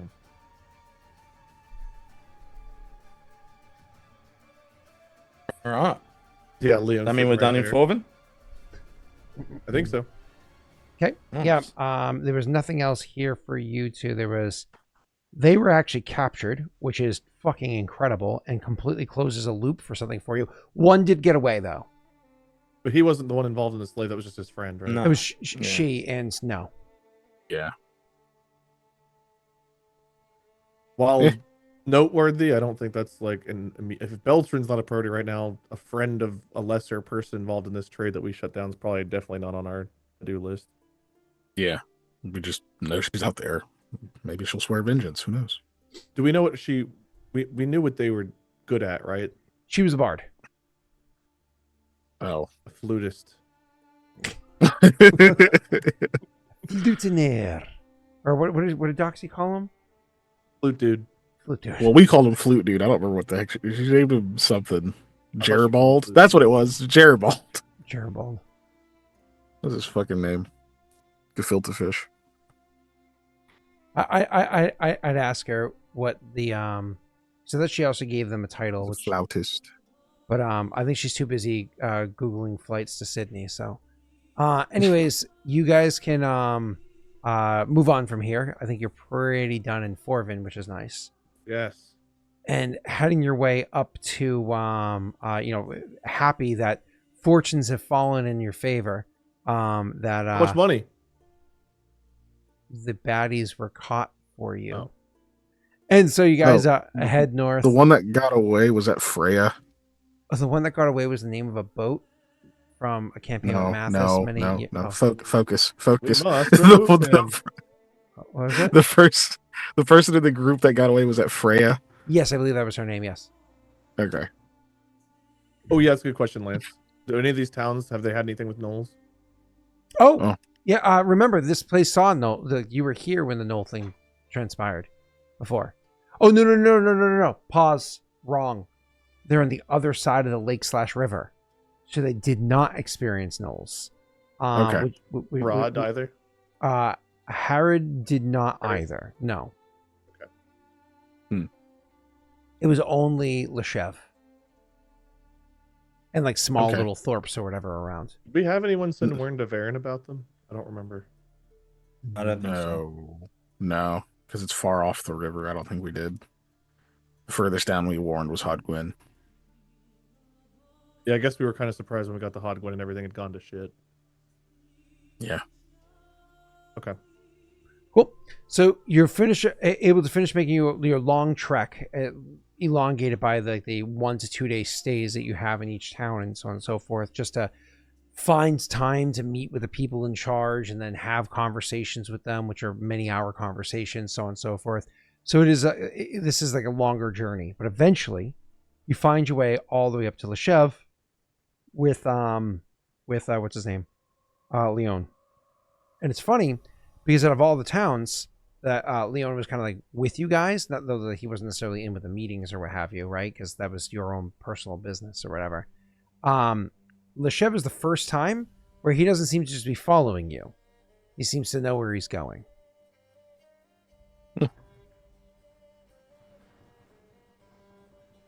Who's been here before? I don't know why I said like flashbacks to Diablo 2, the Wanderer, like getting stronger as he goes east. He was losing. Diablo erupts out of Leon.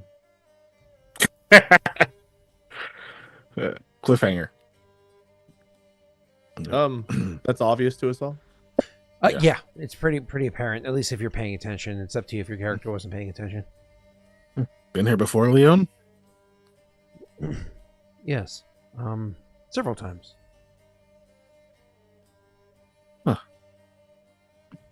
Us as well. Any specific? Oh, yeah, that's true. Tack on another one. Any specific business you were on? In the past, Loshev has considerable relations with Vala. Now, while there's no direct trade between Jovincia and Vala, I could trade with the Prince of Vala's. I could trade with the permissions of the Prince of Vala on Vala's behalf for the benefit of Jovincia. I'm not much of a tradesman myself, but the right contact, you won't get screwed. Mutually beneficial. Huh. Well, I apologize that trade's what brings you back again. Hopefully, it's all been beneficial and good. Shakes his head. No, of course not. It's trade. People are generally just trying to get the upper hand, but as I said, with the right contact. And I'll see if my contacts are here. It'll help with how we can continue communication with Draazstone. It's a bit west of here. It's not an easy trek, especially with the ground being as soft as it is, getting close to the mountains. But if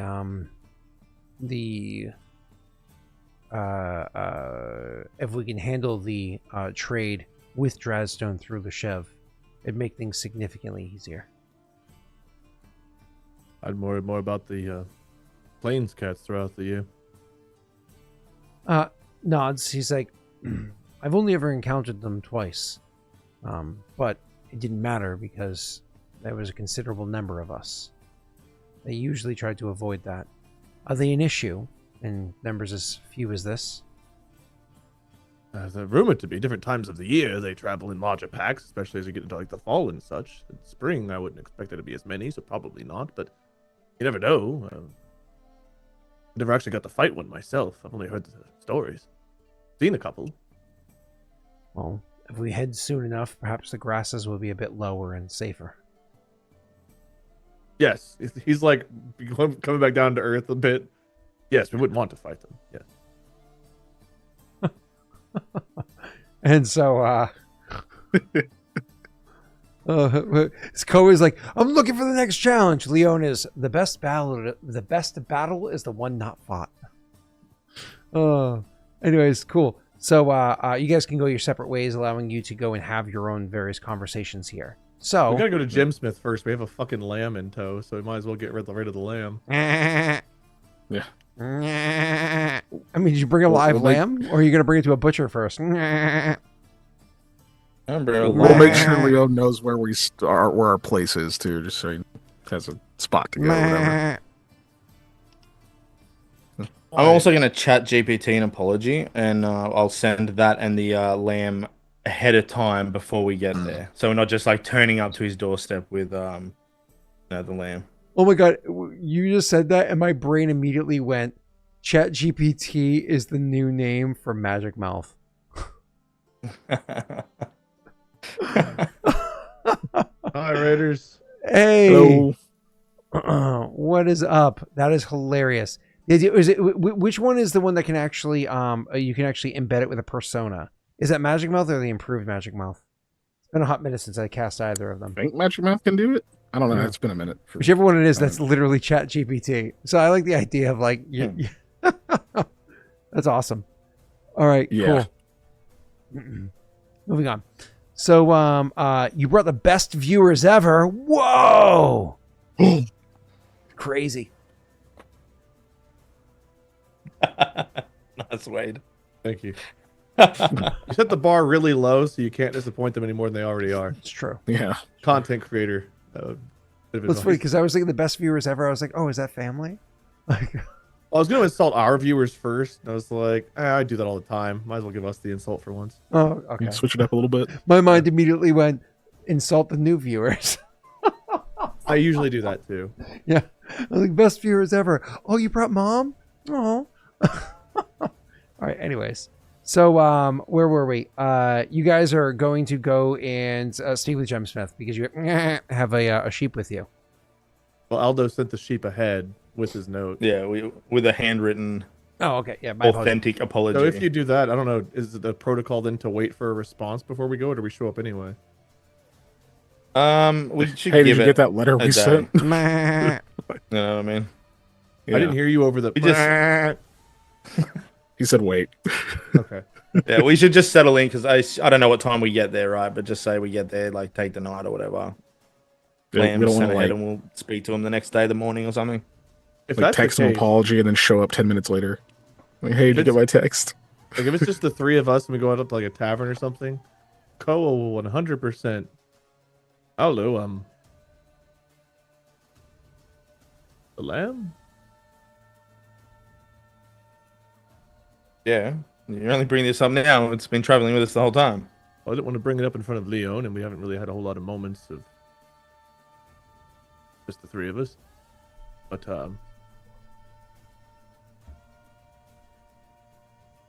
I have been. Well, I did, kind of ruin his dinner last time. That's a 2 gold lamb, so hey, apologize, right? That's what I got to do. Think now, set things right. Not burn bridges, not cook lambs. Yeah, was right. I do have one more gem if Gwen changes her mind. Oh. Yeah. He winks at you. You're welcome for that, by the way. He winks again.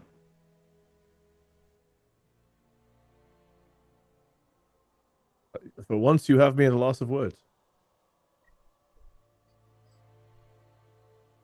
Well,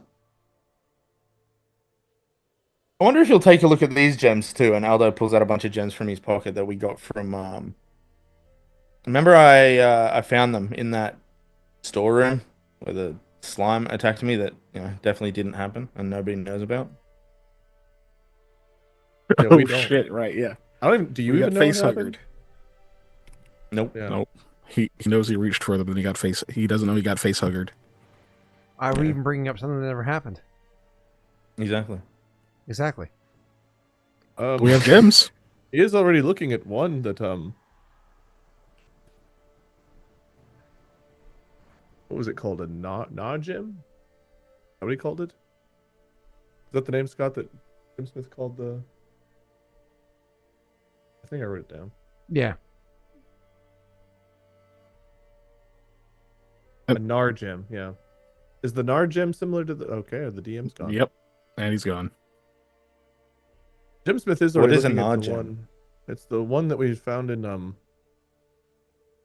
of Dan's stashes. I'd spotted it, and it's somewhat similar to some of these, but he's taking a look at that one already. I imagine he could take a look at these, and with everything. Well, we have no money, so hopefully they're worth something, right? I don't know if we can afford to sell them. We might need them for some of these keeps, but I mean, if we don't need all of them, then, or even if we do have a couple of extra books. Yeah, we do. We do. We at least know Nathan we may be do. interested, but we do know someone who definitely would be interested, either for coin if he doesn't have a copy, or for an exchange for more tomes. Yeah. It may not be the worst thing to keep some of the extras, but I mean, selling them is not a bad idea at this point. We have some of those mull We're coins. strapped. Yeah. I've got one more gem that I think Jim Smith said was worth about like 4 gold. But Need to check on that auction too. oh, that's right. You might need to sell something. You found something to help us support that, right? Yeah. Yeah, that sapphire is pretty much meant to cover that. It should be worth maybe a little bit more than our bid. I think Ben was what, 10? That should be worth about 12. Hmm. We've got Did you both get Hinta, is it, to make you weapons? Was that both of you? Mm-hmm. she's Are you both picking them up, or do you have yours already, Mikhail? Oh yeah, this one's mine. He just taps the rapier. Ah, Mine was already done when we got back from the mountains. I'm hoping Oh, mine's nice. ready. In a few months, a couple months. Yeah, should be by now. I'm excited to see what she's done after seeing craftsmanship on Mikhail. And I know I Yeah. demonstrated myself better in battle than Mikhail could, which must mean that and Yeah. I don't need as good of a sword, so yours is probably better than mine. No, that's pretty doubtful. I apologize, Mikhail. I got a bit boastful there. I didn't mean to put you down. Yeah, you can do one without the other, you know. Yes, I need to work on that. I probably deserve that after the whole conversation with your fiance. Fiance. Oh God, I've not seen my parents. I never even had a girlfriend before. I'd be happy. You really stepped it up. I didn't even know that was exciting. Kind of terrifying. Speaking of Yeah. your parents, is that where we're headed next? Oh, I mean, I would like to. If we don't have to go to Draazstone, and whether or not we check out the keep here, I would love to go see my family. And I've never gone back since I left them. Leon's taking care of Draazstone, right? That frees us up a little bit there. It hopefully will. I guess we can talk to him about it and make sure that he has his contacts and whatnot. But assuming that he does, then yeah, we can go check out the keep in the forest. And my feet hurt just thinking about it. And after that, That part is a little concerning. The forest. We still need we would need a plan to deal with that. We barely survived the trek back last time. What if it gets even worse than that? Well, What if we that's can where get the into cart the comes in, ruins? right? We're gonna have to armor it up, and then I mean, hopefully the gems can come in and give us a bit of money to armor up some horses to pull it in there. Could. Phil's I mean, family but had a wagon that was made of I think it was called like dark wood or something. I don't even know if that was strong enough to get through, but it was pretty hardy. maybe you were wearing armor when you trekked through it last time, Koa. Well, And I mean, yeah. that still got pretty rough. What if we managed to get one of those braziers from Hot Gwen and we strapped it to the wheels of a cart and just burned it all? Then we'd have a really big forest fire on our hands. No. Right. Yeah. At least until it hit the area that's all wet. That was over there, right? Yeah. Mm. I mean, I don't know. We might have better odds this time. Anyway, You know what we're getting the ourselves mage into? hands. Yeah, we were expecting it. We can get, I don't know, maybe a few tools that could help out, like a sled or something. What if we got like blades put on the wheels of the cart? You know what I mean? And just have it. Really long blades. Potentially, though, hacking away at it, not to say I'm as strong as the wheels of a cart moving quickly would be, but I mean, it took some swings to get through it. Some of those vines got rather thick. It's possible. I mean, it wouldn't. Well, it might hurt if someone's walking next to the cart. But assuming you're smart enough to not be. Some of the other animals might not be smart enough to not be, though. Yeah, and even armoring the animals, they're still going to get hurt. Probably pretty bad. I don't know how much of that they'll take before. Before we even talk about doing all this, we got to get some coin. What do we have? Right. I don't Well, want to do this, but we could sell the estate. That would get us out of the taxes. we Why have, are we talking like, about selling at the 6 months to estate sell when the estate. we have these books? Like how many Yeah. dollars do we have, and how much are they worth? Like a We're lot. not going to sell all of the doubles, though. You know, it's good to have some. We can then leave some behind when we need them, and also What are they worth again? God, maybe the really good condition ones, 30, 40. Well, We don't I need to mean, sell all one of could them. probably finance what we need. Yeah, easily. Well, I shouldn't say easily. Horses are expensive. Some of the other gear we might need is not all of it. Everything we need may not even be in Loshev, depending on what we're trying to do. Do you This is remember a if talk we better to be having with like Hinter or something, right? Potentially. I don't even know if armor will be enough to stop it. I mean, Cuntilla. I don't either. What's his name? Kethrel. If Kithel himself looked a little banged up after going through being made of pure stone, I'm not sure that it might be more than just the plants. It might have some magical otherworldly planar. He's like looking to Mikhail to like help him as he's like getting this idea out. Properties to it that can go beyond what just you'd think a thorn could do. Well said. Oh, good. Well, if that's It, the case, we'll could never be. get near the place then, right?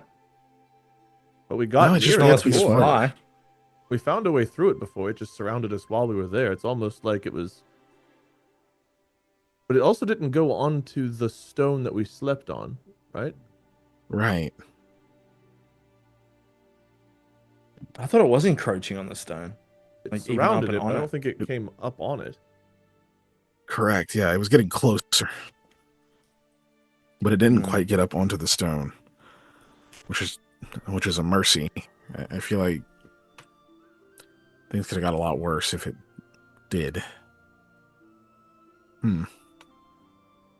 But, well, I guess, is that the one that we're for sure going to go to next? Well, we're I here. mean, we I know know we're where up it here is. already. And yeah. And we know what awaits us. The Yeah. two near my people, Chaos Keep, and I don't remember the other one's name. Wraithblade. I don't like that name.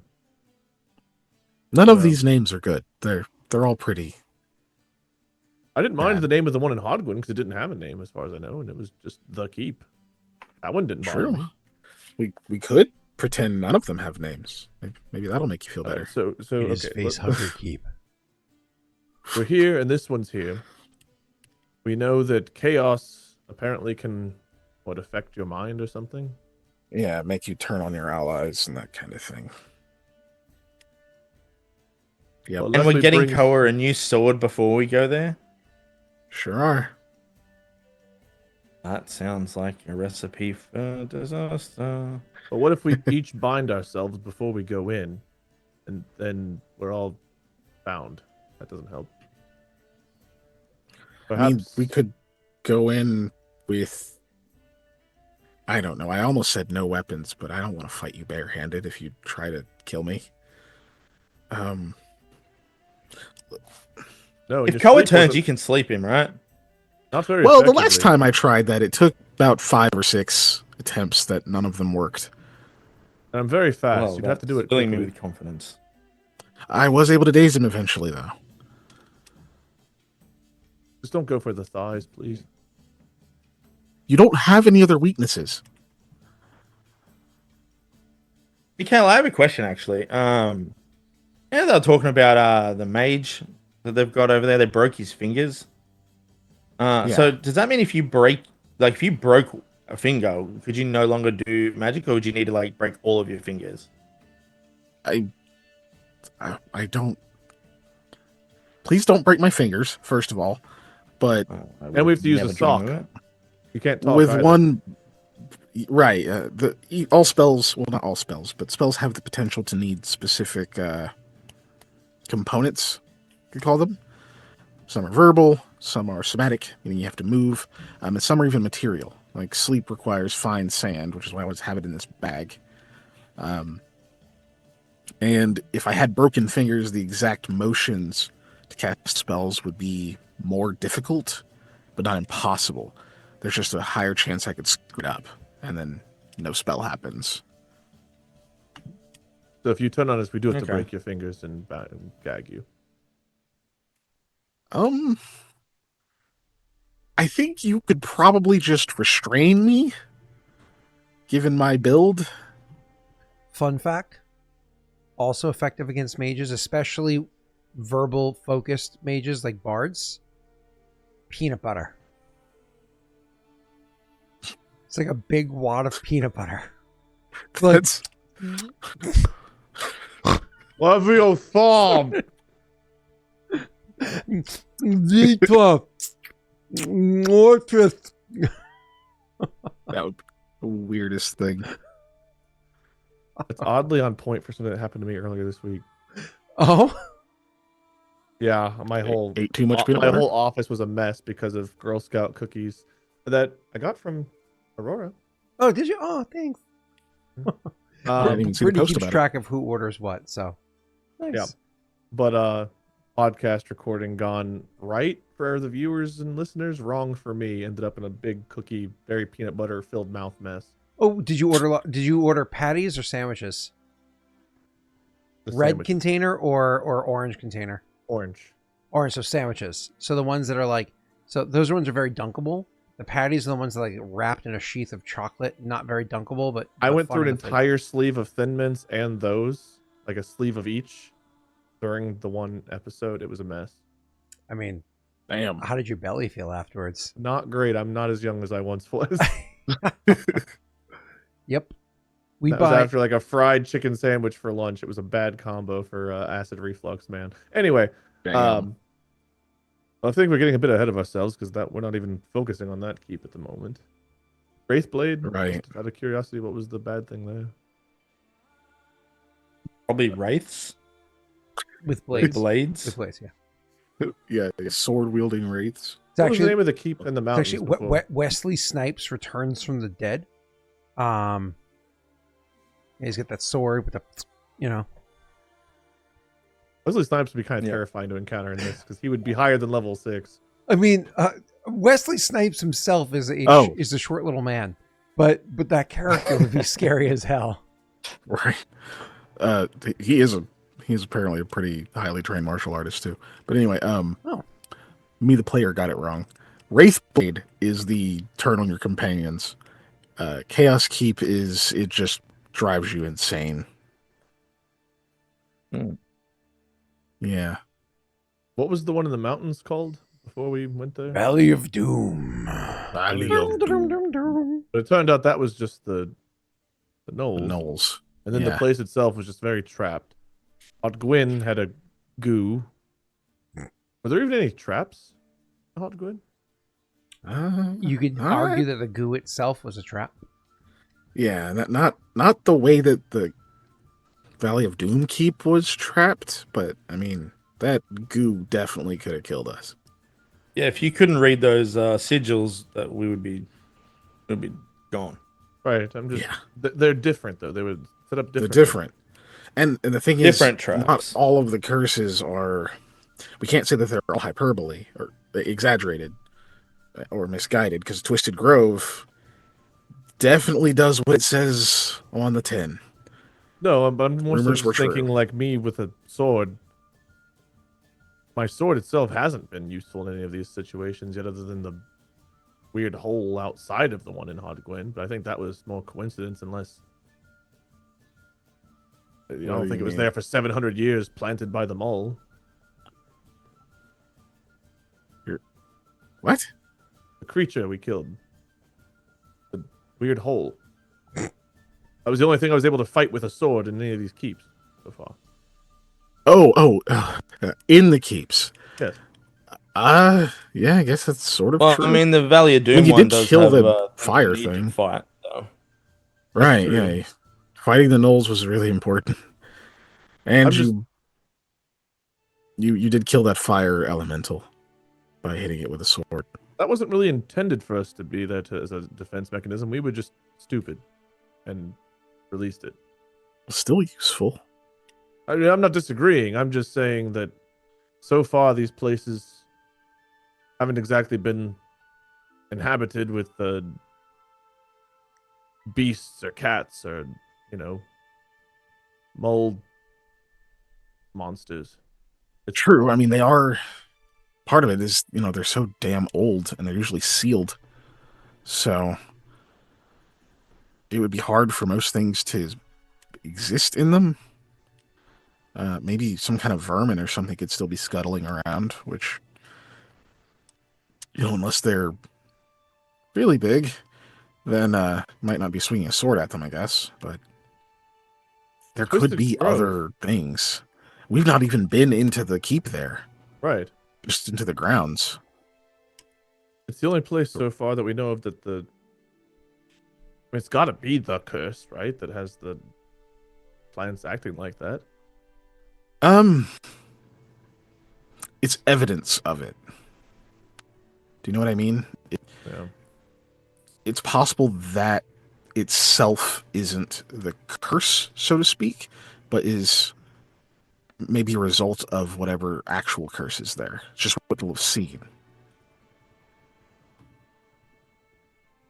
But it also could be the curse itself. It's pretty diabolical, I have to say. Yeah. I almost didn't make it back. Well, that one is closest, so... So we need to figure out, well, I think first it is good to get a plan. I know we don't have the coin right now, but we need to know how much we're going to need. Yeah, which means we'll need to talk to, I don't know if there's a woodworker here and answer for the reinforcements, but it's Hinter now, not Hansa, sorry. Yeah. Leon himself is a veteran of many battles. Perhaps he'd have some idea of what we could do to protect ourselves from these plants and what we might need Crazy to spend thorns. to defend ourselves. It's worth an ask. That way Yeah. we'd have an idea of how much coin we need to make to buy these things. True. Man, I wish we had grabbed like a sample of some of those thorns or something. Could have actually tested them. Saw if they actually are special or if they were just... You should have asked me Numerous. after we got through the woods. I could have given you any one of the 500 pieces I had to pull out of my legs. I could have pulled them off the stupid dead mule, but I didn't think about it. Mule was very sweet.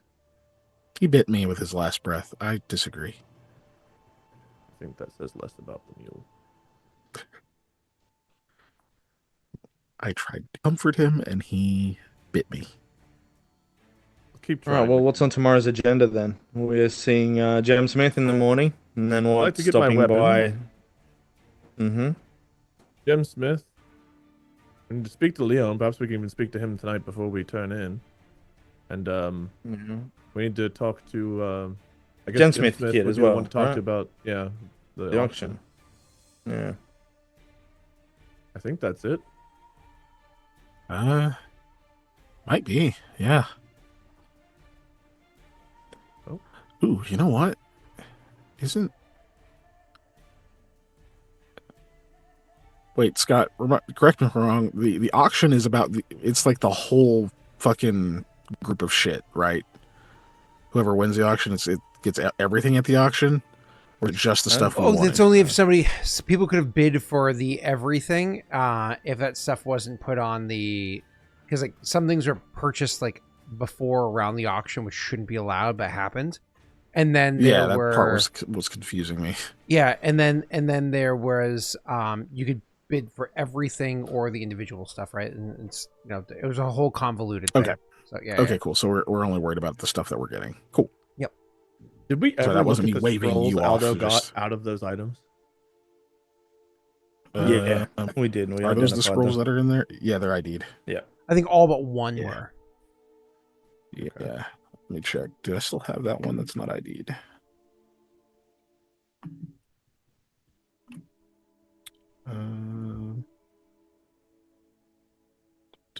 Scrolls.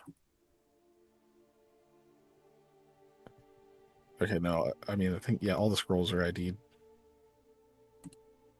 No. We do not know what the other three mole encyclopedias are, though. We just know one of them is a duplicate. Yeah, I think we have 2 total duplicates right now. Yeah, Orange Volume 3. We have 2 of, And then whatever and the other then one is. Okay. whatever the other one is. Yeah. I guess the only point of business would be that if we want Woot. to talk to the counselor that has the other books, we need coin for our expeditions. So perhaps Mhm. selling him a duplicate would be in a good way, or him or Nathan. We also have Yeah. mull coins, and I'm not sure if he cares about them, but potentially maybe he might part with some of his books for mull coins instead of 1-for-1 trade for books. He might. He may even have duplicates, and if he does, he'd be more willing to barter. Do you think he'd be Um, sympathetic to our cause, or do you think he would hate our cause? No, he doesn't like us. I don't think he really likes anybody here. All we've heard is that the guy's an asshole, and I don't know anything We about hear it. that from everybody. You know what I mean? You know, Like, probably. there's a is. common denominator. I don't there. disagree that that's possible, but just thinking about it from a not knowing him perspective, do you think a hobgoblin would be sympathetic to our cause of trying to break this curse? We haven't told it. I know, we're doing any of that. I know, but would it? Help? I'm still of the opinion that we don't spread this around. I kind of, just out of hand, I doubt it. Because it's even a question of, like, does he even believe us? You know? Like, does he believe us? And if he does he really care? Is it his fight? We make a lot of assumptions about this man without ever having spoken to him, is all I'm saying. Oh, I don't even mean about I'm the looking rumors. forward I just mean to- in general. I'm looking forward to it. Well, that's why I'm trying to plan in advance for how we approach it. If you don't want me to say a word, obviously I won't. I'm not saying we should go spilling it, but could it help us? I just want to have a plan of attack, and I'm trying, as Leon has mentioned, to look at this from different areas, different avenues, and understand our strengths, our weaknesses in this conversation, and, you know, what may help us or hinder us. Yeah. I mean, we'd have to get the read of it. You know, we'd have to actually talk to him. I, on a base level, would say probably not. Just if I think of him as any other person, it's a lot. Even the people we've told about it, you know, it can be a lot to take in, even if they want to believe us. But we do have a reputation. We do have things he's interested in. So we have places to start. It's still good to talk to him. It's still good to see if that's worth something. And talking to Leon or Nathan or Gemsmith about him, maybe they can give us some insight as well. Yeah, absolutely. I'm just saying we have a plan of attack before we go in there and speak with him. That way we have different things to offer if he's not interested in one or the other. Yeah. Like, what else do we really just want the books from him, right? And money, Yeah. hopefully, if What do he'll we buy have one. to offer other than mull coins, books, or our righteous cause? We don't know he even has the books yet. He only bid on them. So Not those books, but Nathan has said, I believe, that he collected other ones. Yeah, he knows he has some others that he is collecting them. Nathan was also going to look to see if he had any books the last time we spoke to him. Oh, that's Possible true. he's found some. I know he does. I know Nathan has some too. Yeah. Just doesn't know which ones they were. He have to. Right. Huh. Well, let's speak to Leon. We'll get his ideas, and then tomorrow we'll get our tasks done, and perhaps day after or two we'll be ready to. My feet and ankles hurt just thinking about going back here, but we should do it. I'm hoping we figure out a way to avoid having to step on and in the thorns. Do you think Alcimia would fly us around through the woods? Because otherwise, I'm not sure how else we get through there. You know, I don't know. Like you said, ask Leon. Maybe they've gone through terrain that's been vicious before and needed to protect themselves. Maybe he might have some advice for us. Yeah.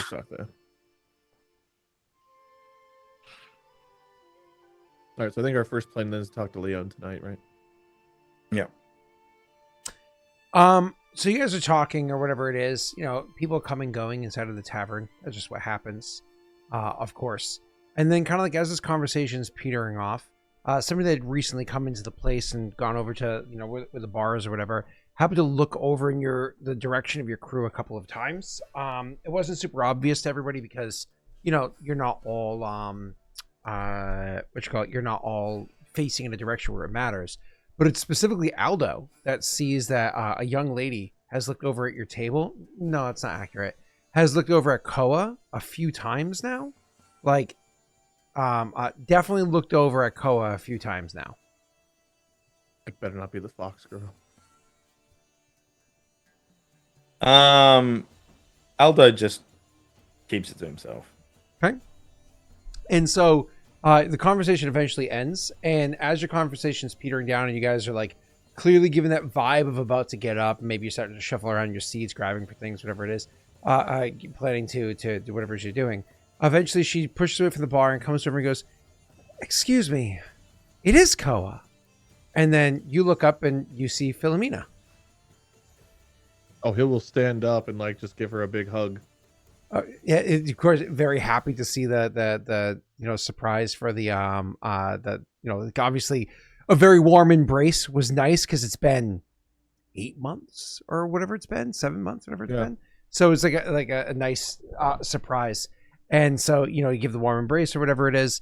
And she's happy, hugs back, and looks over and obviously knows who Mikhail is and says... Koa will introduce everyone. Okay, cool. He Good, will because... be like, "How are you? This is Mikhail, Aldo. Been so long. How have you been?" She's smiling ear to ear and saying, "Oh, no, doing great. Just tried to take the road a little bit differently this time around compared to how we've done it beforehand. So I was wondering whether or not we'd run into you in town. And, well, I mean, the hero of Loshev, of course you'd be here." And then she goes and pulls up a seat. Talked about her, so you two would know who this is whenever I introduce her by name. Mm-hmm. Yeah. She pulls up a seat.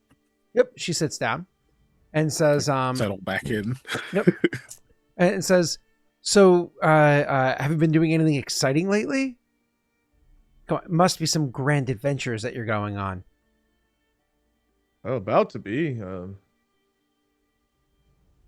It's been a lot's happened since we last spoke. I think it was right after. We yeah. But again, we went off. We barely got there in time to celebrate my birthday, so exciting. And the trade has been going great. We head up north for the winter the way we always do. That way it's a bit warmer. We can keep the trade going. I don't know if just my mother was always the smart one in the dynamic approach to my parents, running the business, or if people are just being extra sympathetic with what had happened. But it's been a great seasons for trade. Keeping busy has been nice, keeps your mind off of things. But actually was thinking about going on a walk later on. Oh? Out the southern part of town? Not tonight, she says. It's late. By yourself? I mean, it was going to be my mother and I. Well, if you'd like an escort, I'd be happy to tag along. She places her hand on the back of yours and says, "Oh, my mother would feel so much more comfortable if you came along.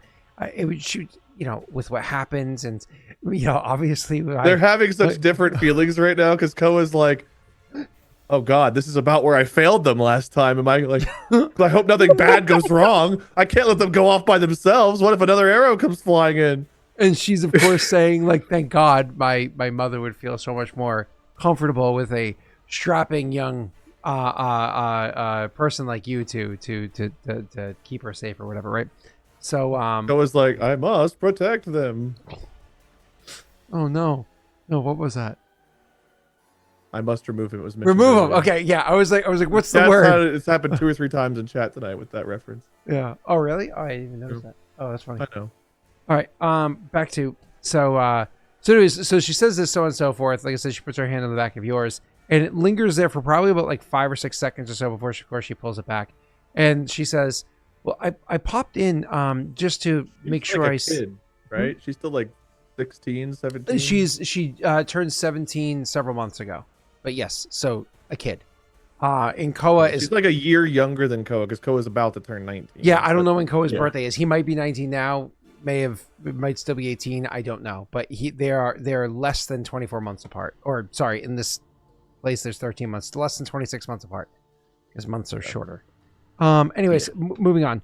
So they're so she, like I said, she says, well, I popped in just because I had to say something to the bartender and I swore I saw you out of the corner of my eye. I'm glad that I did. Yeah, if you're free tomorrow, I understand that you're busy. If you're free tomorrow, it'd be good for you to join us. And she turns to the two of you. Oh, you're welcome to join as well. What you've done for our family, we know. I mean, we really appreciate it, she says, realizing she's stumbling over her words. You two can go ahead and roll a sense motive check. She says, and of course we really appreciate, you're more than welcome to join us as well, of course.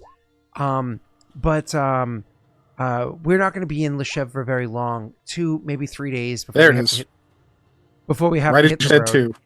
too. Before we have to hit the road again ourselves to continue with our trade. Aldo, you realize that she turns to you and she's like, oh yeah, you guys as well, genuinely appreciating what you've done for her family and the death of her father, but also like not genuinely offering for you to join. Mikhail's like, yeah, I'd love to go. Aldo just says, "Oh, me and Mikhail have business elsewhere." Oh, that's unfortunate. Oh, But, I understand. We also have to be quick with our own dealings in town before we, head out for the next place. So, Koa, hopefully we'll see you tomorrow. Okay. Right. Yes. And great to see you. I'm glad you're seemingly doing well. She says, "You too," and then gets up and goes to leave. we have planned. What are we doing? I want to go Oh, on a walk. I haven't even met that family yet. Yeah, well, she did not want us to come. What do you mean? She Oh. invited you. Yeah, but you know how I say things and I don't mean them? That's what she was doing. Oh, Why? I don't Well- know. You're the. I don't know. That's the first time I've ever met her. But apparently they want you all in the woods, Scar. I think they want to. You know what? I'm not gonna add my insight. It's probably wrong. She let her hand rest on mine a bit too long. Do you think she has a crush? I'm not telling anyone what I think about anything in those matters ever again. Don't ask me ever. Why? 'Cause I'm Oh, bad everything at it. worked out fine, Mikhail. Only because Aldo. Yes, well, I also Koa'd and kind of fucked up the whole gifting part, and then you actually sorted out what was really happening, and then, well, I think Gwen and I wanted me to have done better in the first place, and we both just kind of willed it into existence when Aldo kind of congratulated everyone. Aldo, were you trying to actually assist, or it doesn't Yeah, matter? I see that insight that I had when I noticed that what was her name, Philomena, didn't want us to go. Yeah, I used that same power on the both of you and realized what you wanted, and just kind of helped speed the process up. Did work out. Yeah, use his superpowers. Mine don't exist. They're probably some kind of. You know what? I'm gonna blame the curse. It's part of it. Somehow. Oh, unrelated, but speaking of curses, I did talk to Gwen about the ooze, not to use it to try to help remove her magic ailment. Yeah, I had a feeling you might. I didn't. Yeah, want Aldo to have leans that. in to whisper, just by the way. He's like, Mikhail, can you please put me to sleep? This is Oh, not about shit, anything yeah. other than the curse itself, and that I want to find a way to break it. That's all.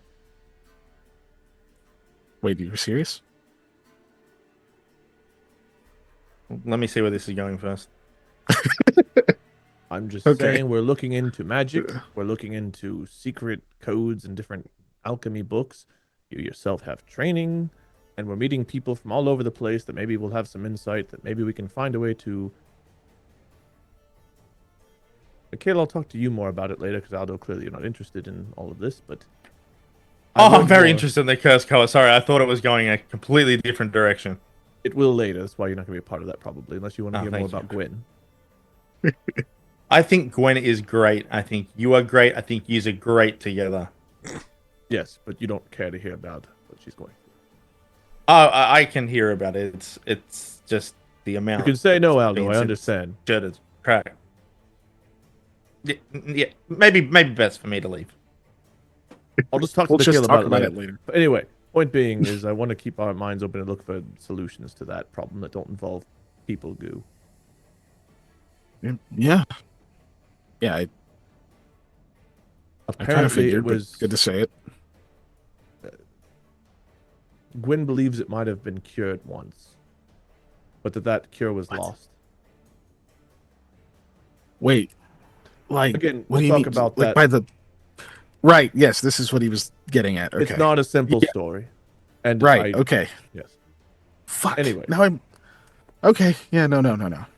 We're done here, right? We're finished. We were already Yes, gonna we leave. should go meet with Leon and we should get some rest. Tomorrow apparently is going to be a busy day, and now I have to navigate another complication. It's becoming difficult Yeah. being so desirable. Yep. It's a terrible problem to have, right? What In a some ways, yes. dreadful thing. Awful. I wonder what Trini's doing. One of the But guys leans I guess- over and says, "Looking for you." Yep, sounds about right. Terrible situation. So desirable. Sits himself The down. worst. It's one of the guards you guys have worked with before. Want to hear something Kind funny? of gives like a quick. Oh yeah, yeah. Dan's still locked up.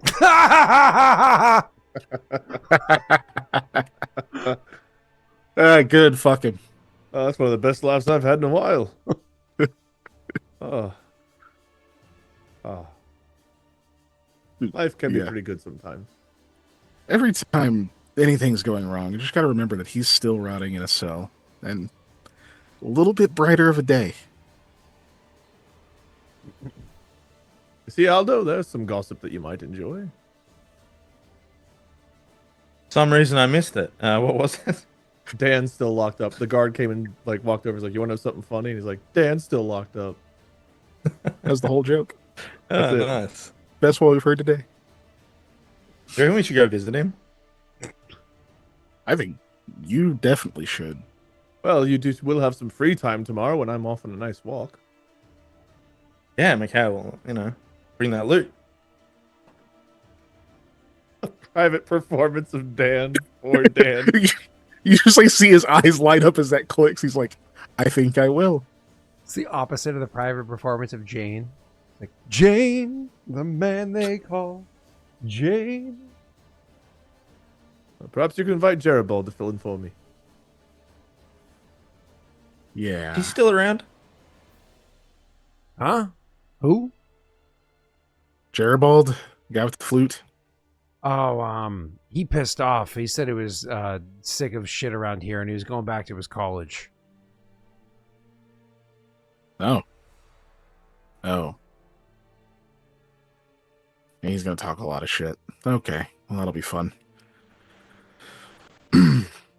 Maybe I should just really go all in on this whole fixing all the problems here and becoming, I don't know, some kind of god king, so I never have to go back to college where he's probably spreading every rumor there's ever been.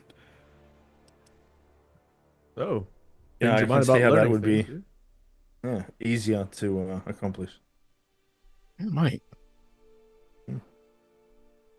Especially if we break these curses, sell some books.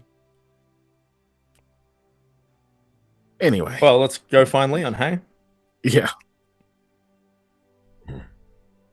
Yeah, guard was sitting with you guys thinking it was going to be fun, realized that you're kind of a little bit boring, and was starting to look about like, oh man, how do I get out of the situation I put myself in? But then y'all getting up, and it's like, oh, thank God. And so you guys go, oh, next time. And then we'll go off and go do something more interesting than jumping into the tail end of your conversation. And you guys can go to leave and go to look for Leon. When you go to find the gentleman, you will like. I assume like, do you go like ask around where is he, or like how are you looking for him? I mean, I imagine we know Well, he where would he's have gonna be went to one staying. of the inns, right? Yeah. So you're looking for him and like just kind of checking to see what inn he went to. Is that what it was? I imagine he would have told us where he was staying. I imagine he wouldn't stay at our empty, furnitureless house, so he probably went to Yeah. an inn. We would have told him where it is, but like, yeah, I doubt he'd get there. Like, yeah, would he have stayed with us, or would he have gotten his own place? So if you told him you had a house with an additional room, And no furniture. Yes. He would stay at an inn. Mm-hmm. Yeah. Wouldn't blame him. We have an empty house, but hey, windows closed. So We hope. We haven't gone. Scott, The windows are closed. okay. All right, cool. So go ahead, sir. We'll just go to whatever inn we think he's going to stay at. Yeah. Yeah, so you're able to go and find, wherever he is. Maybe if it's not the first try, then the second try, it doesn't matter. You're able to find where he went to. And when you go in, you can see that he is when you go to like ask, oh, is he staying here? They're like, he is staying here, but he's not in at the moment. He said he stepped out for some business. I Right. didn't inquire. He says as you guys kind of have a look in your eye. Well, I guess we can either come back or we'll kind of look to the other two. Mikhail seems distracted. That's fine. Yeah, I suppose we can come back later. I mean, what time is it now, Scott? It's later in the day, like much later in the day. If you even just like sat around here and had another beer, maybe he'll show up afterwards. Yeah, I guess we should just wait here for him. We got nothing else to do today. So. Yeah. Okay. Yeah, Cool. we'll sit around and wait. Not a problem. So yeah, you're gonna do exactly that. You sit around, wait until eventually he does show back up, and when he shows up, it's one of those he would have like gone past you if it wasn't for the fact that it was pointed out to him that there are people waiting for him. And so he comes over and stands in the doorway and says, "Oh, good evening." Hopefully things are going well. Don't want to take up much of your time. I'm sure it's been a day, but wanted to ask you a couple of quick things, I think. He ponders for a moment and says, "Perhaps a nightcap isn't a bad idea." And he like looks over and then we'll come over and join you. I've completely blanked on what we're asking him, so I'll let one of you take the lead. Leon. I briefly forgot I too. got it. Okay. There were two things. it's getting I can't late. remember what they were. Yeah, it popped into my head. Like it just took a second. Oh, the That's fine, go ahead, hobgoblin Drake. and something. Yeah. We need to get somewhere that has really inhospitable terrain. That was the other. Aha. Thorns, that are as long as your hand, and they move and surround you and such. And we need to make our way possibly through them. Have you ever had anything or know any way of holds up his hand to stop reinforcing? you, and he says, "Your initial phrasing of the question made it sound like you were asking for advice of where to find a place, but now it sounds like you're asking for advice around a place that you've already discovered." That's Yeah. Yeah. Okay, I So- understand. Going back to the question, in your time, have you ever had to, reinforce maybe wagons, or find a way through, your way through something? I know it's not similar, but like, I don't know, inhospitable terrain that might, take an arm off as easy as butter. Maybe not quite what you're describing, but talls grow and tails continue to grow tall long after they've happened. Yes, of course. Reinforced wheels, reinforced wagons, and so on and so on. What about for the horses? Yeah. I mean, horses can be barded, and they can be hooved. This particular plant has damaged a man made of stone. which sounds like Yeah. I'm making something up, but literally. Yes. And, well, even Koa, while he was armored, it still did some damage. In And your it killed time our here, have mule. you ever met Kethrel?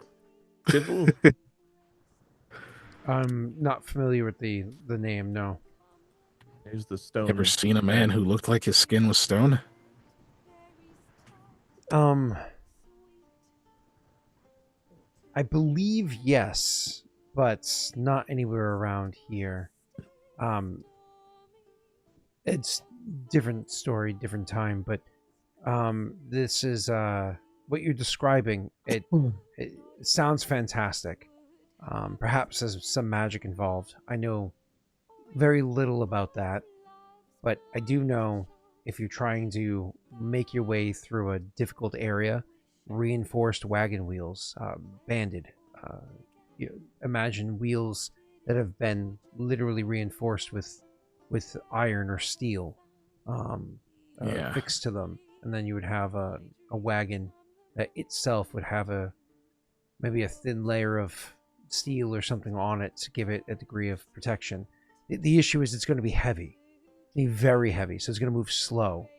So you're going to have your horses also barded, but when one of your horses gets injured, and inevitably it will happen, you're going to need to either give that horse some time to rest or end its suffering, and you'll have to replace that horse with another. So are you bringing another horse? Are you bringing backups with you as well? Is it something that can't be navigated outside of using a wagon, where you can use a degree of finesse, perhaps marching single file or what have you? The issue. It's Go ahead, Mikhail. You haven't heard of the Twisted Grove, have you? One of the curses of a deer. Shakes his head. It's effectively an area in the wilderness where these oversized, thorny vines encroach over the entire area. It literally seemed to happen overnight that we were surrounded. They were long and sharp enough that we barely made it out, even with the stone man, even using magic to move some of the groupings of them aside to traverse through the least overgrown portions was still a chore. It's not a. I'm not even sure if we'd have to worry so much about things like the wood of wagons so much as our skin, flesh, is really what it seemed to cut. Like, he looks at you, Koa, says, I mean, when you got through it, your armor on the other side was mostly okay. It's just everything else, wherever it slipped through, that seemed to take the damage. Yes, and we were there for one night, and it had a pretty thick wrap around the place. Concern, Yeah. I think, is if we go into one of these keeps and we take more than a night's worth of time, could it possibly encroach on the stone? Could it follow us into the keep? Even if it just surrounds it, how far will it have surrounded at that point? And what attracts it? We don't really know much about what makes it work. We just know that it's very hazardous and, unless we learn to fly, unavoidable. Yeah. It's really being able to traverse it would solve at least a lot of the initial anxiety. Certainly, there were many times in the past where I wish I could have some sort of a self-drawn cart or wagon, but I don't think such a thing exists. Unfortunately, you're going to have to rely on some beast of burden to push your wagon along to save yourself. Push or more likely pull your wagon along. You could go with something like an oxen. They can pull a considerable amount more than a horse can, and they're less versatile. So it could be a cheaper or a more durable alternative than strapping horses to it, especially if the horse you were thinking about attaching is a Nightstorm. It would be a terrible shame to see any harm come to that beast. Hmm. I mean, what we were... I think, Koa, you were clearing the way with your sword partially. Nightstorm did traverse it, but she didn't come out unscathed. I mean, none of us did that were on the ground. Right. That's my point. Where are you going to find a wagon like this? Reinforced, like a banded wagon? Well, that's the thing. I'm not sure if we need to worry too much about the wagon. I think it's the creatures pulling it that are in real danger. Do we even need to bring a wagon to the keep? Can we get there on foot? I mean, I guess on foot, then we'd be worried about our own skin. Probably cheaper to find protection. Can't for go the whole way ourselves. on stilts. Affording a wagon is not exactly in our budget right now, much less one reinforced with steel. And even if I were to absolutely somehow convince Philippa and Philomena to let me use their Darkwood wagon, and it's not reinforced with steel. Darkwood wagon? Yes. That is... Oh, that thing would be robust. It is, but I mean, I saw, what was it, an axle or a wheel that broke whenever we were traveling? Mm-hmm. Even that I saw take damage going through the woods without it being attacked. Oh, I thought that broke from something else. Was that from the thorns? We never encountered the thorns whenever Yeah. we were with It was just it took a slip or whatever. Yeah, it was Okay, like cool. Crossing a creek or Everything can something. break. Mm-hmm. I'm saying that because I'm operating under the Yeah. the thought that the thorns didn't damage anything but our skin, our flesh, effectively. Not like a magical thing where it only damages flesh or whatever. Just that I don't think we had a cart back then. It was literally just us and horses. it was on horses. Yeah, Yeah. And Kethrel did take... He was damaged too, right? he did. Mm-hmm. I'm more basing it on the fact that like our gear didn't get damaged. Well, if you're saying that you've ridden Your through it armor, that beforehand kind of on stuff. Nightstorm, and Nightstorm was injured but survivable, I've seen how you normally ride Nightstorm. Perhaps the answer would be, as you said before, not bringing a cart or wagon, but instead bringing, well, barded horses. And it's a matter of getting barding for yourself.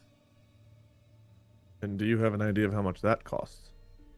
Depends on the quality of barding and how many you're getting, and so on and so on. How tall does this grow? And this plant that you're describing, as sharp as it is this Witch Hunter? I don't remember the answer to any of those questions. I want to say height. It was like up to thighs again. Yeah, it wasn't incredibly tall. Yeah. That's pretty tall. So is this witch hunter? Yes, like a red fern. No, it was green. I think it was green. Yeah. Oh. No, it was green. Okay. Verdant looking. That's then I don't know the plant that you're speaking of, but probably for the better. The if it's not particularly tall, knee high or less, you might be able to get away with just buying barding for their legs, for the horses.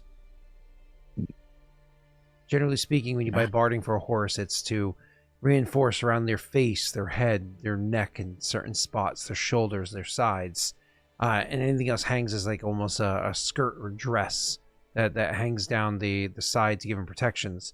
It's very rare that you are going to be putting barding on the legs of a horse, but if you can get, they'll be moving slowly so they don't hurt themselves, but if you can get any degree of protection on there, something specialized, maybe metal would be the better choice, or particularly thick leather. Yes, does anyone here Enough. make something like that? Why would they? It's a very particular niche use of protection. You need a skilled craftsman, somebody who can take these kinds of measurements and build it quickly. Enta's going to be pissed if we ask this of her. But I Do don't know if you anyone have more skilled. coins, sir, hey? Yeah. Not as smiles. It's not our specialty either, but I mean, she could probably do the work. Doesn't matter if it's pretty. I don't know who this individual is that you're speaking of, but they don't have to do pretty work. They just need something that's going to make it so your horse's tendons aren't severed as they're walking. She's Might the insist one that on it made this being pretty. rapier. That's fine quality. Perhaps you need their apprentice. True. What- We really don't need anything special, just kind of weird. We'll go have the conversation. Well, looks like see. we've got our looks like we've got our next step. Oh. And it'll be easier to move patches of it out of the way than it was last time. Last time there was the risk that I ran out of energy to cast Mage Hand. I don't really have that problem anymore. The other thing we had for you, Leon, was do you know Councilman Cobbles? What's his name? You said it's Bobbles? you mean Curve Rock? Yeah, Curve Rock. Councilman Yeah, the curvy rock. You can see he takes a moment,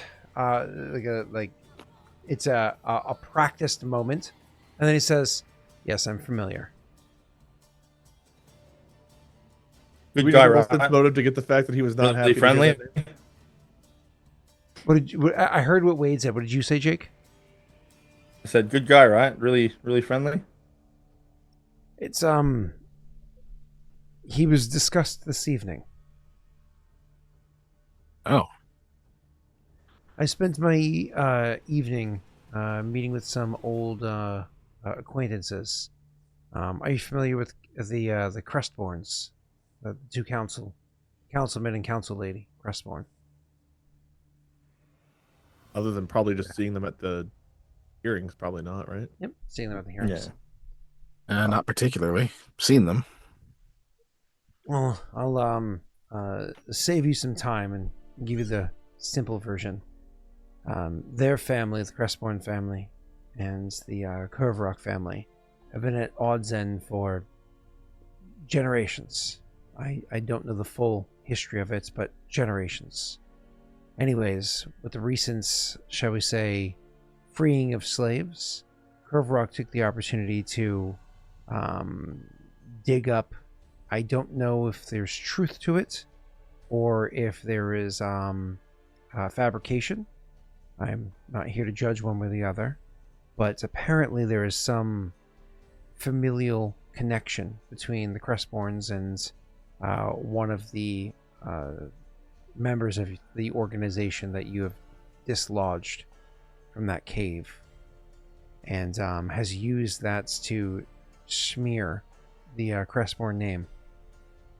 Now, this doesn't matter so much to Nasser, because he's Crestborn. He took the name in marriage. But as for Evelyn, that's her family, and so he has besmirched her name, and there's rumors going around about town.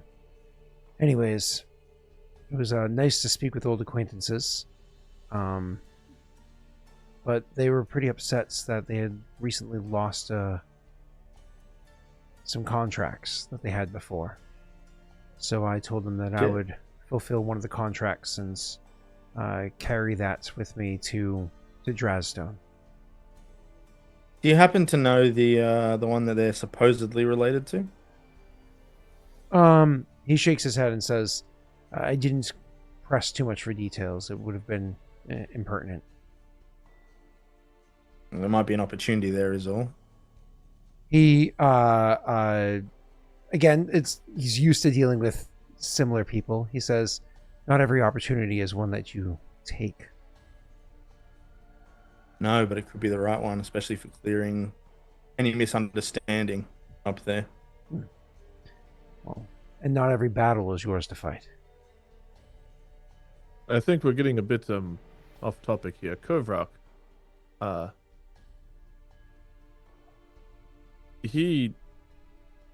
you know of these books that we've been carrying around and on about and whatnot.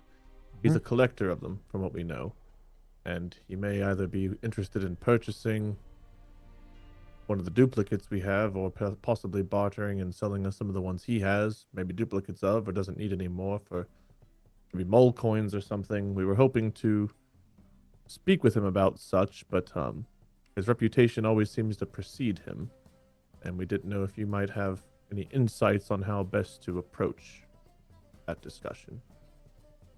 Shakes his head.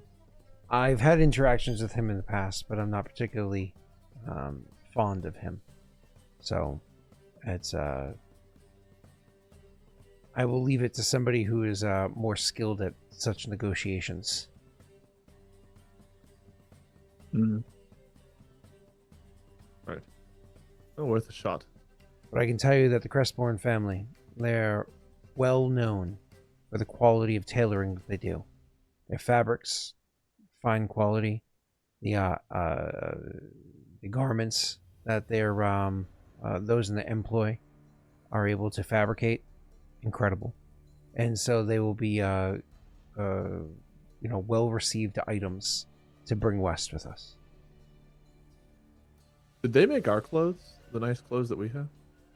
Did you do that here in Loshev? I don't remember where we got them from at this point. I think we did get him from Loshev before. Then it I would've think been we to did. Glen. That would have been through them, yeah.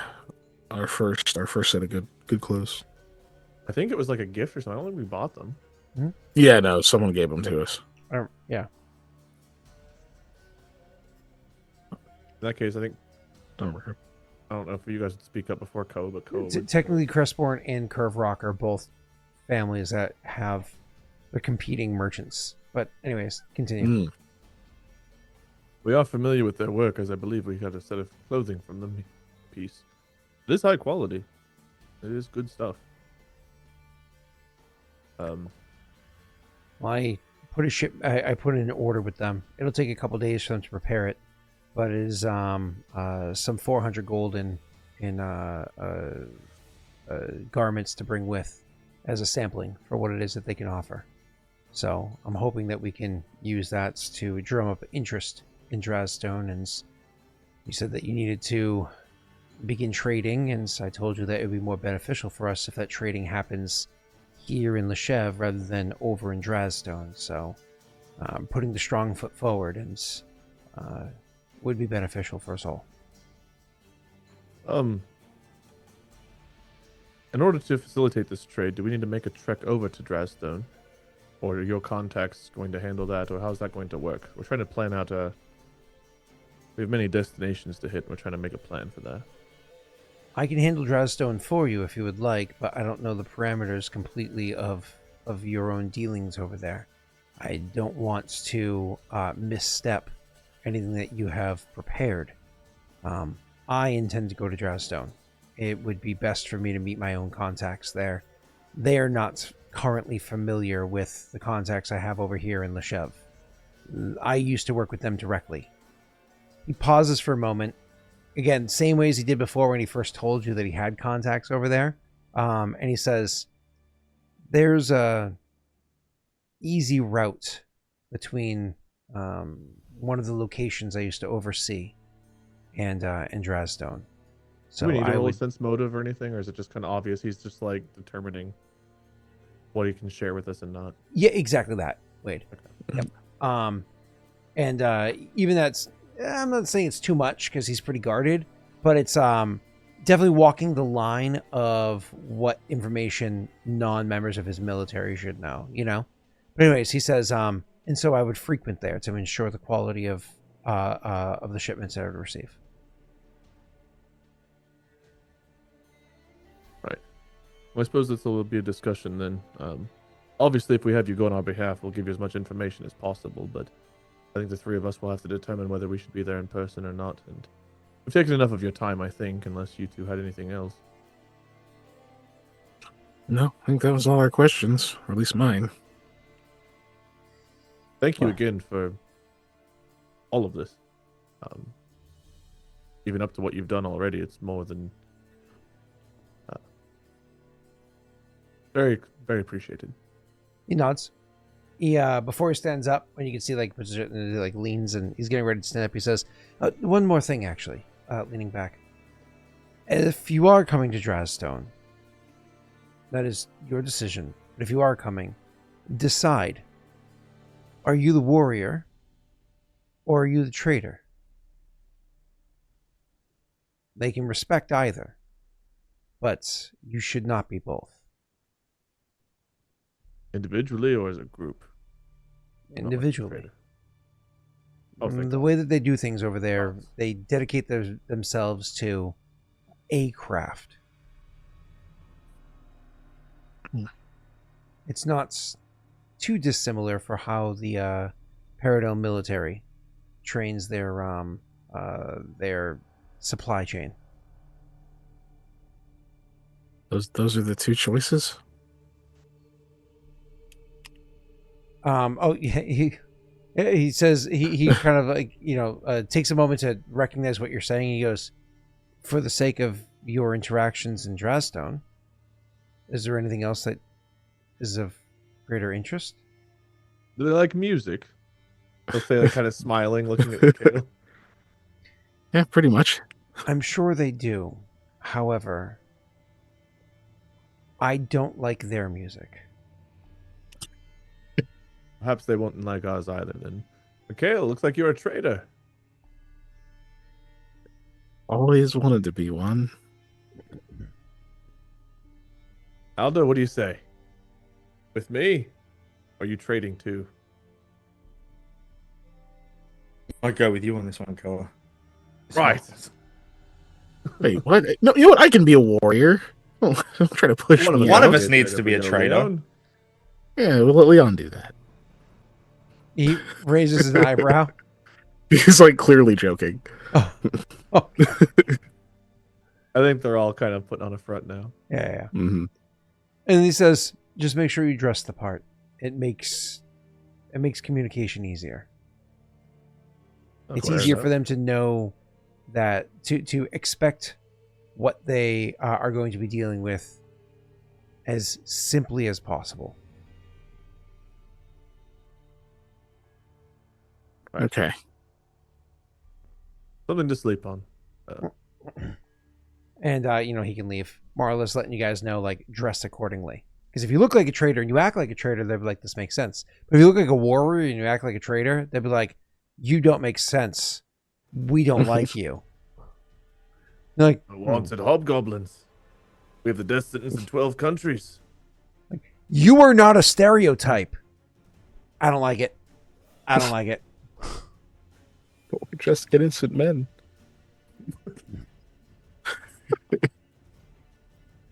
All right. And does your characters do anything else this evening?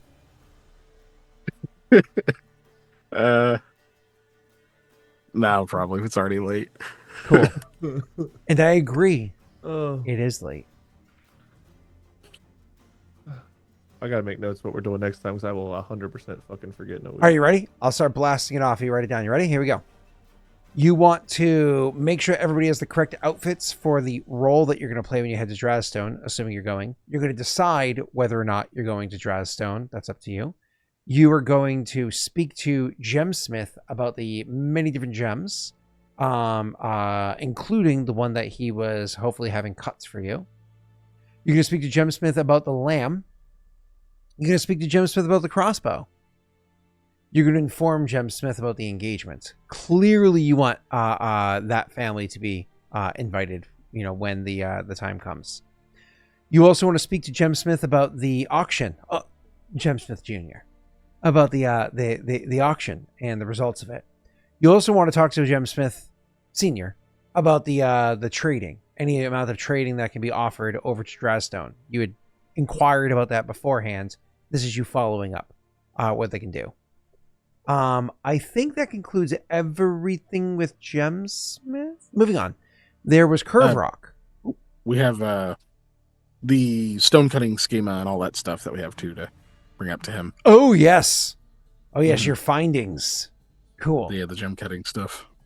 Okay, so then there is Curve Rock. You want to talk to Curve Rock about the books. Cool. Then you want to speak to the captain of the guard here, whose name is Tariq, I believe. Yeah. Yeah, you want to speak to Tariq about the comfort and willingness of being the where these prisoners are stored. Should the council be willing to make that transaction to bring the prisoners of Forvin up here, so that they're more removed? Mention that to Jim Smith too. Then Well, I was going to say I was saying not Gemsmith. That one's more of a bring it up to the council, as opposed to just Gemsmith. It's actually probably even more Rook than it is Gemsmith, because he's the head councilman. I think we just figured Jim Smith would fight for it because it was his son that was taken. But I mean, to be fair, if you brought it up, he's going to fight for it, whether if you do it in advance or. But as a friendly courtesy, like, wouldn't we want to give him a heads up that, like, hey, we might bring this up to the council? Oh, okay. Different approach. I thought you were asking for a favor as opposed to giving a heads This up. was more of like a, hey, I don't want to blindside you. Like, by the way, Yeah, giving a heads up is in a really relation good to idea. that though. Mhm. That's what I was saying with Leon. I want to find out who those people Curve Rock is saying, they're related to, because if it's one of the two, we can also use them because they'll want to, show that they're not. Another one, Wade, look up who Curve Rock is spreading rumors about. okay.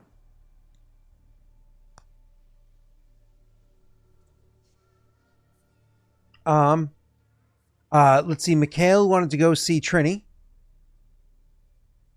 sorry. Trinity, whatever it is. Y'all wanted to see Hinta, Sword, and potentially Barding. And I think there was a third thing you were hoping to get from her as well, wasn't there?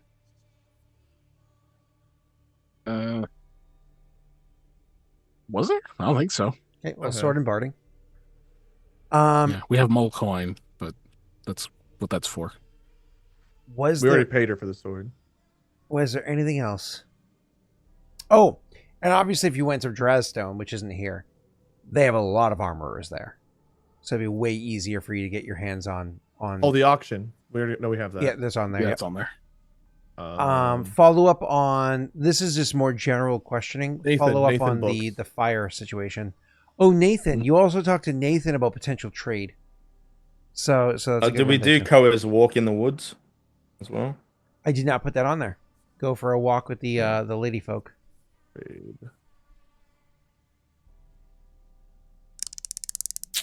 Oh, yeah, that's right. Hinta was doing Ninja Sub-Zero said that she was doing the tests on the Electrum to see if she could recreate them. Mm-hmm. She's running all those experiments. We'll be checking in on that too. You can check in on it, but I can just tell you right now, she's not going to have a result yet. That's way too short of time for 3 months. doing research on metallurgy. That could potentially take years. Being an individual person who is not just running a business, but also being an active smith in that business, leaves very little time to do metallurgy research. Yeah, we'll probably still check. I mean, just because she might have like a request or need something or whatever. So, You two are going to visit Dan. yes. That's actually what they do tonight. We'll open next session with them with Dan. Oh, okay. Well, if it's tonight, I can go with. I thought it was going to be during the walk with Phil's family. Oh, you do your whatever. We can do that then too. I was just Yeah, that'll be when we do that. I didn't think it was actually an RP thing. I thought that was just them being Doesn't have to assholes. be. Doesn't have to be an RP thing. Yeah. But it's gonna happen. Yeah, it was just gonna happen. You guys just go there I think tonight, I've got all that written down now. and then you go back tomorrow. Mm-hmm. And, Play and it the funny really part bad is on like purpose. like you guys antagonizing and bothering like a prisoner is something that absolutely would not be tolerated if it weren't Dan, Yeah, of course. because he's a traitor to the town. Like literally, the people that live in this town were in danger because of him. His own neighbors, you know. So it's like, yeah, they have no problem not being nice to Dan. Mm-hmm. Cool. That's it. If we have any more, I guess we can add it to the list. But that's a pretty comprehensive list. As always, Loshev is our to-do list place where like you drop off a side quest, you pick up 4 more. Well. So Yeah. the funny thing is, like I could see you guys if it was focused. So let's say after 20 minutes of goofing, you could blast it out in 2 hours. So we could be done with that by 10:30 p.m. next week, and then that's when you start, making the what are we doing for our actual, like, are we going to Draazstone? Are we going east? Yeah. Yeah, that would work. And I think that's when it'll turn optimistic. into I'm like an hopeful internal. you're right. Hmm? That feels optimistic to be done with all of that. Well, because when you're RPing with NPCs, that could definitely go a bit quicker. It's when you guys then turn and have an internal RP about everything else.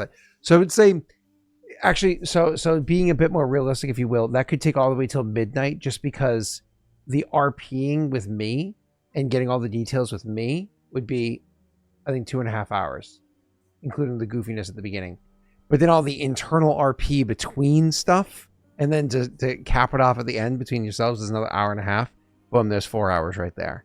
And then whatever you do next, that's what happens afterwards. I want to get to the do next. You guys have 4 more hours? All right. Get to the next. I mean, we, aside from like the side romance quest, a lot of shit just kind of got closed. Like a whole bunch of doors just shut. Did you notice that? Yeah, I don't have to worry about the jailbreak. I mean, I Well, guess we have to wait at least for the sentencing for that to be fully done. But Belstrin like was officially moved to the dealt back with. burner, and then Julian and Captain it's pretty much dealt with. Shitwife. I don't remember his name is. I'll call him Shitwife because his wife was annoying. Right. Plus supplies for your people, like more or less making sure that your people have food and Yeah, trading with Draazstone Mhm. potentially. Yep, like a whole bunch of things got taken care of. Research being done at the the place, the research on the water fountain, tons of shit, just done, which is great. It's true. Cool. We still have a lot of books that need to be deciphered, though. Yeah. Well, that's a matter of when you guys have time to like just chill for like a couple weeks or whatever. Even if it's just 2 weeks, every 3 days you can roll. Yeah. But why don't we go ahead and find somebody to raid and end this so I can start processing the video and get things posted. For the Sweet. losers that aren't cool enough to hang out over here on Twitch, we have to get the videos up for them. Hey, if you're one of those losers over on YouTube and you hear me talking about you, why don't you go ahead and drop a comment inside the thing. And you can go ahead and tell us all the ways that you're not a loser. And we'll 100% believe them. Or that you are. Question. We'll Yeah. point and You laugh. also either use them way. to talk mad shit about Scott, and then like we'll laugh. No. You have to say nice things about me. This is how you get no comments. No, you dude. can say What are you mean talking things, and about? they'll still go over No, your say- head. They say gotta be mean stuff. really mean to be on his level. It's true. Why be mean to me? I'm providing a source of entertainment.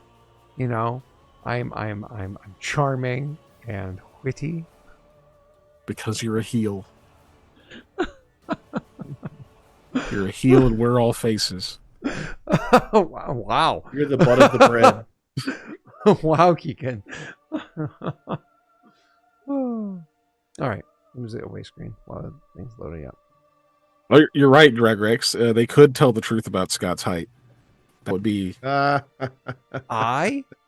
am 5'11", He grows and this an is inch why in they his need mind to every tell the week. truth in the comments.